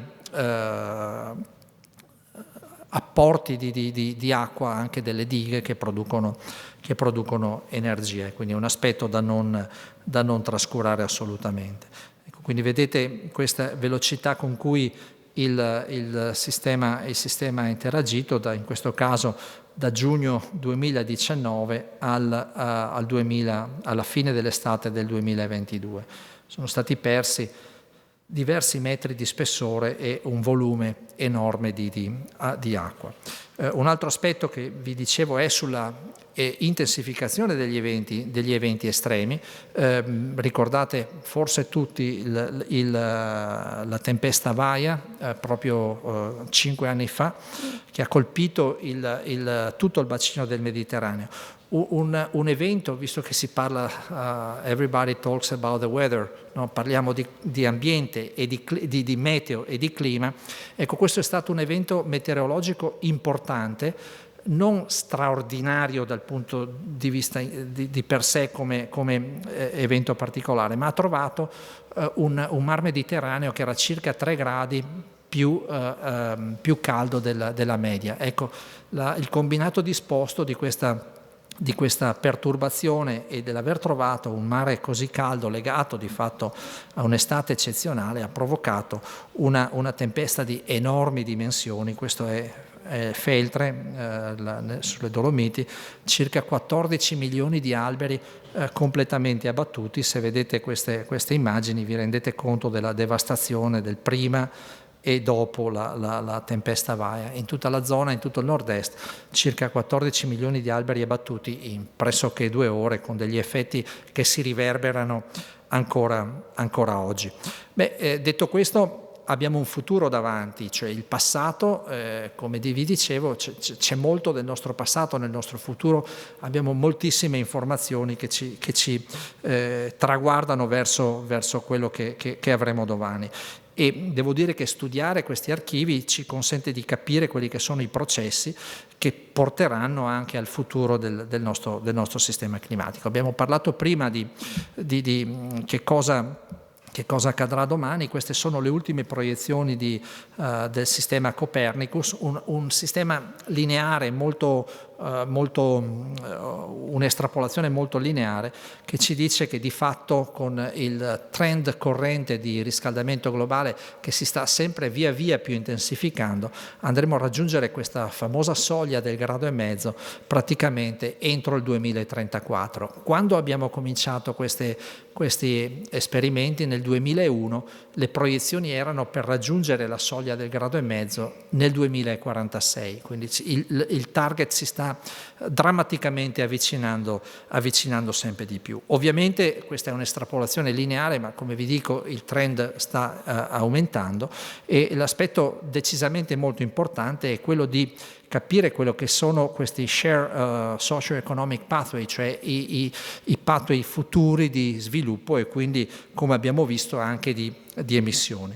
E il nostro futuro è strettamente legato a quello che noi saremo in grado di fare in termini di mantenimento delle emissioni, oltre che, come abbiamo visto, anche di adattamento. A seconda della traiettoria in cui ci posizioneremo, detteremo il nostro futuro. E solo per darvi alcune idee di quello che potrà essere il nostro futuro per quanto riguarda la temperatura, a seconda dei vari scenari socio-economici, vedete che con lo scenario peggiore a fine secolo, che non è poi così lontano, i millennials di cui si parlava prima arriveranno a fine del secolo e saranno i testimoni di questo enorme aumento di temperatura. Negli scenari peggiori potremo arrivare addirittura a sfiorare quasi i 5 gradi di aumento di temperatura rispetto all'epoca preindustriale. Ma quello che vi vorrei anche sottolineare sono questi effetti near term, cioè quello che accade da qui ai prossimi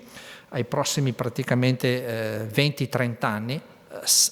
In ogni caso, in qualsiasi azione noi si intraprenda, come vi ho detto, il sistema ha una sua inerzia.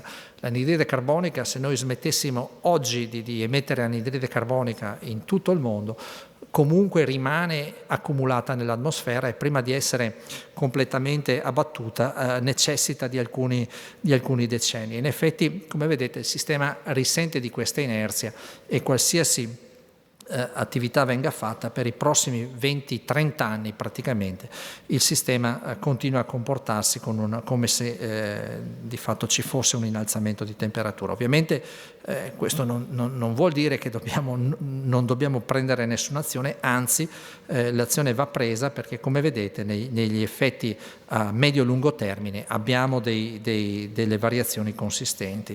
E anche in questo caso, come abbiamo visto, l'effetto è decisamente molto diverso, ha delle azioni, i modelli ci dicono che il riscaldamento non sarà comunque uniforme, le zone polari hanno un effetto di amplificazione decisamente molto molto importante, e questo ovviamente ha delle conseguenze anche pesanti per quanto riguarda la fusione del ghiaccio marino, la fusione del permafrost, un altro di questi effetti retroattivi molto importanti che fanno aumentare ulteriormente la temperatura. Lo stesso anche per quanto riguarda le perdite di ghiaccio marino, le future la superficie del ghiaccio marino artico, in questo caso il minimo che è generalmente misurato a settembre, potrà subire delle oscillazioni naturalmente a seconda dello scenario socio-economico che riusciremo a implementare. E comunque vedete che fino al 2050 qualsiasi scenario venga imposto, la deriva e l'inerzia del sistema climatico ci porta sostanzialmente ad avere una minima variazione, che, come dicevamo, non toglie dal fatto che noi si debba intraprendere immediatamente un'azione. Il livello marino è un altro aspetto essenziale, anche qui Venezia è naturalmente in prima linea su questo. Gli scenari futuri ci portano nelle condizioni peggiori addirittura a lambire il metro alla fine del secolo. Come vi dicevo, l'aumento del livello del mare non è lineare, ma negli ultimi decenni abbiamo visto un aumento, anzi dalla fine del secolo scorso ad oggi addirittura un raddoppio dell'aumento della velocità del livello del mare. E quindi ci sono questi effetti che portano naturalmente a un aumento massimo di quasi 1 metro. Ma ci sono anche delle cose che non conosciamo completamente dal punto di vista fisico, cioè ad esempio come l'Antartide occidentale reagisce all'effetto del riscaldamento globale e dell'aumento di velocità. Ci sono quelli che vengono chiamati quindi scenari a bassa probabilità ma alto impatto, che portano addirittura ad avere da qui al 2300, che ovviamente non interessa a noi naturalmente fisicamente qui, ma interessa alle generazioni future, aumenti del livello del mare che possono essere ben superiori ai 2 metri. Ecco perché questo è il problema legato al cambiamento climatico, è un problema intergenerazionale. Noi stiamo letteralmente scaricando sulle generazioni future un problema che abbiamo causato noi e la generazione che ci ha di fatto preceduto. Oltre all'effetto del livello del mare, un aspetto anche essenziale è quello legato all'acidità dell'oceano, che è decisamente in diminuzione, perché come vi dicevo la CO2 è un acido carbonico e quindi va a diminuire il pH del nostro sistema. E come vi dicevo, i gas serra, la CO2 si accumulano nel nostro sistema climatico, e in questo grafico ci fa vedere come ogni tonnellata di CO2 che viene emessa vada ad aggiungersi al riscaldamento globale. E a seconda degli scenari che noi sapremo mettere in piedi e dalla velocità con cui riusciremo a ridurre l'emissione di gas in atmosfera, potremo mantenerci entro certi scenari, entro certe soglie di riscaldamento. È essenziale fare questo. Abbiamo visto i sistemi con cui potremo mantenere, anche devo dire con degli investimenti non costi, contenuti, il nostro sistema, e quindi è essenziale che si prenda questa direzione. E parlavo prima, e nel titolo del mio seminario parlavo di navigare l'antropocene, e questo titolo viene da un incontro che ho fatto. Io ho collaborato per alcuni anni con Paul Crutzen. Paul Crutzen è uno dei padri dell'antropocene, e nel 2007 Paul Crutzen è venuto a Venezia, ha avuto la laurea honoris causa. Io sono andato a prenderlo e, come vedete, ho gli stivali, i Wellington boots fino alla coscia, perché era un giorno di acqua alta eccezionale. E parlando con Paul mi diceva: ma guarda, stiamo letteralmente, parlando dell'acqua alta, stiamo letteralmente navigando nell'antropocene. Questi sono effetti che vengono ormai, che sono molto molto evidenti. Ed effettivamente noi stiamo navigando nell'antropocene. In questo grafico che vedete ci porta a un lavoro di pochi anni fa, dove ci fa vedere come il nostro sistema climatico sia sempre oscillato, come abbiamo visto, da periodi freddi glaciali a periodi interglaciali come quello in cui stiamo vivendo. Adesso la Terra è veramente a un bivio, a una soglia molto importante in cui può arrivare a un punto di stabilizzazione, e il concetto di stabilizzazione è preso dalla medicina, quindi non curare ma stabilizzare il sistema nel modo in cui è, oppure cadere dentro questa baratro di temperature alte e di un impatto decisamente molto importante sul clima. Abbiamo quindi dei doveri molto importanti di salvaguardare il nostro territorio. Venezia è senz'altro una delle città che è più toccata ed è più impattata dal riscaldamento globale e dall'innalzamento del livello del mare, ma come si diceva prima è un concetto anche di equità e giustizia climatica. Più di 4 miliardi di persone vivono in aree che sono decisamente già adesso fortemente impattate dal riscaldamento globale. Ed è con questo messaggio, che si associa a quanto detto dalla relatrice precedente, che vi voglio lasciare, e se avete domande sono ben felice di rispondere. Grazie.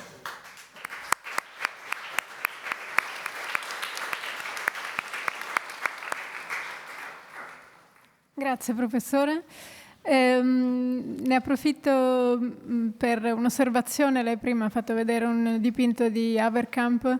Infatti volevo segnalare a chi non avesse ancora visto la mostra che abbiamo un Haverkamp, ma in una dimensione di prova scientifica, come copia espositiva. Non è un Haverkamp originale, ma è una strategia, diciamo, messa in atto da un artista, nello specifico Peter Vermeersch, che abbiamo fondamentalmente deciso di accogliere in pieno, in quanto affrontando una mostra del genere non ci si può non chiedere che cosa abbia senso fare viaggiare all'interno di un museo. Chiaramente un prestito museale significa trasporti e sapete che impatto possono avere, e quindi in linea di massima, come anche in recenti esperienze espositive della Fondazione Prada, l'opera d'arte mantiene il suo lavoro, ma è anche veicolo di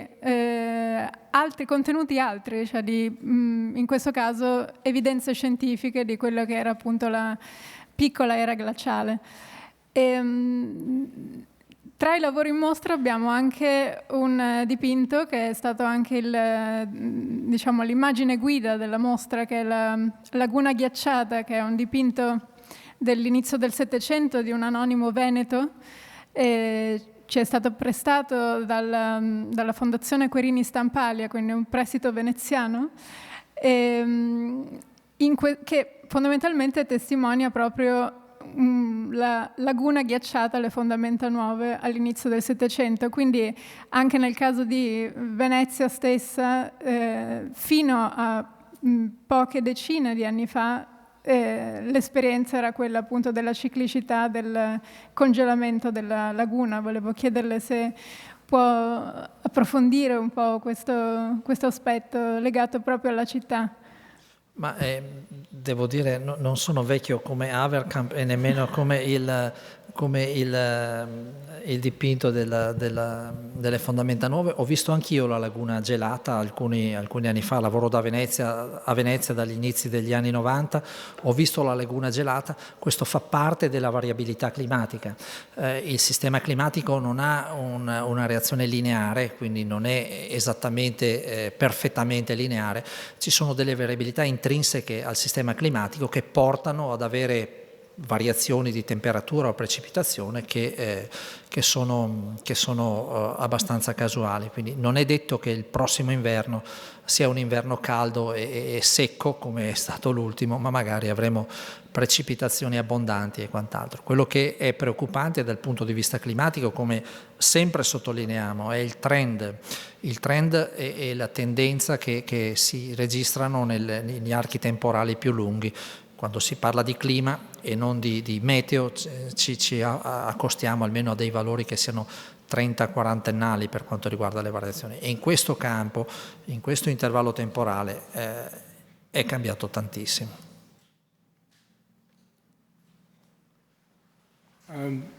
Yes. Hi, thank you, Professor Brabante. I'm the curator of the show downstairs. And I have a selfish personal question. And I'm not sure if you have a family, but if you do, and like I have, then my question really is to you as a human as much as a scientist, how do you cope? And I'm asking because, just a couple of months ago, and this was part of my research for this exhibition really, I took my son, my 6-year-old son, to see a documentary about the destruction of coral reefs. And I didn't really do my homework. I thought it was going to be a beautifully escapist fantasy about the beauty of the oceans. And that's what the documentary started out being. And my 6-year-old is completely enamored with the natural world. But of course, this documentary, after 60 minutes, took a turn towards disaster and doom and apocalypse and ended on an incredibly dire, dejected and abject note. And my 6-year-old started crying inconsolably. And he's now incredibly keenly aware of the fact that we are fucked. And so I understand that your task in life as a professional is to sound the alarm, which of course is what these numbers are about. But I am curious how you cope as a human being working in this field of what seems to be just, utter dejection. Do you understand? Yeah, I think that communication is very important, the way in which we convey the message. Of course, my role is to do the bad cop, and to look at what is really happening to our system. And we have proof everywhere, every time now, that things are changing really, really fast. And the fact that also IPCC is now working with a group of psychologists and group of people communicating the message and conveying the right message, I think is extremely important. There is a completely change of the attitude and the way in which we do the job. I would also cry if I would be a child of 6-year-old and looking at the future, because as I said, we created a problem and we are not going to solve it, I think. Our generation will leave the planet in a way in which we will be well above the 1.5 degrees, most likely. But we have the tools to save the planet. We need the new generations for taking decision for us. We are not able to do that, I think.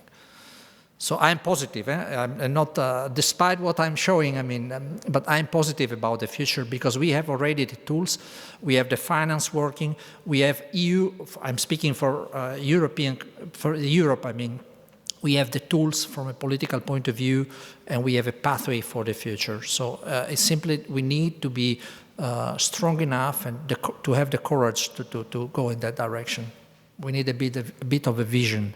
Something which is lacking in our policymakers sometimes.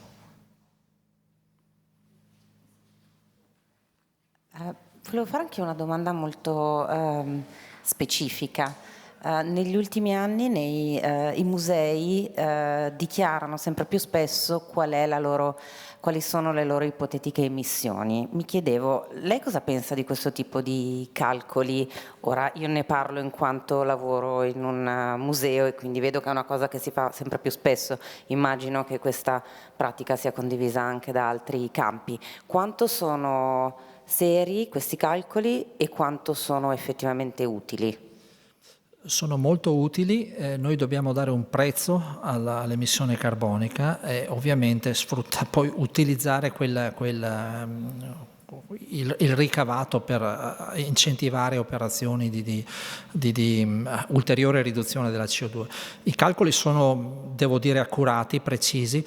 Noi stessi, vi ho fatto vedere prima questi grandi progetti di perforazione che ovviamente quando lavoriamo in Antartide e in Groenlandia non possiamo utilizzare pannelli solari o mulini o pale eoliche per alimentare il campo.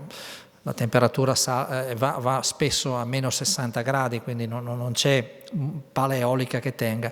Però noi stessi compensiamo le emissioni del campo con progetti di carbon capture e così via.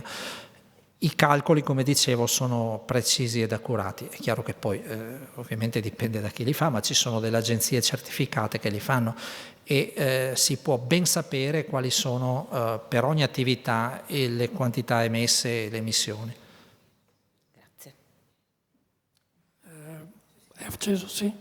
Allora ringrazio il professor Barbante e anche la professoressa Roberts, e ho notato che tutte e due avete utilizzato il termine giustizia climatica e sono problemi concettuali, problemi filosofici.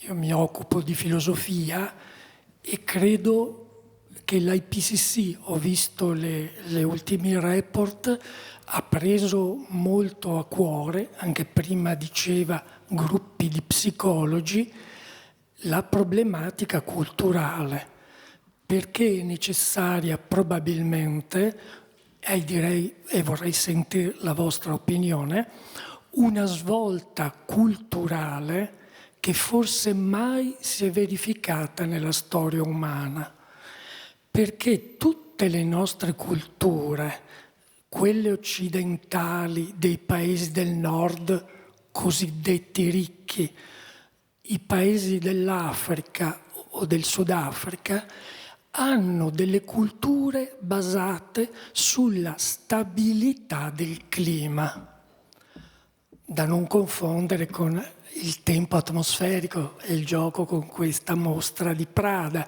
no? Il clima è qualcosa che non si vede e questa è una grossa problematica, perché le nostre conoscenze, tanta parte deriva da ciò che vediamo e dalla storia. La storia è a una svolta drammatica, terribile, e quindi si tratterà, e vorrei sentire che cosa si potrà fare, cosa pensate all'IPCC, perché forse occorre cambiare, dovremo cambiare certi nostri concetti, ad esempio il concetto di ricchezza. Forse ricchezza non è più avere una grande automobile, una casa molto calda, ma forse ricchezza sarà avere una dignità etica, un impegno morale per avere una casa un po' più fredda, ma con 3 maglioni magari da usare. Un altro concetto da cambiare è forse il concetto di benessere. Cosa vuol dire avere il benessere? Un'altra svolta concettuale, questa la prendo da Serge Latouche, che è un economista e filosofo, che critica lo stesso concetto di sviluppo. Cosa vuol dire? In una terra finita, di dimensioni limitate, uno sviluppo infinito è semplicemente impossibile. E lui chiude, e chiudo il mio intervento e la mia domanda, se anche voi condividete queste anche sue visioni, che tutta la terra è stata un po' con il colonialismo, di cui si parlava anche questa mattina. Il colonialismo non ha solo impattato fisicamente con la rapina magari di beni materiali, ma ha impattato sul piano culturale. Quindi tanta parte del mondo, se non tutto, dall'est all'ovest, dal nord al sud, dall'Africa compresa, si è avuta la colonizzazione dell'immaginario. Cioè le culture altre si sono appiattite a quella occidentale con una certa visione della ricchezza. Ecco, che ne pensate? Io devo dire che sono molto d'accordo con lei, il concetto di avere uno sviluppo infinito con risorse finite non è decisamente praticabile. Devo dire che ancora nelle nostre scuole di economia si insegna l'economia lineare, no? Quindi estraggo la risorsa, la trasformo, la utilizzo come olio, petrolio e poi la butto via. Di fatto il concetto di economia circolare è ancora un po' lontano dalla coscienza del mondo occidentale. Ci stiamo arrivando, anche il possesso non è più il possesso dell'automobile piuttosto che di un bene, non è più qualcosa di dato per garantito. L'ultima automobile che io ho preso, elettrica, full electric, non l'ho comprata, l'ho solo presa in prestito e come l'ho presa la restituirò. Questo credo sia il concetto che dobbiamo sviluppare verso il futuro e penso che il concetto fondamentale sia l'educazione. quindi education, quindi è questo quello che ci porterà fuori, sicuramente fuori dalla crisi climatica. E sull'aspetto del colonialismo sono molto d'accordo con lei, è un concetto completamente deviato da quello che è stato il mondo. Noi siamo alla quarta transizione energetica, abbiamo bruciato legna fino alla rivoluzione industriale, poi la legna è stata completamente sostituita dal carbone, il carbone è stato completamente sostituito dal petrolio. Pensavamo di uscire dal petrolio 20 anni fa senza passare dal gas, questo era il sogno almeno degli scienziati, di dire la transizione energetica va guidata verso una transizione che non ci faccia passare dal gas. Adesso siamo dentro al gas completamente e dobbiamo però uscire da questa crisi climatica che abbiamo attraverso una transizione energetica rapida e poi, come si diceva, giusta. Grazie professor Barbante, grazie mille.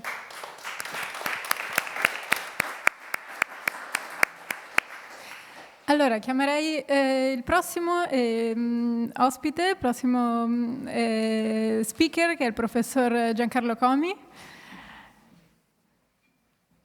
Con il professor Comi dal 2018 Fondazione Prada collabora a numerosi progetti. Questo Everybody Talks About the Weather è sicuramente il nostro primo passo nell'ambito appunto delle scienze legate al tempo atmosferico e clima, ma non il primo nell'ambito delle discipline scientifiche, quindi guidate appunto dal professor Comi, che è professore onorario di neurologia presso l'Università Vita Salute San Raffaele e presidente del comitato scientifico Human Brains.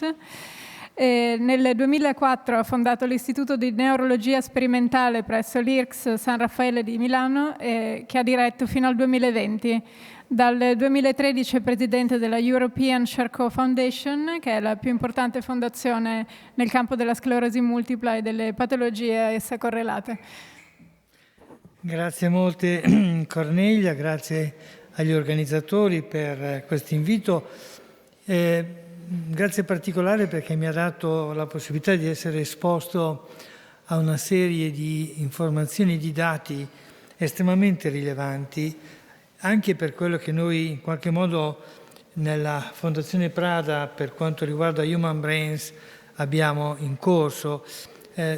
Inquadro brevemente questa condizione perché circa 3 anni fa è iniziata questa avventura, lasciatemi usare questo termine, ed è iniziata per una decisione della signora Miuccia Prada, e questa operazione ci ha portato ad avvicinarci al cervello come primo step e come è stato già detto il nostro compito futuro sarà quello di cercare di capire, e vedremo come e perché, c'è una forte interazione tra ciò che abbiamo sentito oggi a livello di ambiente, a livello di clima e ciò che a noi in questo momento molto interessa, che sono il modo in cui il cervello reagisce a tutto questo.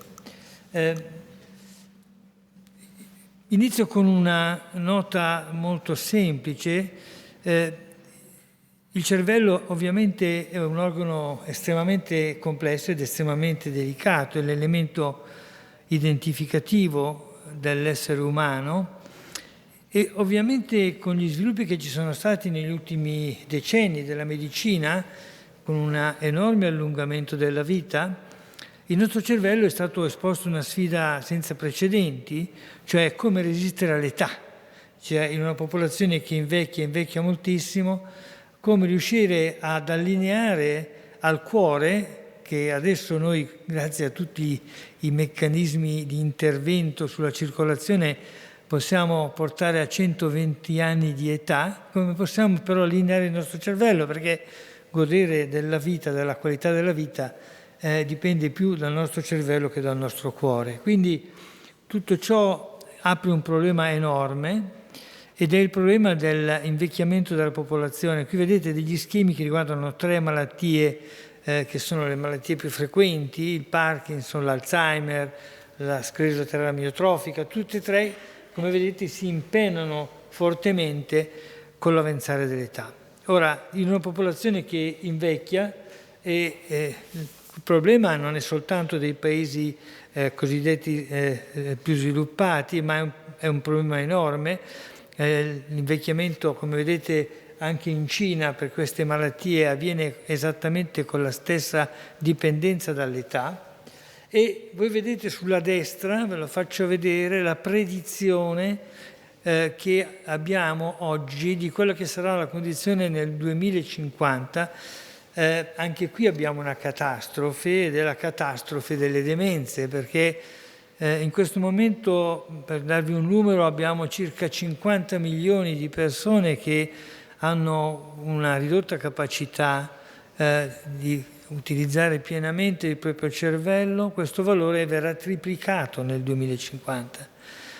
E qualcuno può chiedersi, ma cosa c'entra con quello di cui abbiamo discusso finora qui oggi? Beh, c'entra moltissimo, perché purtroppo questo incremento non è solo un incremento legato all'età, ma è un incremento legato alle cause di queste malattie neurodegenerative. E queste cause, come vedremo, hanno moltissimo a che vedere con l'ambiente in cui viviamo. Apro una piccola nota. Questo ci dà una rappresentazione di quella che sarà l'evoluzione nei prossimi 30, 40 anni dell'incremento di frequenza che abbiamo prima visto. Come vedete, le zone più calde, anche qui non parliamo più di temperatura, parliamo di cervello, le zone più calde in cui si accumulerà maggiormente la presenza di demenza è costituita dagli stessi paesi che abbiamo visto prima, avranno un impatto più negativo per quanto concerne il clima. E non è un caso che i due fattori siano collegati, perché ovviamente le nostre malattie hanno due fonti fondamentali. Di una, in qualche modo, abbiamo qualche difficoltà a liberarci, che è il nostro pattern genetico, anche se qualcosa si sta muovendo anche a questo livello, ma tutto il resto è come viviamo. Chissà perché ognuno di noi, quando veniamo colpiti o una persona molto cara per noi viene colpita da una malattia, la prima reazione è: ma perché proprio a me? Cioè abbiamo questa reazione come se ciò avvenisse per caso, come se fosse una casualità l'avvento della malattia. Ovviamente non è così. Quello che noi abbiamo considerato per molto tempo una causalità era frutto della nostra ignoranza sui meccanismi e su tutte le condizioni che stanno dietro queste malattie. E ovviamente per malattie come queste succede un po' quello che succede alle nostre autovetture. Le nostre autovetture fanno i capricci in base a come noi le abbiamo usate. Se le abbiamo trattate molto bene, queste autovetture potranno durare a lungo. Se abbiamo usato male la nostra autovettura, cominceremo molto presto ad avere dei problemi. Ora, purtroppo il problema qui è che non solo dipende da noi, ma dipende da noi, dove noi viviamo, e ahimè, come abbiamo sentito oggi, viviamo tutti in questo mondo e quindi siamo esposti tutti a una serie di condizioni che sono alla base e contribuiscono fortemente alle malattie. Questo è un schema che vi fa vedere come evolverà, quale sarà la percentuale di incremento delle malattie neurodegenerative, in particolare di quelle che provocano demenza, e vengono illustrate con un modo molto semplice. Vedete in verde chiaro la percentuale di aumento per quel paese relativamente all'incremento dell'età media della popolazione. Vedete in un verde scuro il cambio che si avrà per la crescita della popolazione. E poi vedete però in giallo la rappresentazione di quello che viene a essere la modificazione che è legata a ciò su cui noi possiamo agire, che sono esattamente i rischi di cui abbiamo sentito oggi. Ora, questo vi lo posso dare. Ora, Come vi dicevo, questo concetto è fondamentale. Quasi tutte le malattie, ma sicuramente le maggiori, tumori cardiovascolari e ovviamente queste malattie neurodegenerative, sono malattie complesse che sono legate a una estrema combinazione di fattori, sia genetici, ma in gran parte ambientali. E poi quando parliamo di ambientali, riflettevo su questo quando ascoltavo le relazioni di poco fa. Noi per ambientali pensiamo immediatamente alle dimensioni fisiche dell'ambiente, no? Abbiamo sentito parlare di inquinamento, abbiamo sentito parlare di temperatura, ma teniamo presente che gli aspetti più rilevanti in realtà dell'ambiente sono altri, sono l'organizzazione sociale, sono la cultura, che sono espressione in qualche modo dell'ambiente o per meglio dire dell'interazione dell'uomo con l'ambiente. Quindi anche qui abbiamo un insieme quindi di elementi modificabili su cui noi possiamo richiamare la nostra attenzione. Questo tipo di problematica è veramente una problematica fondamentale, perché le malattie in cui esclusivamente è in gioco il nostro patrimonio genetico sono veramente una piccolissima minoranza. Quindi se noi riusciamo ad operare in modo di prevenire questi fattori ambientali nelle loro varie combinazioni, abbiamo la capacità di ridurre di più del 50% il rischio di essere colpiti da queste malattie o, se lo siamo, di avere un'evoluzione più favorevole da questo punto di vista. Ora, abbiamo sentito continuamente oggi parlare di prevenzione. C'è stato detto, e credo che sia chiaro a tutti noi, che ovviamente dobbiamo intervenire conoscendo alcune traiettorie di rischio a cui stiamo andando incontro, al fine di modificare queste traiettorie. Questo vale ovviamente anche per la medicina in tutte le sue articolazioni, no? Abbiamo la prevenzione primaria, secondaria, terziaria. Ora, noi qui adesso ci occuperemo in particolare della prevenzione primaria, cioè di quella che è la più importante prevenzione, quella che ci permette di essere non più di fronte a quel problema verso cui esercitiamo il nostro intervento. La prevenzione primaria ovviamente è quindi veramente fondamentale perché, come abbiamo anticipato, per le demenze ad esempio è stato stimato che se noi agiamo in base a ciò che noi conosciamo oggi sui fattori ambientali, di cui diremo tra poco, noi possiamo tagliare del 40% questo rischio. Ma questo 40% oggi, visto in proporzione nel 2050, vorrà dire tagliare del 120% queste patologie. Quindi un aspetto fondamentale.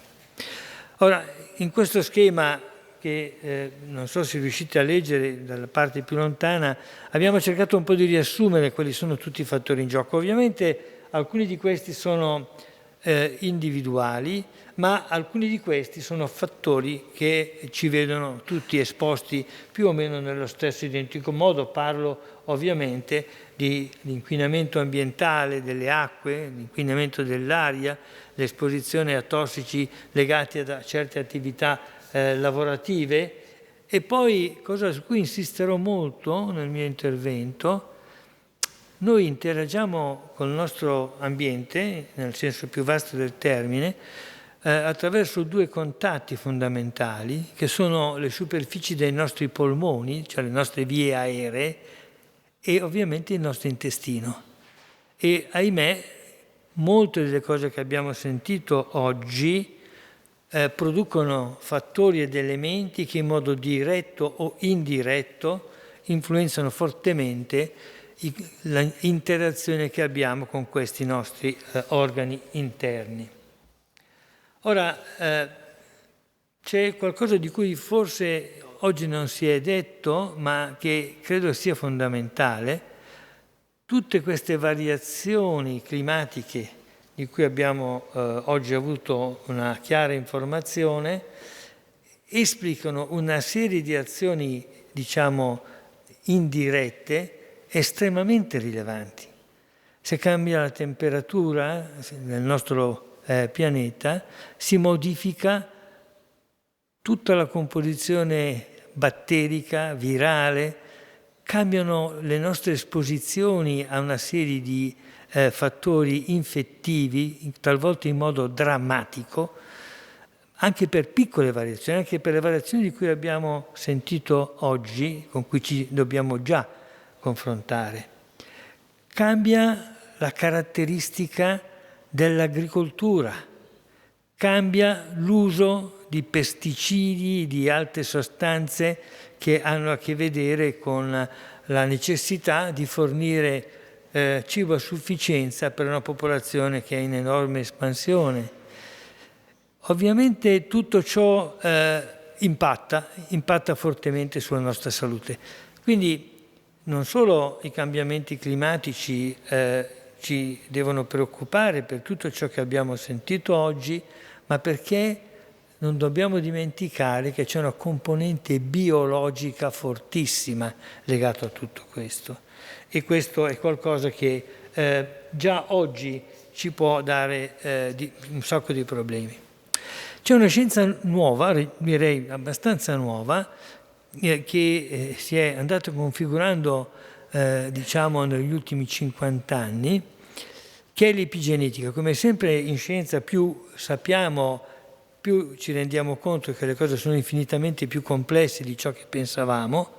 Quando è stata scoperta la presenza del DNA come fattore fondamentale che ci fa leggere le informazioni che sono presenti nelle nostre cellule, pensavamo che una volta identificato il genoma avremmo avuto una chiave per poter poi agire prevenendo una serie di patologie o modificandole, e non abbiamo tenuto conto che in realtà questa era una estrema semplificazione. In questi ultimi 50 anni, dicevo, è ad esempio divenuto molto chiaro che il nostro genoma viene fortemente modulato nella sua operatività, cioè nella parte che viene chiamata ad esprimersi o viceversa nella parte che viene soppressa, da tutta una serie di fattori che sono fattori ambientali, fortissimi nei primi periodi della vita, nella vita in utero, ma che poi continuano a agire lungo tutta la vita. Quindi questi cambiamenti ambientali hanno dei riflessi che stiamo giusto inizialmente a comprendere, ma che dovremo chiaramente espandere molto nelle nostre conoscenze, che spiegano moltissimo della variabilità interindividuale delle malattie, ad esempio. Ovviamente perché sono così importanti? Perché sono fattori su cui noi possiamo intervenire e su cui possiamo agire in modo preventivo. Credo che dovremmo pensare in un prossimo futuro di fare proprio una luce particolare su questo problema del clima e dell'epigenetica, perché è una forza d'azione, ahimè, spesso negativa, di cui non possiamo assolutamente non tenere conto.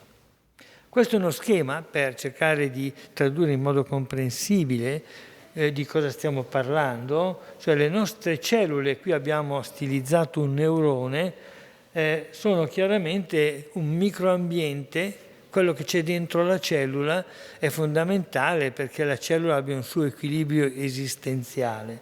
Ora, queste sostanze che stanno nell'ambiente o che, come vedremo, entrano nel nostro corpo per varie vie, hanno la possibilità di modificare questo microambiente della cellula e lo fanno andando proprio ad agire sul DNA, facendo spegnere o accendere certe sostanze che poi possono portare la cellula a morte. Quindi, ancora una volta, qualcosa veramente importante. Ovviamente non è questa la sede in cui andare nel dettaglio, ma praticamente tutte le malattie neurodegenerative hanno dei legami con questo tipo di componente. Cioè una delle modalità con cui l'ambiente e ovviamente le modificazioni dell'ambiente ovviamente il clima come fattore di forza estremamente rilevante, agiscono e determinano la condizione della persona assolutamente usando questi meccanismi. Non ripeto, qui è il caso di andare in dettaglio, ma questo è comune a tutte le malattie.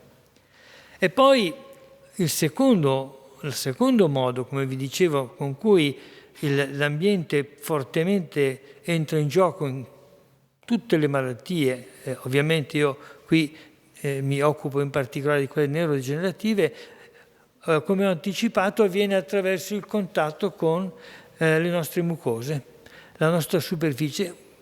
Eccezionalmente anche attraverso la cute può succedere qualcosa, ma insomma i due ambienti che sono così fortemente esposti sono l'ambiente polmonare e il nostro ambiente intestinale. Ci sono tutta una serie di studi che hanno dimostrato questo, anche qua non voglio andare in dettaglio, ma non c'è malattia neurodegenerativa, giusto per stare solo a queste, che non veda in gioco un ruolo molto importante dell'inquinamento atmosferico. Qui in particolare è il particolato, sono micro particelle che sono presenti e disperse nell'aria e che entrano nei nostri polmoni, e l'esposizione a queste microparticelle, quando comincia a superare un certo livello, diventa un elemento fondamentale di rischio. Cosa fanno queste microparticelle? Beh, provocano nei nostri polmoni un ambiente infiammatorio, e l'ambiente infiammatorio poi in qualche modo viaggia e raggiunge il nostro cervello, dove può dar luogo a tutta una serie di complicanze varie. Tutto questo è anche qui vicino, ho scelto tra i vari lavori questo perché è un lavoro fatto, una ricerca fatta a 20 km da qui a Padova. Padova è un'area dove c'è una concentrazione nella zona cittadina fortissima di industrie. Alcuni colleghi hanno fatto uno studio andando a vedere qual era la frequenza di malattie come la sclerosi multipla in quelli che vivevano nella città, in quelli che vivevano nella periferia intorno alla città, un po' più lontana dalla zona industriale, e quelli che vivevano nel famoso polmone di Padova, che sono i colli euganei. E se voi guardate le tre diverse distribuzioni delle popolazioni, la frequenza di malattia cresceva mano a mano che dai colli euganei ci si spostava verso la città. Quindi è qualcosa con cui abbiamo già oggi a che fare. Questo è uno schema, ancora una volta non è importante entrare nel dettaglio, ma che vi fa vedere come altre componenti come l'anidride solforosa, il nitrossido di cui abbiamo sentito molto oggi, l'ozono stesso, sono collegati a una serie di patologie che vedono il sistema nervoso in primo piano. Ovviamente di tutto questo noi stiamo avendo una percezione crescente, soprattutto negli ultimi 15-20 anni, e ovviamente ancora una volta quando sentivo ascoltavo tutti i rischi che abbiamo insiti con questi cambiamenti climatici, sarebbe veramente interessante anche esaminare qual è l'impatto a livello di prevalenza di queste diverse patologie, perché chiaramente è qualcosa che noi avremo. Vi faccio vedere solo un esempio, perché qui c'è stato uno studio fatto in modo molto accurato, per una popolazione che è stata seguita per 15 anni, e sono posti a confronto due gruppi di popolazioni, quella in verde che viveva in una zona a bassissima concentrazione di questo particolato, e invece in un'altra zona in cui la concentrazione era più elevata, e si è andato a vedere che cosa succedeva al nostro occhio, perché nell'occhio noi abbiamo il nervo che trasmette la visione, che in realtà è un pezzo di cervello che esce dal cervello e viene a entrare nell'orbita. Quindi noi guardando dentro l'occhio vediamo il cervello, lo vediamo, e abbiamo gli strumenti oggi per misurare anche le singole fibre nervose e di vedere qual è la loro salute. E allora questo studio ha fatto vedere che le fibre del nervo ottico morivano in modo decisamente più rilevante, vedete questa discesa, nelle persone che vivevano dove c'era una concentrazione elevata di questo particolato rispetto a quell'altra area. Quindi dati molto interessanti, dati poi riprodotti anche in laboratorio.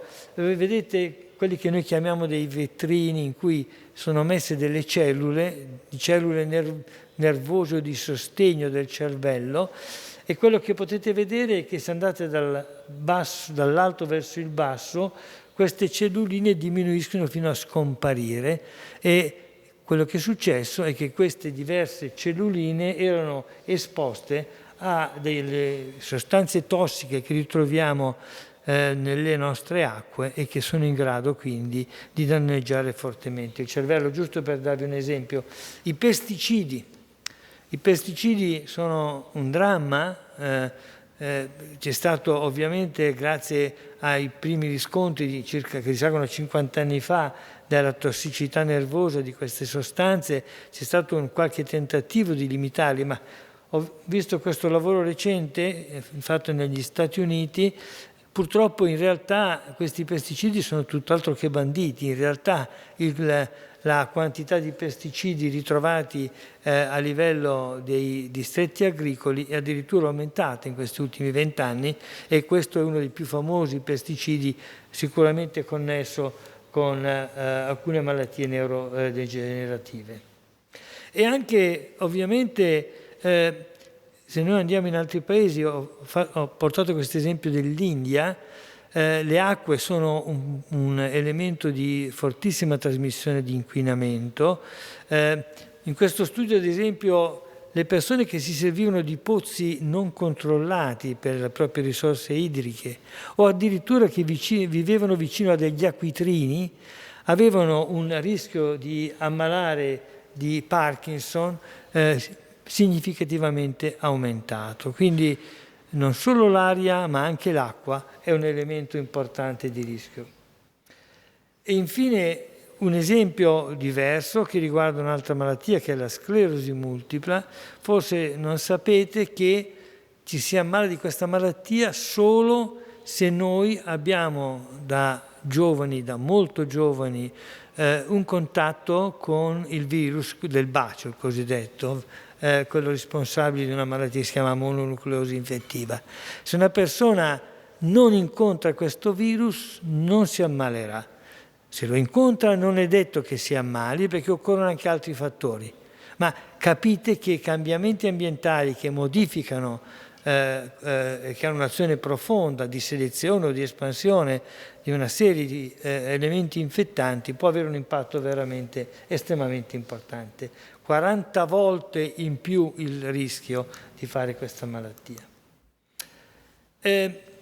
Un aspetto non trascurabile è che tutti questi fattori non agiscono isolatamente, ma si combinano tra di loro. Questo rende difficilissimo gli studi sul rischio di fattori tossici ambientali, perché uno può arrivare alla stessa negativa condizione finale prendendo un pochino di tutto, cioè avendo un pochino di eccesso di più fattori.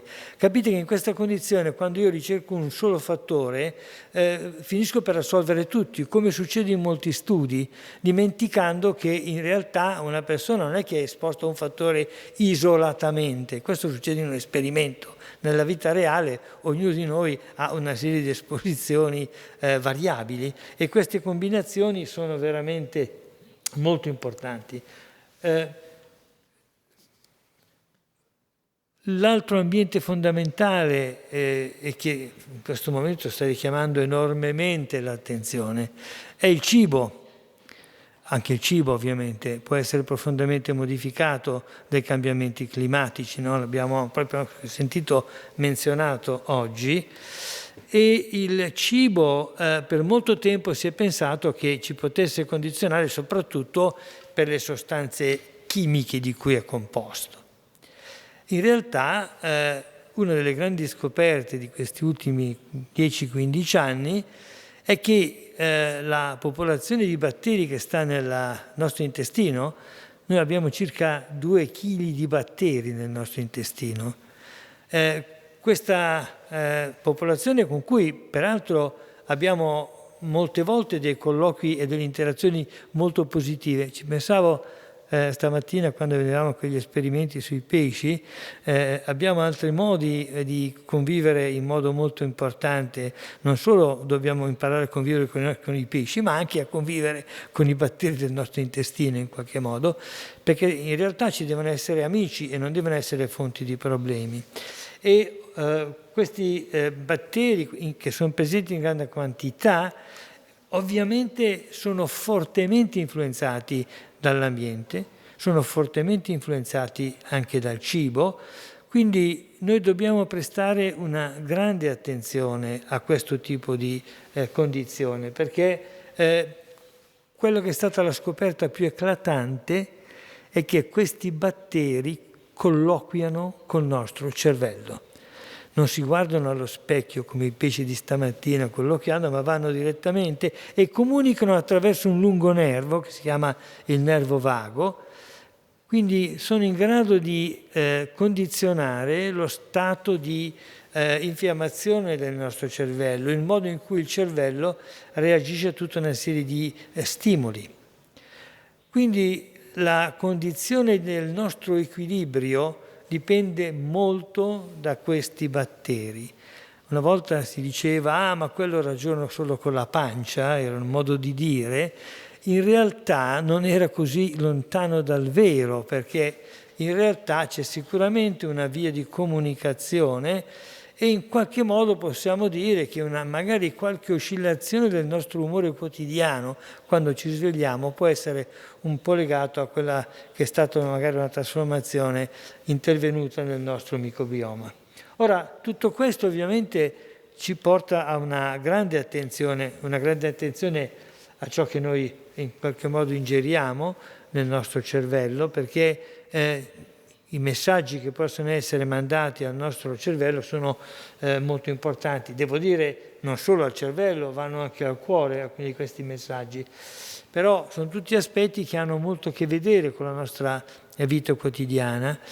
Lo stress ha un impatto notevole sulla composizione anche di questo microbioma. Lo stress è qualcosa di negativo quando eccessivo per qualsiasi parte del nostro corpo. Qui c'è uno schemino che ci fa capire questa qualcosa che sembrava veramente assolutamente non credibile, come dalla superficie del nostro intestino, a seconda della composizione del nostro microzoo, possiamo chiamarlo, che abbiamo nella pancia, possiamo avere poi delle influenze veramente estremamente rilevanti sul stato del nostro cervello. Quindi cominciamo a pensare a questo e cerchiamo di evitare la disbiosi, che vuol dire avere una alterata composizione nel nostro intestino, perché questo è chiaramente un elemento di equilibrio molto importante per la nostra salute. Ovviamente, come sapete, da qui sono nati tutta una serie di interventi. Anche qua bisogna essere molto attenti a non confondere certi messaggi del tutto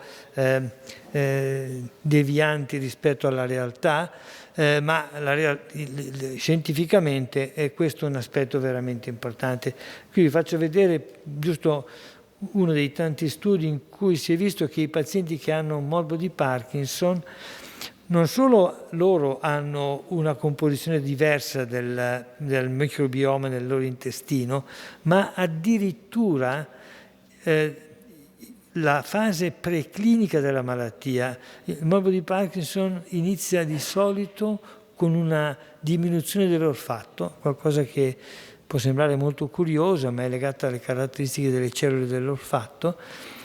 Bene, già quando ci sono queste prime alterazioni dell'olfatto, che possono precedere di 15 anni poi la malattia, c'è questa alterazione. Ma addirittura se prendiamo i parenti stretti, genitori, fratelli, sorelle di queste persone, anche in queste c'è questo tipo di modificazione. Però la modificazione diventa sempre più marcata mano a mano che si va dalla fase più iniziale alla fase più grave di malattia. Recentemente questo Bacteroides fragilis, ad esempio, è stato identificato come uno degli attori in gioco per la malattia di Parkinson. Quindi, come vediamo, è qualcosa che interessa diverse malattie degenerative. In tanti messaggi negativi ve ne voglio dare uno positivo. L'olio d'oliva, così importante per noi, è sicuramente un fattore invece fortemente protettivo, e io veramente vi invito a usarlo in modo ampio perché è molto ma molto protettivo. Finisco con un paio di considerazioni che si riallacciano a un tema che ha percorso questa giornata in modo, direi, costante con tutti gli interventi. Ora, ci sono alcuni aspetti fondamentali che ci aiutano ovviamente nella prevenzione primaria. Due di questi sono risultati in tutti gli studi e sono l'isolamento sociale, cioè il nostro cervello si difende infinitamente meglio se la nostra vita sociale è una vita ricca.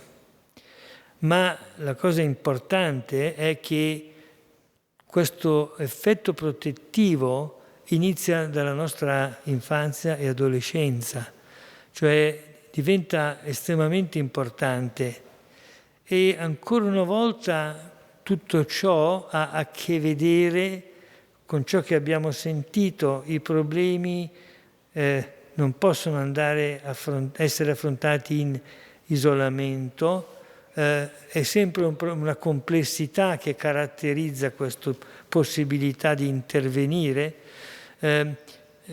Una situazione negativa di isolamento sociale o la scarsa educazione, e questo è il secondo fattore. Qui vedete come il rischio di demenza è drammaticamente influenzato dal livello di educazione. Questi elementi potenziano enormemente quindi i fattori di rischio chimico e biologico legati alle variazioni ambientali.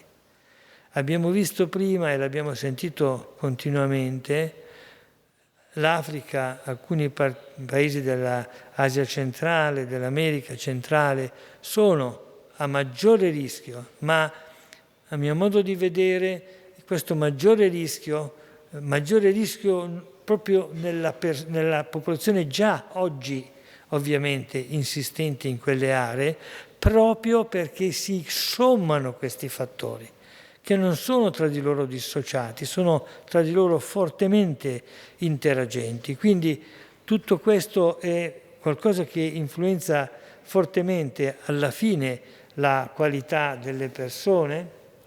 E lasciatemi finire con due brevissime considerazioni.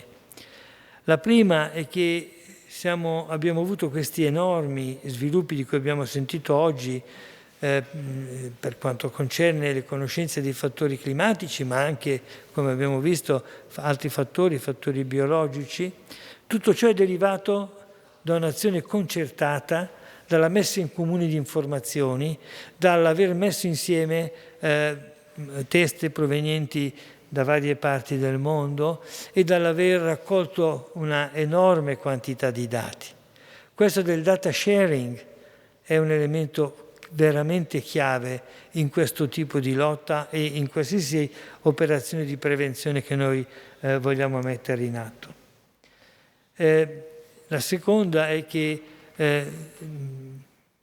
Prada, attraverso la sua articolazione di Human Brains e particolarmente con una operazione che va sotto la definizione di Preserving the Brain, è fortemente committed a cercare di contribuire nelle sue possibilità a sviluppare soprattutto gli aspetti educativi e il coinvolgimento che abbiamo sentito più volte oggi di diversi corpi della società. Organizzeremo un convegno proprio il prossimo ottobre che si occuperà proprio di quello di cui oggi vi ho brevemente detto, che sono le modalità con cui noi possiamo cercare di intervenire per limitare almeno i danni che provengono da questi fattori ambientali che sono alla base poi di tutte queste malattie. Grazie per l'attenzione.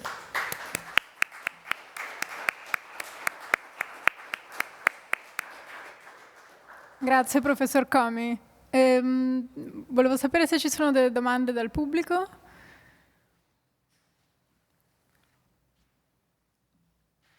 Intanto volevo farne una io che riguarda diciamo, l'aspetto chiave di questa operazione che riguarda la prevenzione, perché fondamentalmente anche la grande rottura della barriera dello stigma sociale associato alle malattie neurodegenerative porta in sé anche il vantaggio di poter parlare per la prima volta di prevenzione associata alle malattie neurodegenerative. Quindi in linea di massima volevo capire dal suo punto di vista un po', secondo lei, se ci sono delle buone notizie in relazione alla consapevolezza delle persone in relazione agli ultimi anni. Grazie molte per questa domanda. Beh, io direi sì, la consapevolezza è ovviamente diversa dal punto di vista quantitativo nei diversi paesi, ovviamente. Sappiamo tutti che stiamo affrontando la bestia nera del negazionismo a tutti i livelli e quindi anche di questo dovremo in qualche modo tenere conto. Però io credo che l'azione fondamentale che dobbiamo mettere in atto, che è quasi in qualche modo complementare ad altre azioni di cui abbiamo sentito oggi, è un'operazione di natura educativa, ma bisogna ripartire veramente dai primi anni di scolarità. Occorre avere la capacità di riuscire a trasmettere un messaggio che la qualità della vita di una persona, abbiamo sentito oggi che ci sarà un modo diverso di pesare la qualità della vita, tutti speriamo perlomeno, ma direi già anche oggi, viene costruita dalla nostra infanzia, viene costruita dai nostri primi anni di vita. Questo vale in modo incredibile per il cervello umano. Il cervello umano è una vera spugna e come tutte le spugne si intride del liquido in cui viene immerso. Il liquido in cui viene immerso il cervello è la nostra vita, è quello che facciamo ogni minuto, ogni giorno, ogni ora. E se noi immergiamo il cervello in un ambiente inquinato, è ovvio che le cose non vanno bene. Se noi non esponiamo il cervello a degli stimoli che riescano a rinforzare le connessioni tra cellula e cellula, difficile che poi possa funzionare bene questo nostro organo così delicato.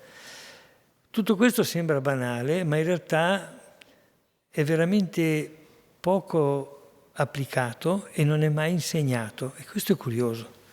Pensate, uno a scuola studia i classici, si accultura a tutta una serie di livelli, benissimo, ma forse bisogna cominciare anche a ridare perlomeno, a dare indicazioni un pochino più chiare su veramente come occorre poi mantenere la qualità sia dell'ambiente in cui viviamo, ma anche la qualità dentro il nostro di ambiente personale.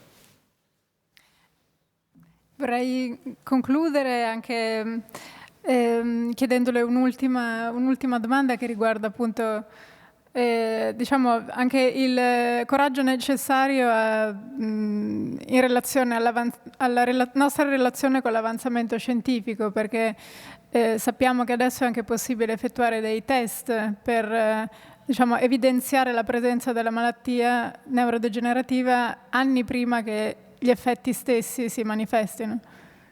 Sì, questo ha a che vedere molto con quella che definiamo la prevenzione secondaria, cioè noi abbiamo una serie di marcatori che chiaramente indicano la presenza di un rischio elevato di una certa patologia. Questa è è uno degli enormi sviluppi della medicina recente, la cosiddetta medicina molecolare.